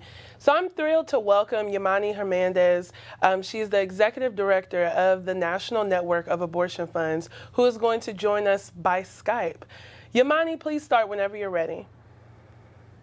Hi, it's so great to be here. I wanted to share my abortion story, which was when I was 19 and I was in college and I was in between my freshman and sophomore year.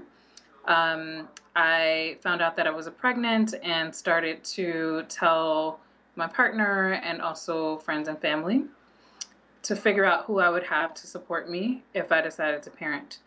And I found quickly actually that there was only one person, a friend in my life that was willing or able to support me as a parent, as being the parent that I wanted to be at that time, and I felt like that wasn't enough. I needed more support than that in order to be the parent that I wanted to be, and so I decided to have an abortion. I am now a parent of 2 children, and I'm really glad that I was able to access the care that I needed when I needed it, and was able to finish school and become a parent with all of the supports that I've needed and be able to be the parent that I've wanted to be to my kids. Thank you so much for sharing your story, Yamani. Can you tell us a little bit more about your work at the National Network of Abortion Funds? Sure. It's one of my favorite things to talk about. So the National Network of Abortion Funds is a membership-based organization that has 70 member organizations in 38 states and a couple international members as well. And I never knew what an abortion fund was until 2006. And I thought that was in Chicago, the Chicago Abortion Fund. And abortion funds are basically grassroots organizations, largely volunteer run, that fully understand the difference between the legal right to abortion and the ability to access care. And so one of the biggest things that they do is remove the financial barriers and logistical barriers to obtaining an abortion. So they raise money each year, all throughout the year, to be able to fund people who need to be able to pay for their procedures because it's not covered by public insurance. They also, many of them provide rides, childcare. There are many that offer clinic escorting, abortion doula support, all kinds of other ways of supporting people who actually need care, even childcare. So we our members work on removing those financial and logistical barriers, but also work on the systemic changes that it takes to eliminate their existence in the first place. So it's not just sort of the Band-Aid solution of trying to pay for people's abortions, but also fighting for the end of the Hyde Amendment and other policies that get in the way of people's inability to care for themselves and their families in the ways that they want. Keep hearing about one of the ways that you all raise money called the Bowl-a-thon. Can you tell us a little bit more about the Bowl-a-thon that we're all hearing about? Sure. I love the Bowl-a-thon. It's my favorite favorite time of year, and one of the favorite things that we do as a network and really as a movement. Even though it's a fundraiser that is hosted by the National Network of Abortion Funds, it's one place where we see our whole movement kind of come together and really rally around abortion access. So Bowl-a-thon is a virtual event and an in-person event, and so there are all throughout the country. I think there's 30 abortion funds that are participating this year. And if you go to bowl-a-thon.nnaf.org, you can find your event online, and then also there's an in-person event during the month of April. And it's like an avalanche of grassroots fundraising. Like literally 20,000 people come together and give gifts anywhere under $50. Like I've seen $10 gifts, $5 gifts, and they all roll up into this sort of avalanche of last year $940,000. That's almost $1 million that people have been able to raise for people to access their procedures. And so we know that, a right is only a right in name if you aren't able to access care. And so this is one of the ways that actually funds the bulk of many abortion funds budgets and allows them to be able to fund people's procedures. That's amazing. It's also super fun. I just want to put that out there. A lot of times when you're talking about abortion, sometimes you'll see things that are somber and sad, and our folks are like really rallying around this in a way that's fun, and it's something I also appreciate about the 1 in 3 campaign, like really bringing realness, but also brightness and lightness to the work. That's amazing. So one important distinction I was hoping you could talk about is the difference between choice and access. Can you tell us a little bit more about that? Absolutely. And a lot of times when we talk about the difference between choice and access, we also talk about the reproductive justice framework. And so sometimes we talk about being pro-choice and the idea that, we're just fighting for the legal right to have our abortions, but have the abortions that we need. But it's more than that. It's fighting for the right to be able to have the families that we want, no matter what that means. So whether that means having a child, not having a child, or parenting the kids that we have in safe communities, and the legal right to abortion doesn't necessarily mean that you're able to access abortion. And so the legal right is actually not enough. That's just like the baseline, but also we need clinics that are accessible and places that we can actually get to. And at the National Network of Abortion Funds, we have a national fund that we've studied over the last 5 years and found that the average person that we're supporting through that fund has to travel nearly 200 miles to get care. So that's not actually an accessible right. Like if I have the right to an abortion, but I can't get to the clinic because it's 200 miles away and I need money to travel there, I need a hotel overnight, I need somebody to watch my kids, I may lose my job because I don't have paid leave. All of those things are factors that really make the right to an abortion out of reach. And so that's the difference between having a right and having access. Thank you so much for joining us today, Yamani. This was great. Thank you for having me. So, Lexus, who do we have next? So right now, I am happy to share a pre-recorded message that we had from Dr. Jamila Parrott, who is a board-certified obstetrician and gynecologist, as well as abortion care provider and Advocates for Youth board member. Hello, my name is Dr. Jamila Parrott, and I'm an OBGYN. As an OBGYN, I see firsthand the impact that pregnancies, both planned and unplanned, have on the lives of women and their families. I'm not an epidemiologist or a statistician. I'm not a politician or a legislator. I'm an obstetrician and gynecologist. And I take care of women.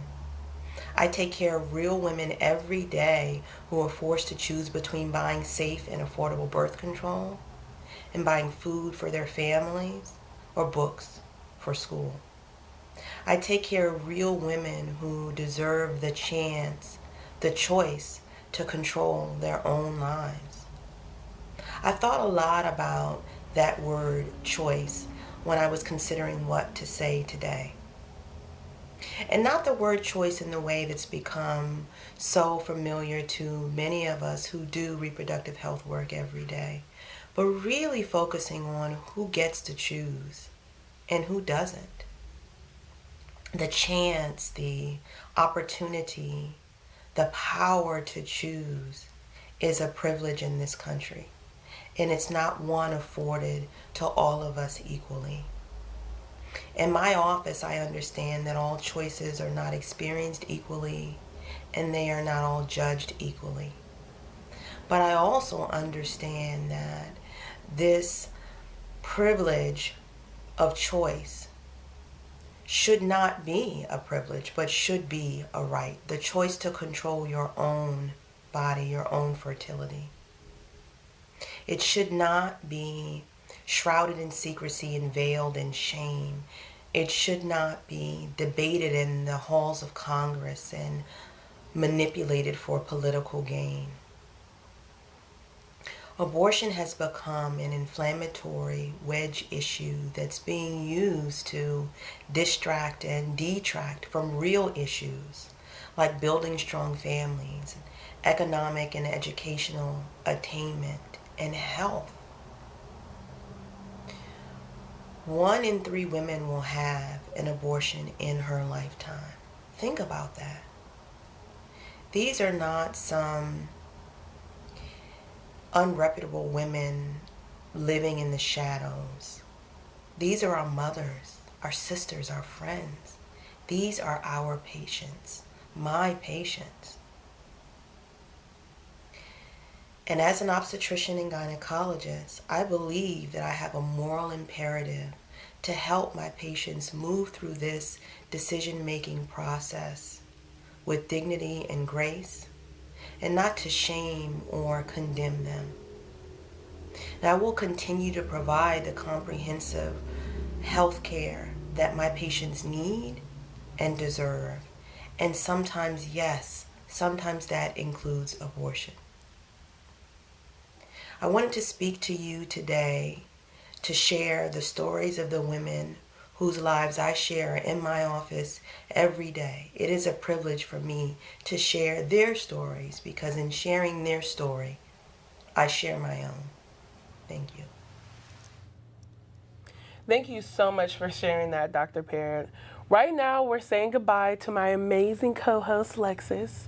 Thank you for being here with me and highlighting these important issues, and for your work that you do as an activist. Thank you so much. Thank you. Thank you, Amber, for having me. Thank you, advocates, for having me once again. As a Black queer woman of color, this work is imperative to me and to reproductive justice for all of us everywhere. So I appreciate the opportunity to be a part of this experience. Absolutely. And now we'll watch this pre-recorded story from Faviana Rodriguez, an amazing artist and activist who has shared her story with the 1 in 3 campaign.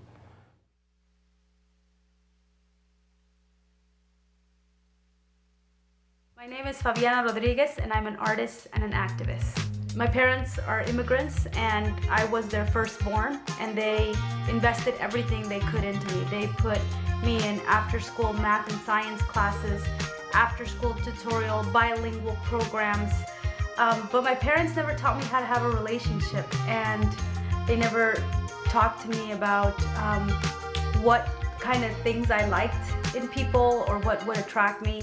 It was almost like this big enigma. So many times as I was growing up, I had to perform for people, and that was the way that I got attention.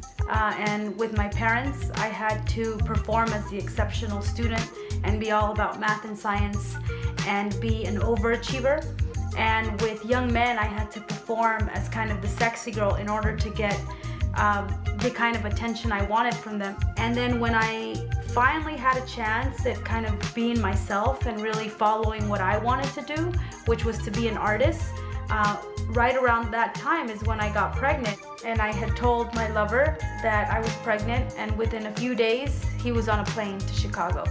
And I was just in disbelief that he wouldn't answer my calls, that I couldn't find him, that he literally had disappeared. And so I had to have the abortion on my own. I had to find someone to drive me. I didn't tell my parents. And I had my abortion, and I didn't have regrets at all. In fact, I felt a sense of relief. And it taught me that, number one, I hadn't developed the tools to really assess who I was sleeping with or what to ask for or even how to negotiate what I wanted, but I also didn't have the lens to make decisions. I really thought this person was gonna be there for me, and when they weren't, I was like, wow. And here I am excelling at all aspects of my life. I'm, doing amazing art. I'm building websites. I'm, getting straight A's in my class. I'm being an exceptional person, and yet my love life is just in shambles. The reason I came out about my abortion was because in 2012, during the onslaught of anti-abortion laws, I realized that silence was costing us political power, and that everyone here saw a talented, empowered, young Latina woman, and if they only knew my abortion story, they would realize that behind all of these ways that we perform our excellence, there's also a lot of suffering that we don't talk about. And that actually we need to cast light on that, because when you have that suffering in the shadows and you feel isolated about everything from sex to abortion to love, then you can't really have a revolution. You can't transform that if you're in the darkness. And so I decided to come out. I didn't come out to my parents till just a few months ago. And it was empowering because I realized that the thing that I could do to change the way people perceive abortion is to share my story.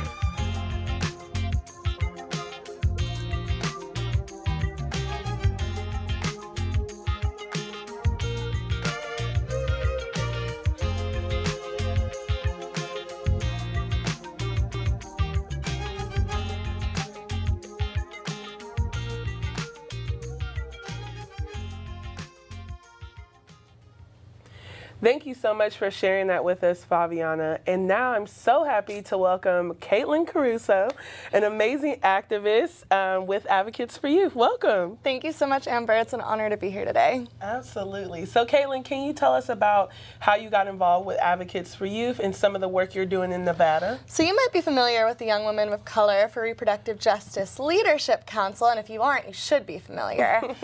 So I actually served on that council doing reproductive justice work in Nevada, specifically around comprehensive sexuality education.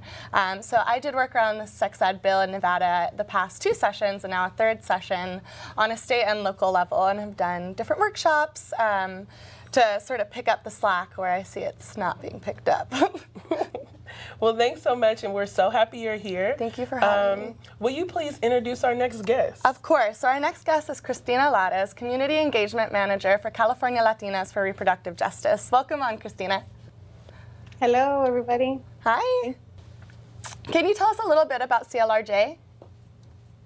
Yes, so CLRJ is the only Latina-led reproductive justice organization in California addressing Latinas' reproductive health, rights, and justice at a critical time in the history of reproductive rights in the nation right now. We were started 11 years ago by a group of intergenerational Latinas who really identified a gap in the way reproductive health and rights were being addressed in the Latino community. And so since then, we've been working to advance the reproductive rights movement through an intersectional social justice human rights framework that is committed to honoring the experiences of the more than 7 million Latinas that live here in California.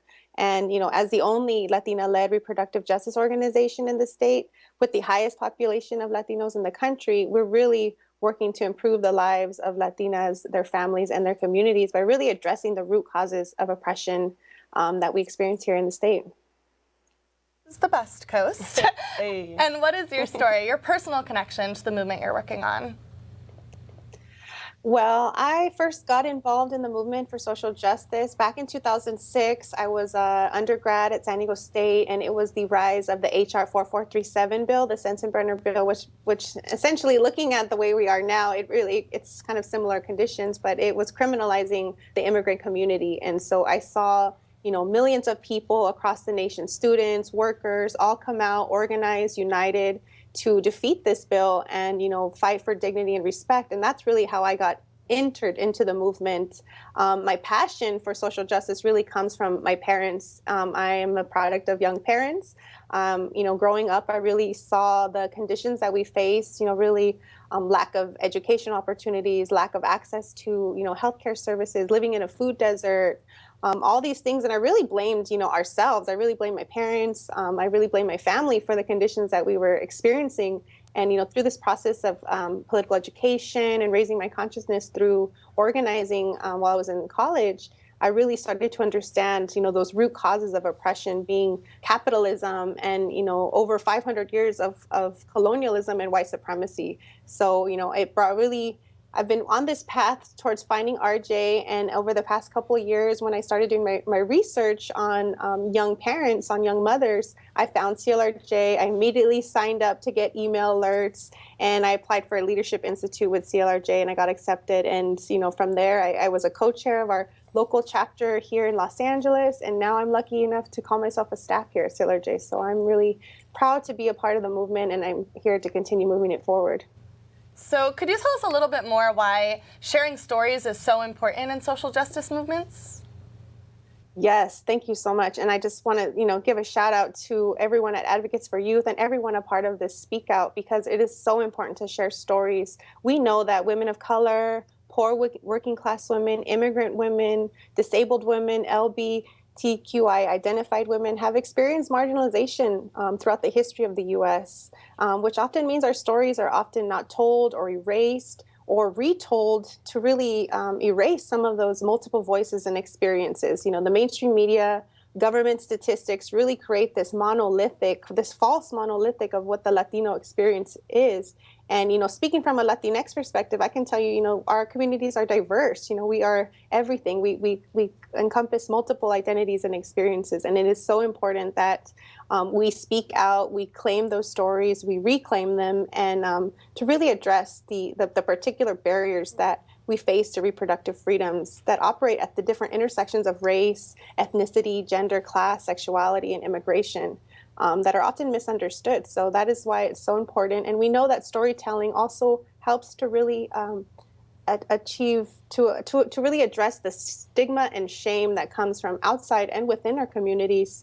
That really silences us from really, speaking out for our needs and sharing our stories. So by storytelling, we're really to see that there, we share experiences, we're diverse, we're similar, and it really creates unity, and it really provides a great foundation for building community and movement building. Thank you so much for being here today and for the life-saving work you do, Christina. Amber, who's our next guest? Right now, I would like to welcome Sarah, who will share her story by video. My name is Sarah Erdrich. I live in Washington, D.C., and I had an abortion in October 2016. The pregnancy that I had to terminate was a wanted one. It was very well planned.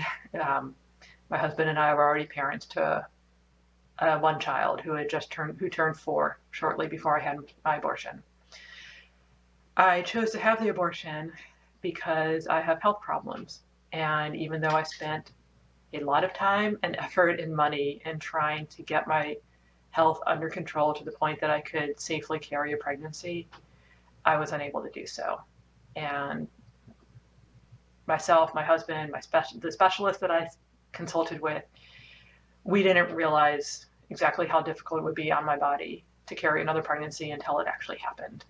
And so the choice was made by me, but with the support of my family, of my physicians, to terminate the pregnancy. I was very lucky that I was able to have access to that kind of free medical care that I received, not just at the abortion clinic, but leading up to it as well. I was very lucky that I could talk to my spouse so openly about it, that I could share what I was going through with friends and with my parents. I know very well from my years working in the reproductive rights movement and from my time spent researching a book on this topic that a lot of women and are not that lucky with who they can speak with in their families and in the community. And that breaks my heart, because what I did was difficult. Not that I ever doubted that having an abortion was the right decision, but that doesn't mean it was an easy decision. And it doesn't mean that it's not something I still think about. But knowing that I had support, more support than I ever realized, for making that choice, made me feel so comforted and so lucky is really the best way to put it. I was lucky in other ways. I could afford it. My husband's health insurance didn't cover this procedure, but we could pay out of pocket. I know a lot of people can't, and that's also a tragedy. Having an abortion saved my health. It saved the health of my family. I could not have been a parent to my 4-year-old if I had to go through that pregnancy. It wouldn't have been fair to the family I already had to do that. And it wouldn't have been fair to me or to the child I was carrying. So that's why I'm taking part in the Speakout. And that's why I wish that other women who want to talk about abortion but can't, for whatever reason, I hope that they hear, if not my story, that they hear other stories that are being told on this day and know that they're not alone. Thank you so much, Sarah. That was powerful. And don't forget to check out Sarah's book, Generation Roe, Inside the Future of the Pro-Choice Movement. Caitlin, what's next? So next, I'm happy to share this pre-recorded message from Shria Sarkar, a filmmaker and amazing comedian. Hello, I'm Shria from Brooklyn, New York. My abortion story is incredibly boring, which is really how any story about a routine medical procedure should be. I found out I was unexpectedly pregnant 7 weeks along during my first semester of grad school. I was with my first boyfriend. I had my first abortion on our first anniversary. So here's that. I was incredibly grateful for my experience, though, because it was so smooth. I went to Planned Parenthood for my pregnancy test because I couldn't afford the one from the drugstore. I was scheduled for an abortion the very next day. It was finals week, so I showed up with my homework, did my homework, got my abortion, went home, submitted my final project, boom, done.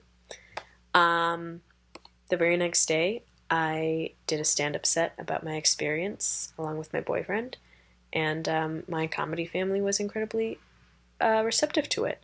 And as an artist, as a comedian, there's nothing more you could ask for from that.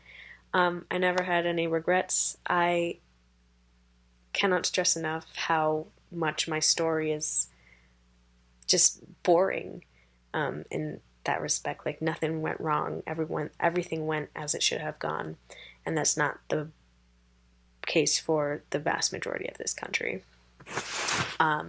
We have stigmatized abortion so much that we have entrapped women and a lot of people in societies and communities that are built up on stigmatization, to the point where these people can't even see that what they need is just a regular medical procedure and nothing more than that.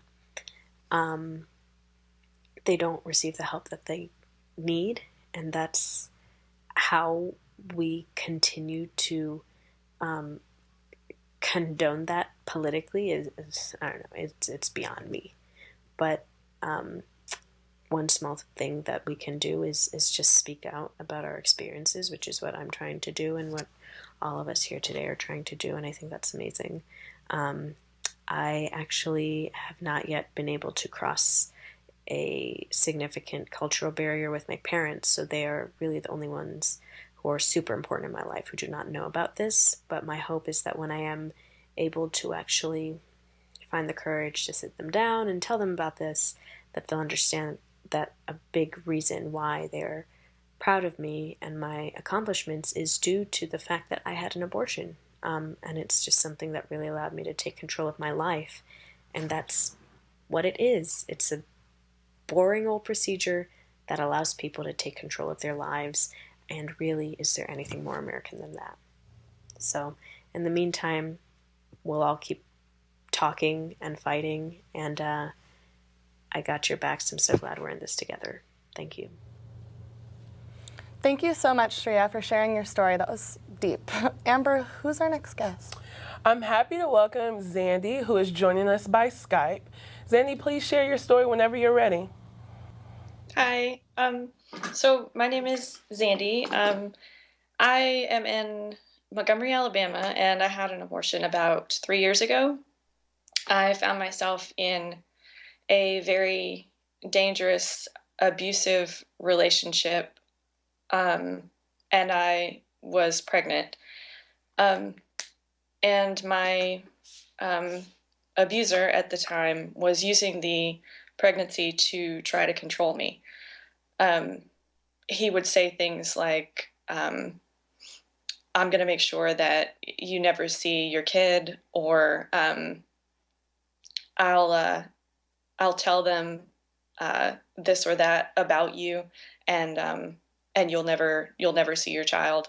And he knew that I was also physically vulnerable as well, and so he began to get more and more violent once he found out I was pregnant, because he thought that that was a way he could control me. And I made a decision one day. I called my grandmother and I said, I can't, there's no way that I want to be in any way attached to this person for any amount of time. And I can't raise a child with him, and I won't. And so she said, I'll help you however I can. I got on Google and I did a search for reproductive health and abortion providers. And I ended up accidentally going to a crisis pregnancy center before I found an actual abortion center in my town. And they offered me absolutely no medical advice. They wouldn't refer me to a provider. They wouldn't even tell me if there was one in town. And they gave me a set of crochet baby booties and a rubber fetus that they said they had prayed over my baby.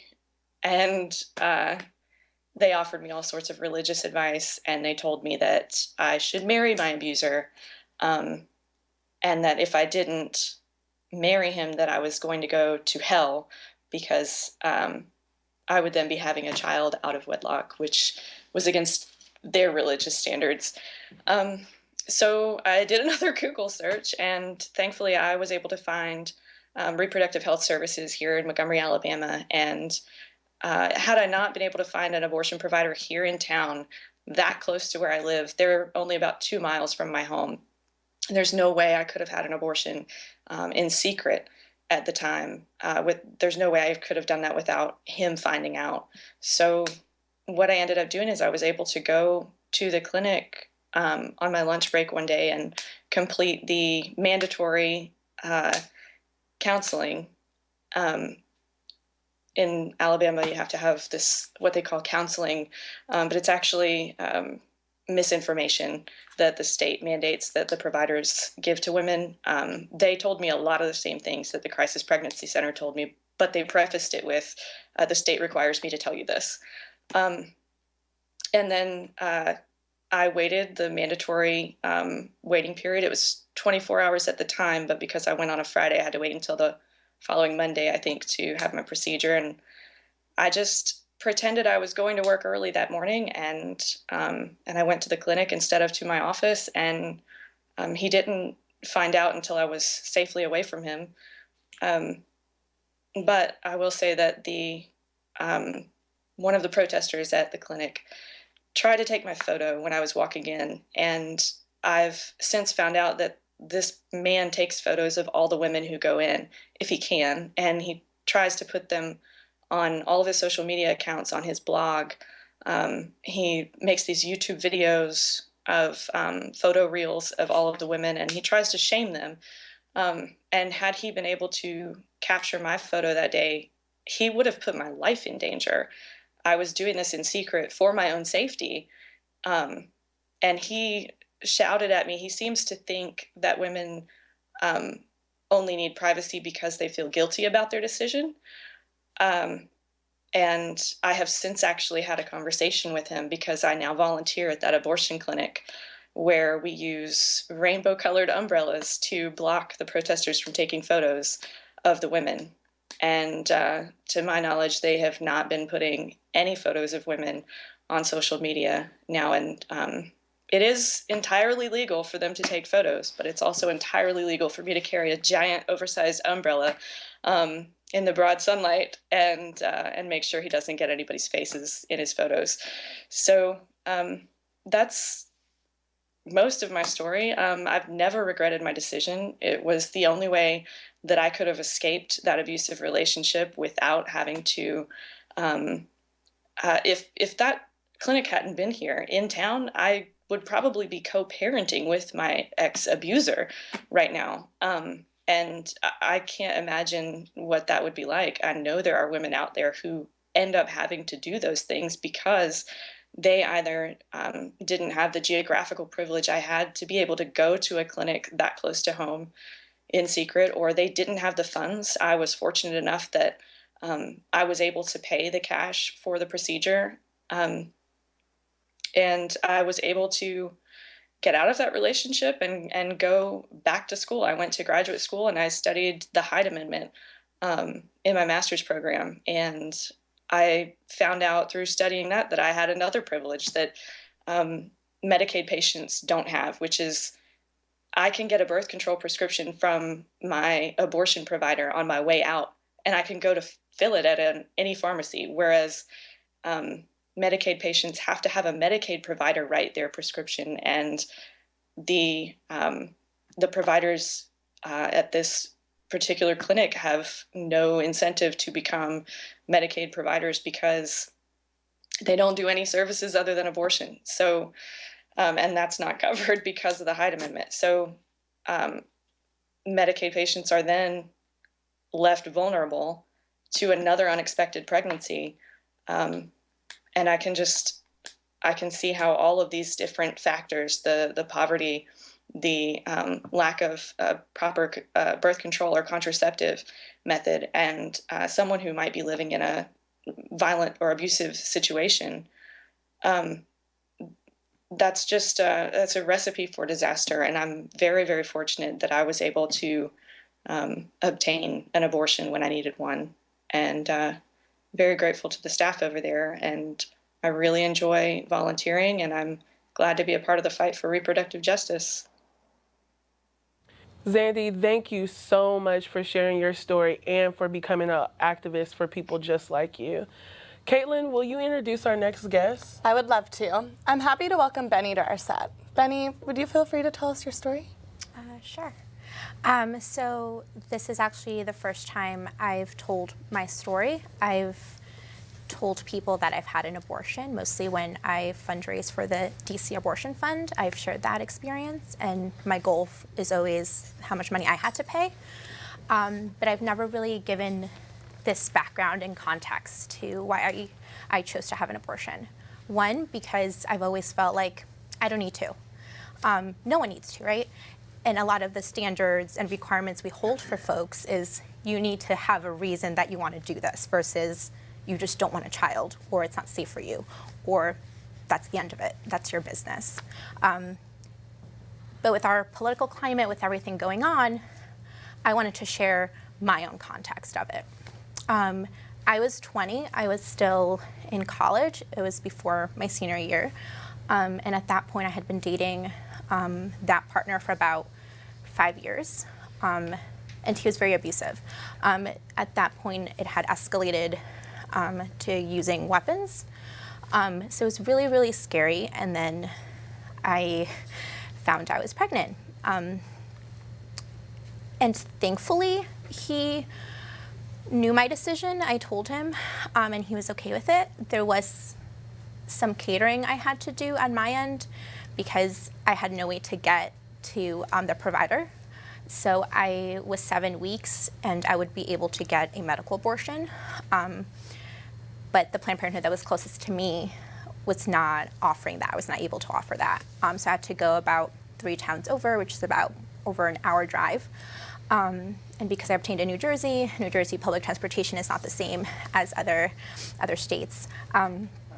So I had to rely on him to drive me. And at that point, I was participating in certain things he did not allow me to. So I was basically living like this double life of having certain activities I did in college, like an improv theater group that addressed interpersonal violence, and that was really important to me. Because I would act out my reality, and it was my way to kind of process what I was doing and what I was in. And it was a way for me to feel like I was somehow fighting back. And I remember the day that I had to pick up the last set of medication, which I needed, like that was the set. I had signed up to perform, and I was running late. Like I had to make it to my house before he did, or he would wonder where I was. And I had my friend who also performed with me drive me, and she was driving super fast. She didn't even know, but I said, I need to make it. I need to make it to my house by this time.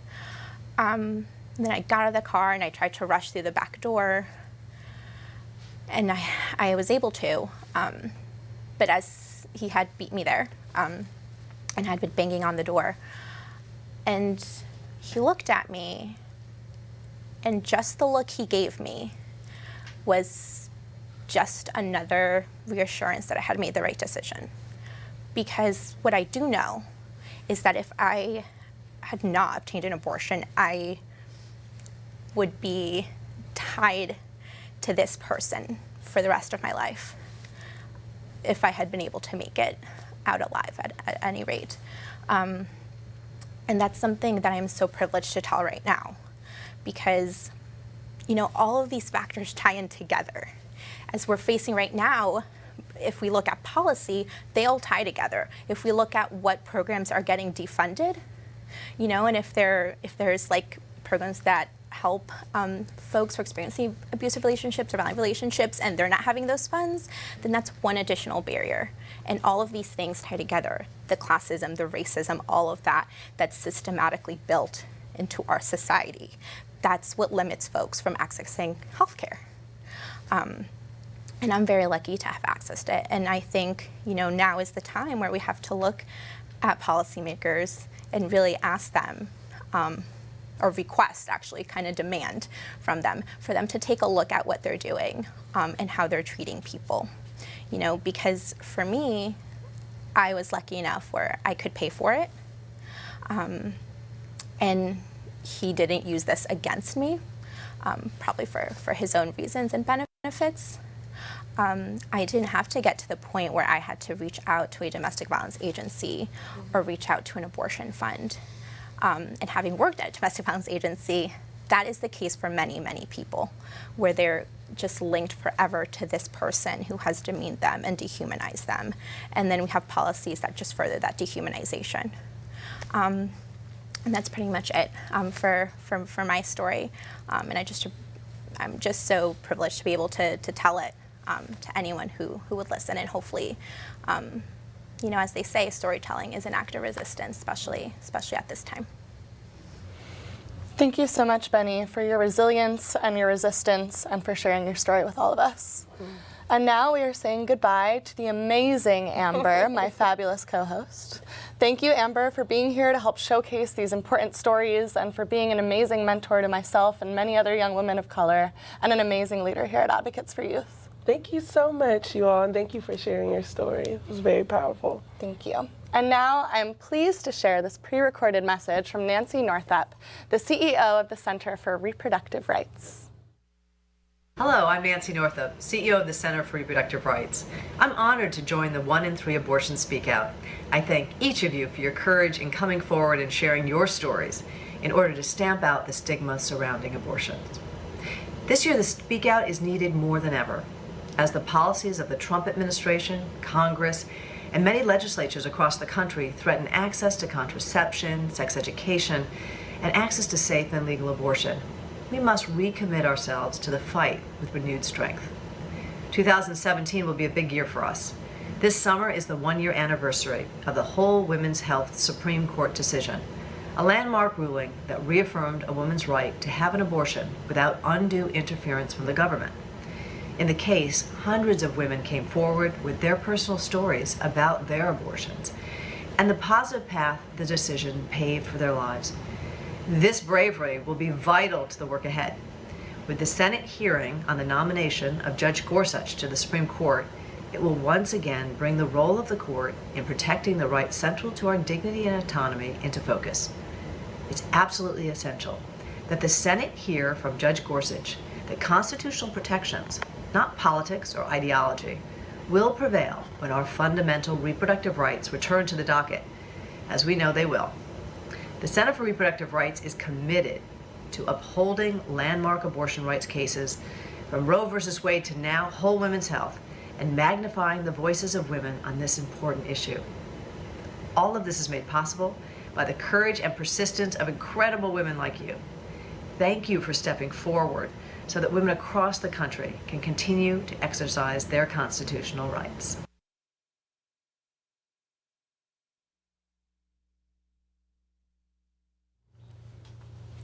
We have some incredible stories this hour, from Liz Weinstead, the creator of The Daily Show and founder of Lady Parts Justice, to DC Council member David Grasso, to Elizabeth, who was a volunteer as a clinic escort when the fight for abortion rights became very personal.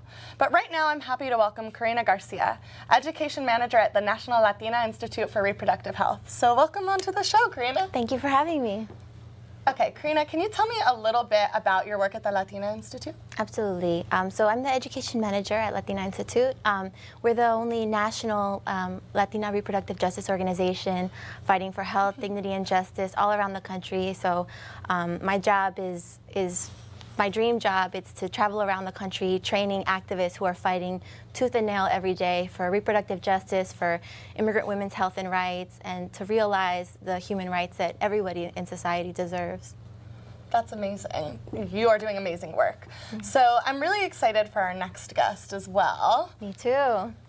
Me too, Caitlin. And right now I'm thrilled to welcome Liz Winstead, the co-creator of The Daily Show, the founder of Lady Parts Justice, and a hilarious comedian and activist who is joining us via Skype. Liz, thank you for being here. Hi, guys. Hi. So can you tell us, Liz, why do you think that it's important to bring comedy to discussions about abortion? Well, you know, I think that for a long time, we allowed the narrative around abortion to be driven by the anti-choice movement. And so I think that when we talk about abortion, extremists who turn science into a garbage fire should be exposed, and using humor is a really good way to do that. And I also think that the joy and the relief and the many positive things that come from abortion, I think can be harnessed and utilized through joy, humor, and laughter. Thank you, Liz.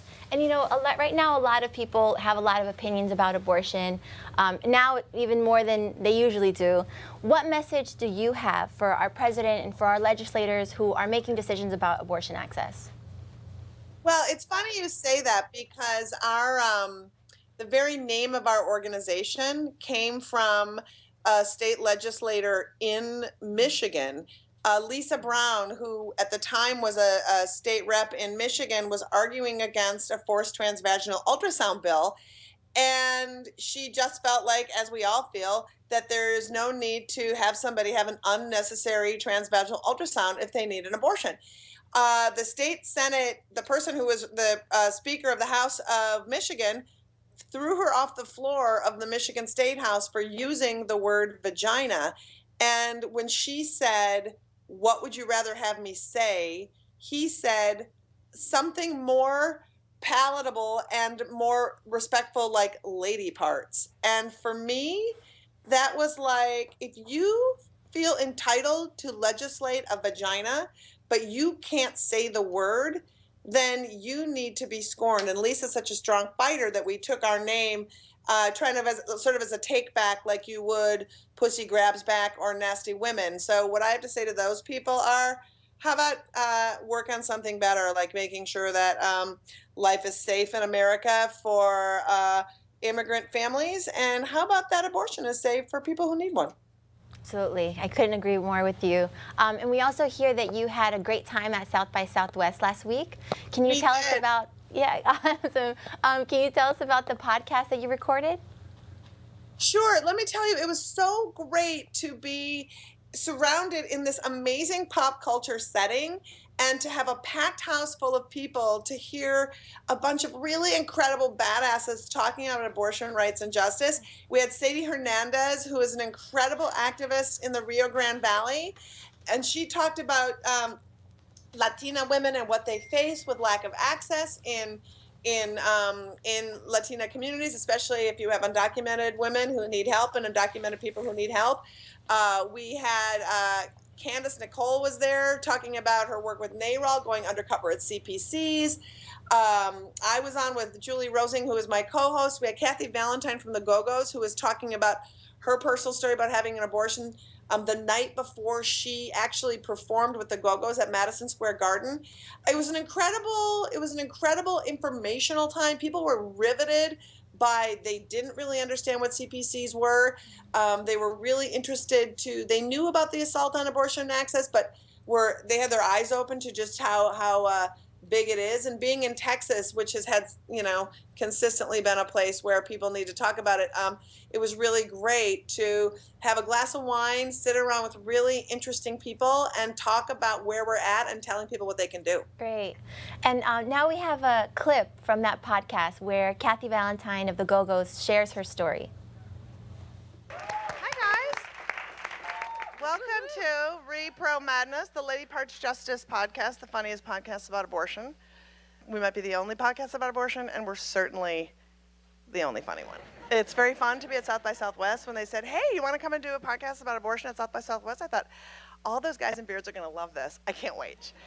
Whether it's just an abortion shout out where you just literally say, "I had an abortion, I'm a face, see me," or whether you're telling a larger narrative about your abortion to show people all these different stories, it all matters. And it's all really important. And for those of us who have to be on the road and do work, sometimes unintended pregnancy happens and gets in the way, and that happened to you. In that time, I didn't talk about it much, not because I was filled with shame, but because it was such a normal thing. I mean, it was just like, I don't talk about my pap smears, I don't talk about any of my personal business when it comes to my body. I want to give a little backstory. I started playing music here in Austin, and I was 15 years old, and from the minute I picked up a guitar, I knew that was how I was going to make my way through the world.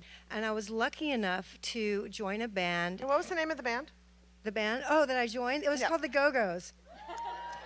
And, we went on to make some significant music history. I turned 22, and a few months later, we got a record deal. And it just kept kind of ramping up. And it was literally my dream come true. It was my dream life. We went to Europe, and something had just changed. I looked horrible, and I felt horrible, and I just felt like, ugh. And what I didn't know was that on a little weekend visit before going to Europe, when I'd gotten together with my boyfriend and had sex, that I'd gotten pregnant. Like, I don't know how many people remember this, but they used to have this thing called a diaphragm. You would put this like stuff in it and it'd get really slippery and it would go flying across the room a few times before you got it in there. It looked like a shower cap for your cat. That's what it looked like. It was a little rubber hat. If you don't put it in exactly right, which I don't know how you're supposed to know other than if you can feel it, it's probably wrong. And if you can't feel it, it's fine, you know, so it felt fine to me. Anyway, it didn't do its job, apparently, and I found out in Europe that I was, after missing a couple of periods, it became very clear why I was so hormonal and so grumpy and felt so awful. And it was horrifying. I called our manager and I said, I've got a real problem here. And we looked at the schedule, and there was one day off on January 20th, and the only problem was the next day was Madison Square Garden. When we got to New York, you know, I had to take that one day and go to a clinic. It was a very solitary, lonesome thing, but it was also just, I'm not going to walk away from my dream that I've been working for my whole life. Having to play Madison Square Garden the next night after doing that and go on with my career, our record went to #1 a few months later. I've had, I think the biggest thrill of my entire musical career is how many females, some men, but a lot of females come up to me and say, if it wasn't for you and seeing you and hearing your success, you know, either it got me through a tough time, it made me want to be a musician. Everyone from Courtney Love to the women in Veruca Salt to Bikini Kill, Kathleen Hanna. I mean, so many women said that they were inspired because of us. And it outrages me to think that someone like Flyman or Frogman or whatever, that any person, man, woman, any person should have the right to take my self-determination away from me. Yes.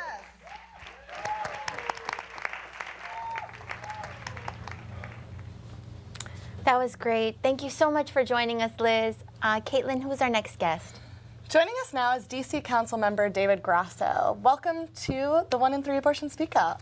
Well, thank you so much for having me here. I'm really excited to be a part of this. Awesome. So what are some challenges to abortion access for folks in the District of Columbia here? Well, the District of Columbia actually has had very progressive laws around abortion access for a long time. Unfortunately, we also have an overseer called Congress. As you know, we don't have full statehood here, and so we often run into issues with Congress trying to stop us from doing certain things here in the city to protect a woman's right to really choose what to do with her body.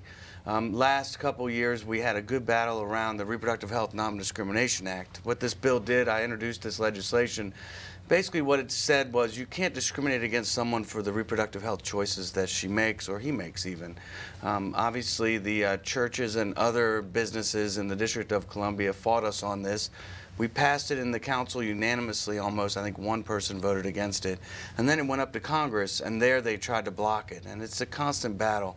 They've done it that way. They also in the past have tried to limit our funding for abortions, so we're not allowed to spend any federal dollars like every other jurisdiction. But for a period of time, we also are not allowed to spend any local dollars to support abortion access in the District of Columbia. So it's been a real battle. It continues to be a battle as long as D.C. is treated like Congress's petri dish, so to speak, right? They try out these things on us. The only difference is when their experiments fail, they continue to try them out on us, even though they're proven to not work. Wow. So could you elaborate a little bit more on the Reproductive Health Non-Discrimination Act and what its effect was here in D.C.?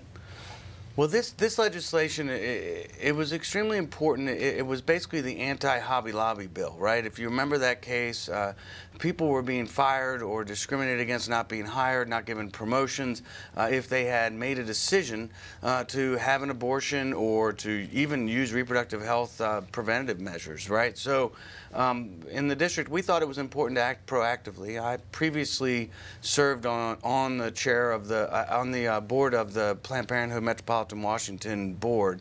And when I was there, I learned a lot about these issues. And when I got elected, I said, hey, let's proactively act on this. So we introduced the Reproductive Health Non-Discrimination Act, which prohibits employers from really intervening when you make a personal choice. And so There are some businesses out there that if a woman chooses to be married and not have children, for example, what does that mean? They judge her on that, and they could discriminate against her. This would prevent that.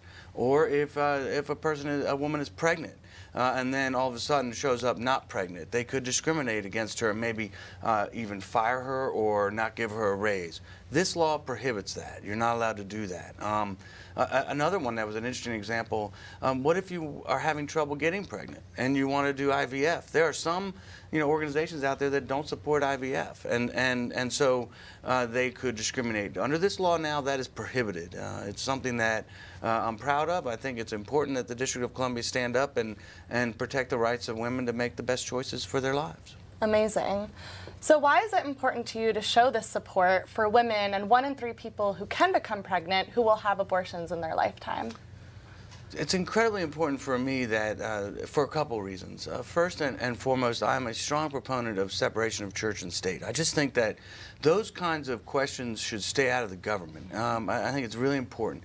The second thing, I think it's important for us to recognize that this is part of a comprehensive health model. This is about allowing people to make decisions about their lives on a healthcare basis, and then do it with the most information possible. So whatever their choices are, however they want to engage in reproductive health, they can do that. And then I guess finally I'll say, making sure that abortion is accessible, making sure that it's affordable is important, because as soon as we don't do that, the people that's going to hurt the most are the poorest among us. This has been proven time and time again.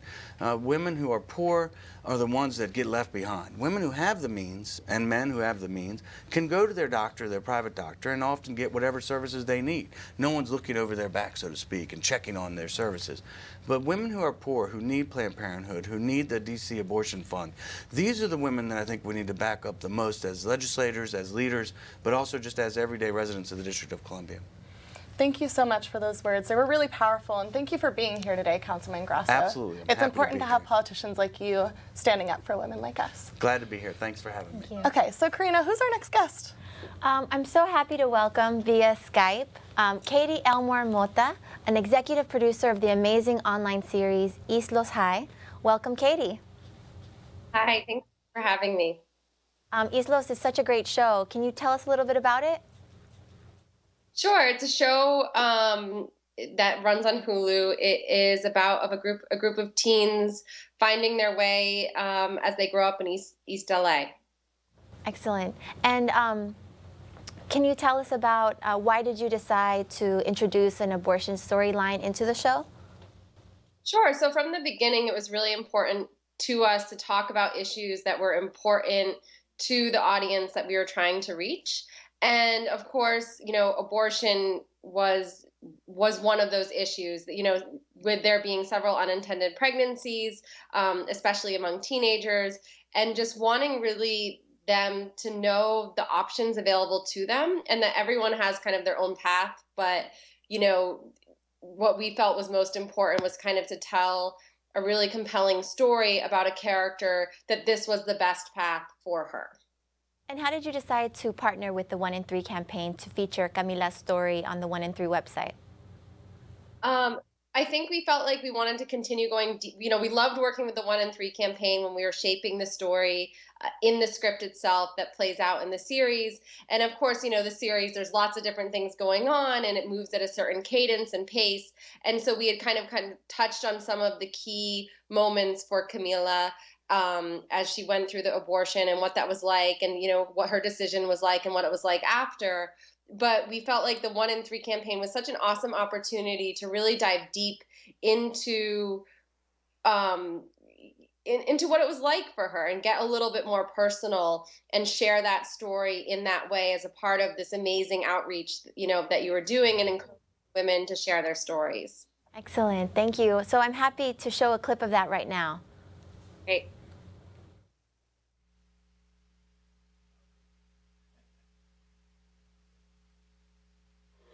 I'm Camila, I'm 18, and I had an abortion last week. It feels really weird for me to say that because I never thought that I'd have to go through this. And my boyfriend always has condoms on him, but one day he didn't, and we didn't care. You know, we hadn't seen each other in a long time, and we really missed each other. And all we thought about was just being together. He's my bae, you know, he's my ride or die, he's my love, he's my everything.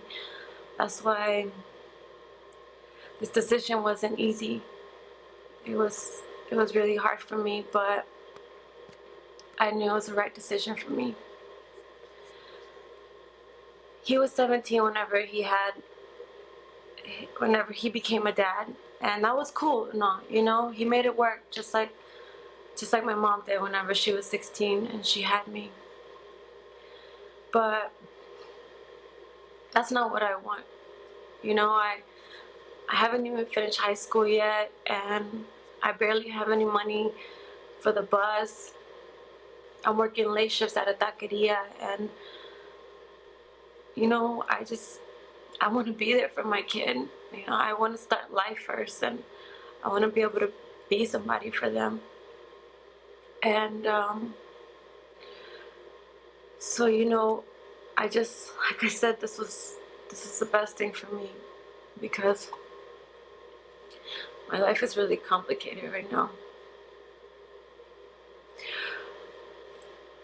That's why whenever I found out that I was pregnant, I went to the clinic on Whittier. I took the bus, you know, and I didn't tell nobody because I didn't want anybody to change my mind, and I didn't want people to think I was a bad person, and I was already stressing a lot. And I had questions, you know, I was scared. I didn't know if I was going to be able to have kids afterwards. But when I got there, it was cool because the ladies were super nice, and they said I was going to be safe, and they told me that whenever I was ready, I'd be able to have kids. And they told me that Medi-Cal would help me pay for it, and it was cool, you know, because like I said, I didn't really have any money. So I decided to do it at home with the pills. It was cool because my sister was by my side the whole time, and it was nice to have that support because I felt really alone, and it just made it a lot easier to have her there by my side.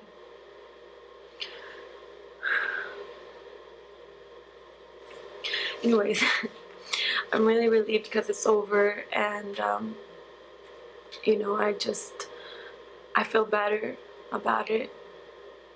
Even though I still get sad sometimes, you know, I start tripping on myself, I start tripping on my boyfriend.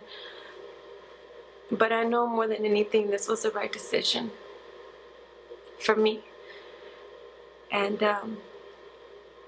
I feel lucky, you know, that I was able to have an abortion, because there's some states that girls don't even have the opportunity, you know, they don't know where to go, they don't have a clinic to go to, they don't know how they're going to pay for it, and sometimes they get put on really long waiting lists, and that's really messed up.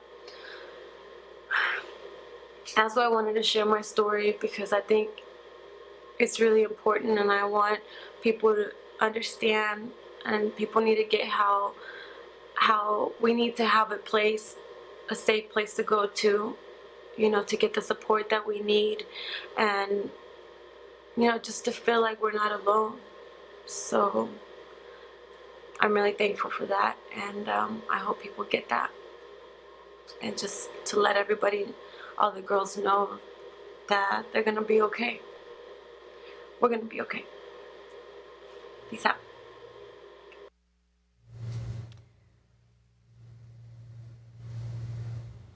Wow, that's so powerful.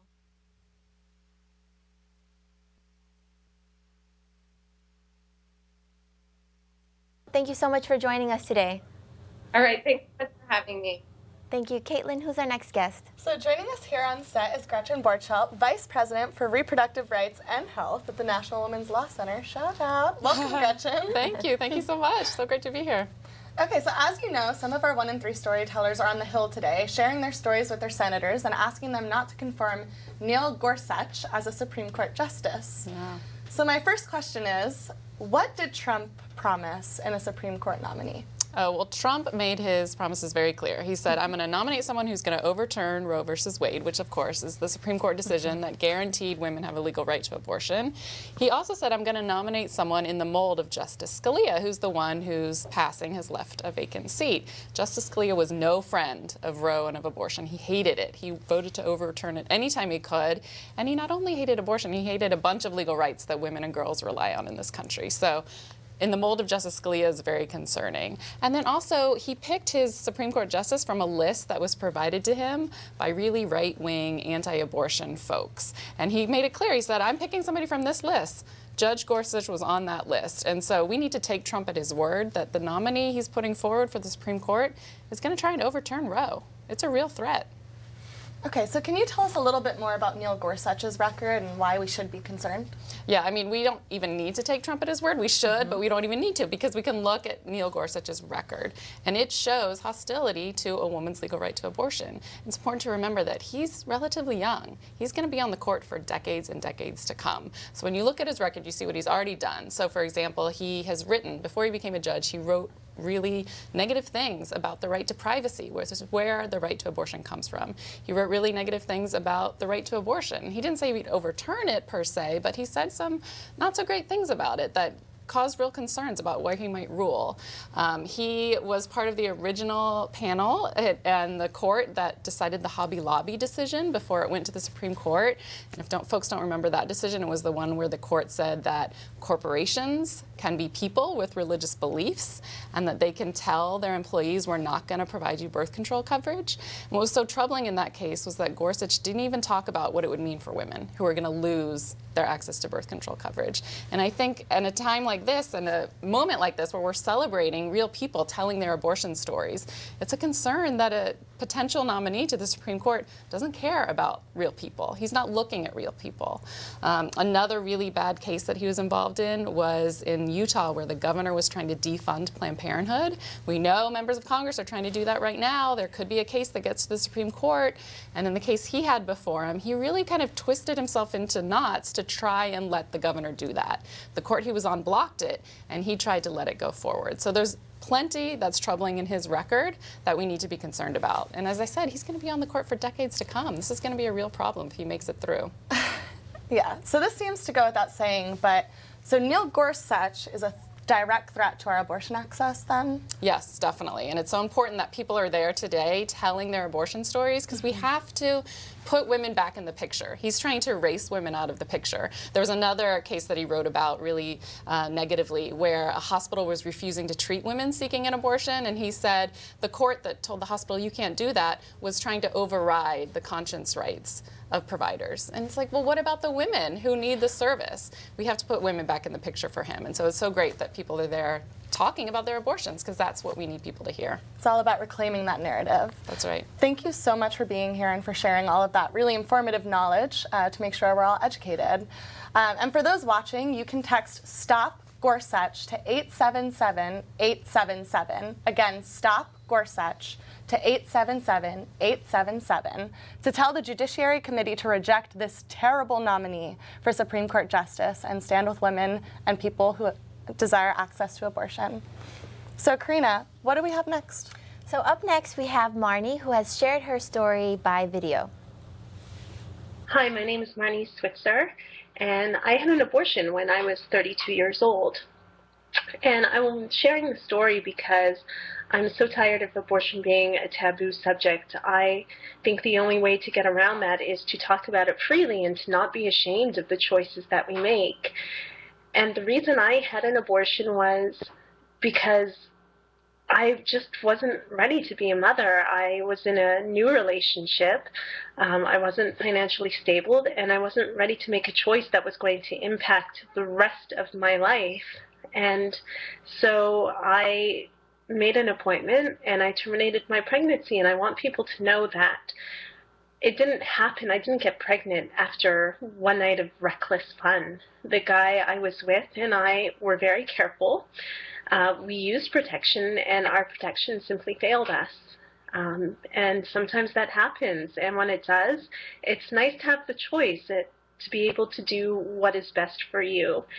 And I want future generations to be able to have access to that same choice, to make the decision that is right for them, because at the end of the day, no one has the right to tell you what is right for you. You are the only person who can make those choices. Thank you so much for sharing your story. And right now I'm really happy to welcome Rachel, who will also share her story via Skype. Rachel, please start whenever you're ready and comfortable. Thank you. And so my abortion story starts in June of 2015. My husband and I had recently gotten married, and we found out that we were pregnant, and we were really excited because we wanted to start a family right away. And around our 15, 16 weeks, I had a blood test that came back inconclusive. And so they ordered another blood test, and that one came back saying everything was fine. So I was really excited to start telling friends and family that we were expecting. And then we went in for a 20-week ultrasound. And during that 20-week ultrasound, I remember the ultrasound tech asking if my blood work had come back okay. And it's my first pregnancy, so I assumed that was a normal question. And I said yes. And then she said, well, I have to get the doctor. And so the doctor came in and told us that we were seeing some abnormalities with the ultrasound. And I just remember at the time just feeling like somebody had taken all of the wind out of me, and I didn't really know what to say. And she said, well, we're getting conflicting information, so we're going to refer you to a perinatal specialist. And so by the time I could get in with the perinatal specialist, I was about 23 weeks pregnant. And they found some additional problems during that ultrasound. They couldn't find our son's stomach. They couldn't find his kidneys. He had multiple other issues. They were looking at his heart to see if that was working. And they decided to do an amniocentesis to get a more conclusive result. And by the time the amniocentesis would be back, I would be about 26 weeks, because this was also Thanksgiving holiday, so that added to the extra time frame. And so over the next couple days, I called the doctor several times asking about diagnosis and prognosis, and he essentially told me that if our son did survive birth, if the both of us did survive birth, that it was most likely that my son would either die after birth or from a complication from surgery. If he was able to breathe on his own and all of those things. And so it just became very obvious to me that my son would suffer. And I just didn't feel like that was something that I could ask him to do for me. And so we decided, my husband and I talked about it and decided that we would get an abortion. And our doctor was thankfully very supportive. However, I live in Missouri, and so I was unable to get an abortion because I was now 25 weeks pregnant. And so he told me he can't perform the abortion, that he would have to refer me to another doctor out of state. So I called Dr. Hearn's office in Colorado, and he was able to schedule the abortion for the week after Thanksgiving. So again, I had to wait another week because of the Thanksgiving holiday. And my husband and I had to drive 10 hours to receive health care. And so I had to stay in a hotel and went through the abortion procedure, which at 26 weeks is about 4 days long. And I delivered my son alone and went back to my hotel room after, and then a couple days after that drove back to Missouri and was back at work on Monday morning. And we also had to take out a loan to cover the procedure because in Missouri, your insurance is not allowed to cover abortions. There's also only 4 abortion providers who perform abortions that late term, and they are not covered by insurance. So we took out a loan with our bank to cover the cost of the procedure. And I just tell my story because not all abortions are a black and white issue, because they are healthcare, because they needed healthcare, and because of the laws in my state, I was unable to attain that healthcare, and I had to drive to a different state and deliver my son by myself instead of surrounded by friends and family. And also because there's such a horrible stigma around late-term abortions. I essentially underwent something called fetal demise. And then on the final day of the procedure on Friday, I had an assisted delivery, and nobody ripped a baby out of me. There was no trauma. It was exactly like delivering a baby, except I knew the baby that I was delivering wouldn't survive.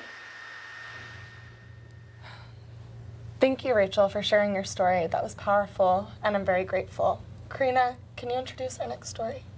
Up next, we have Elizabeth Burkall, who pre-recorded her story. 1 in 3 women in the United States has had an abortion. So it's important to know who we are. Allow me to introduce myself. I am your mother. I am your daughter. I am your sister. I am your wife. The chances are that someone very close to you has had an abortion. Maybe she didn't talk about it. It is, after all, a very private decision. My story began in 1989, when at the age of 25, I became active in the pro-choice movement. For several years, I volunteered to defend clinics against attacks by anti-choice groups. In 1998, the pro-choice issue became personal for me as I found myself pregnant for the first time at the age of 34. I had only known the father for a month, and we were both full-time students. We were not mentally, emotionally, or financially prepared to bring a child into this world. We both agreed the best option was abortion. A year later, I became pregnant again from the same boyfriend. By then, I was finishing my degree at Georgia State University. I was 35 years old. I chose to have the baby. Now I am the mother. I'm the proud mother of an incredible 17-year-old daughter. I feel that I made the right decision in both circumstances, to have an abortion when I was not ready for parenthood, and to have a baby when I was ready. By making these choices, I have been able to devote myself to raising my daughter, who has become the most amazing young woman. I will never forget the words of a woman I met during the early years of my activism. When she got pregnant, her boyfriend wanted to force her to have an abortion. She resisted, opting instead to give birth to her daughter. She said that she realized that if it's possible for someone to force you to carry out a pregnancy against your will, then it is also possible to force you to have an abortion against your will. Choice means deciding when to give birth when you're ready, or when to terminate a pregnancy when you're not. I urge our lawmakers to listen, because someone very close to you, perhaps your own mother, your own daughter, your sister, or your wife, has exercised her right to an abortion. I can never and will never support a candidate that does not support abortion rights and funding for family planning services. Indeed, those organizations have provided services to someone you love. Thank you. Elizabeth Burkall, Hollywood, Florida, March 2017. Thank you for sharing that, Elizabeth. And that's our show. Thank you all for joining us at the 2017 Abortion Speakout. Thank you to our guest today. Thank you to the 1,200 plus people who have contributed their abortion stories at the 1 in 3 campaign website, www.onein3campaign.org. Thank you to all who are sharing their abortion stories with their legislators today and those at home. Don't forget to join them by texting Stop Gorsuch at 877-877. You are all helping to end the stigma and protect access to abortion, and we are all part of that resistance. Let's continue to stand up with each other. Let's resist this tyranny of this administration and its heinous, heinous policies. Thank you. So.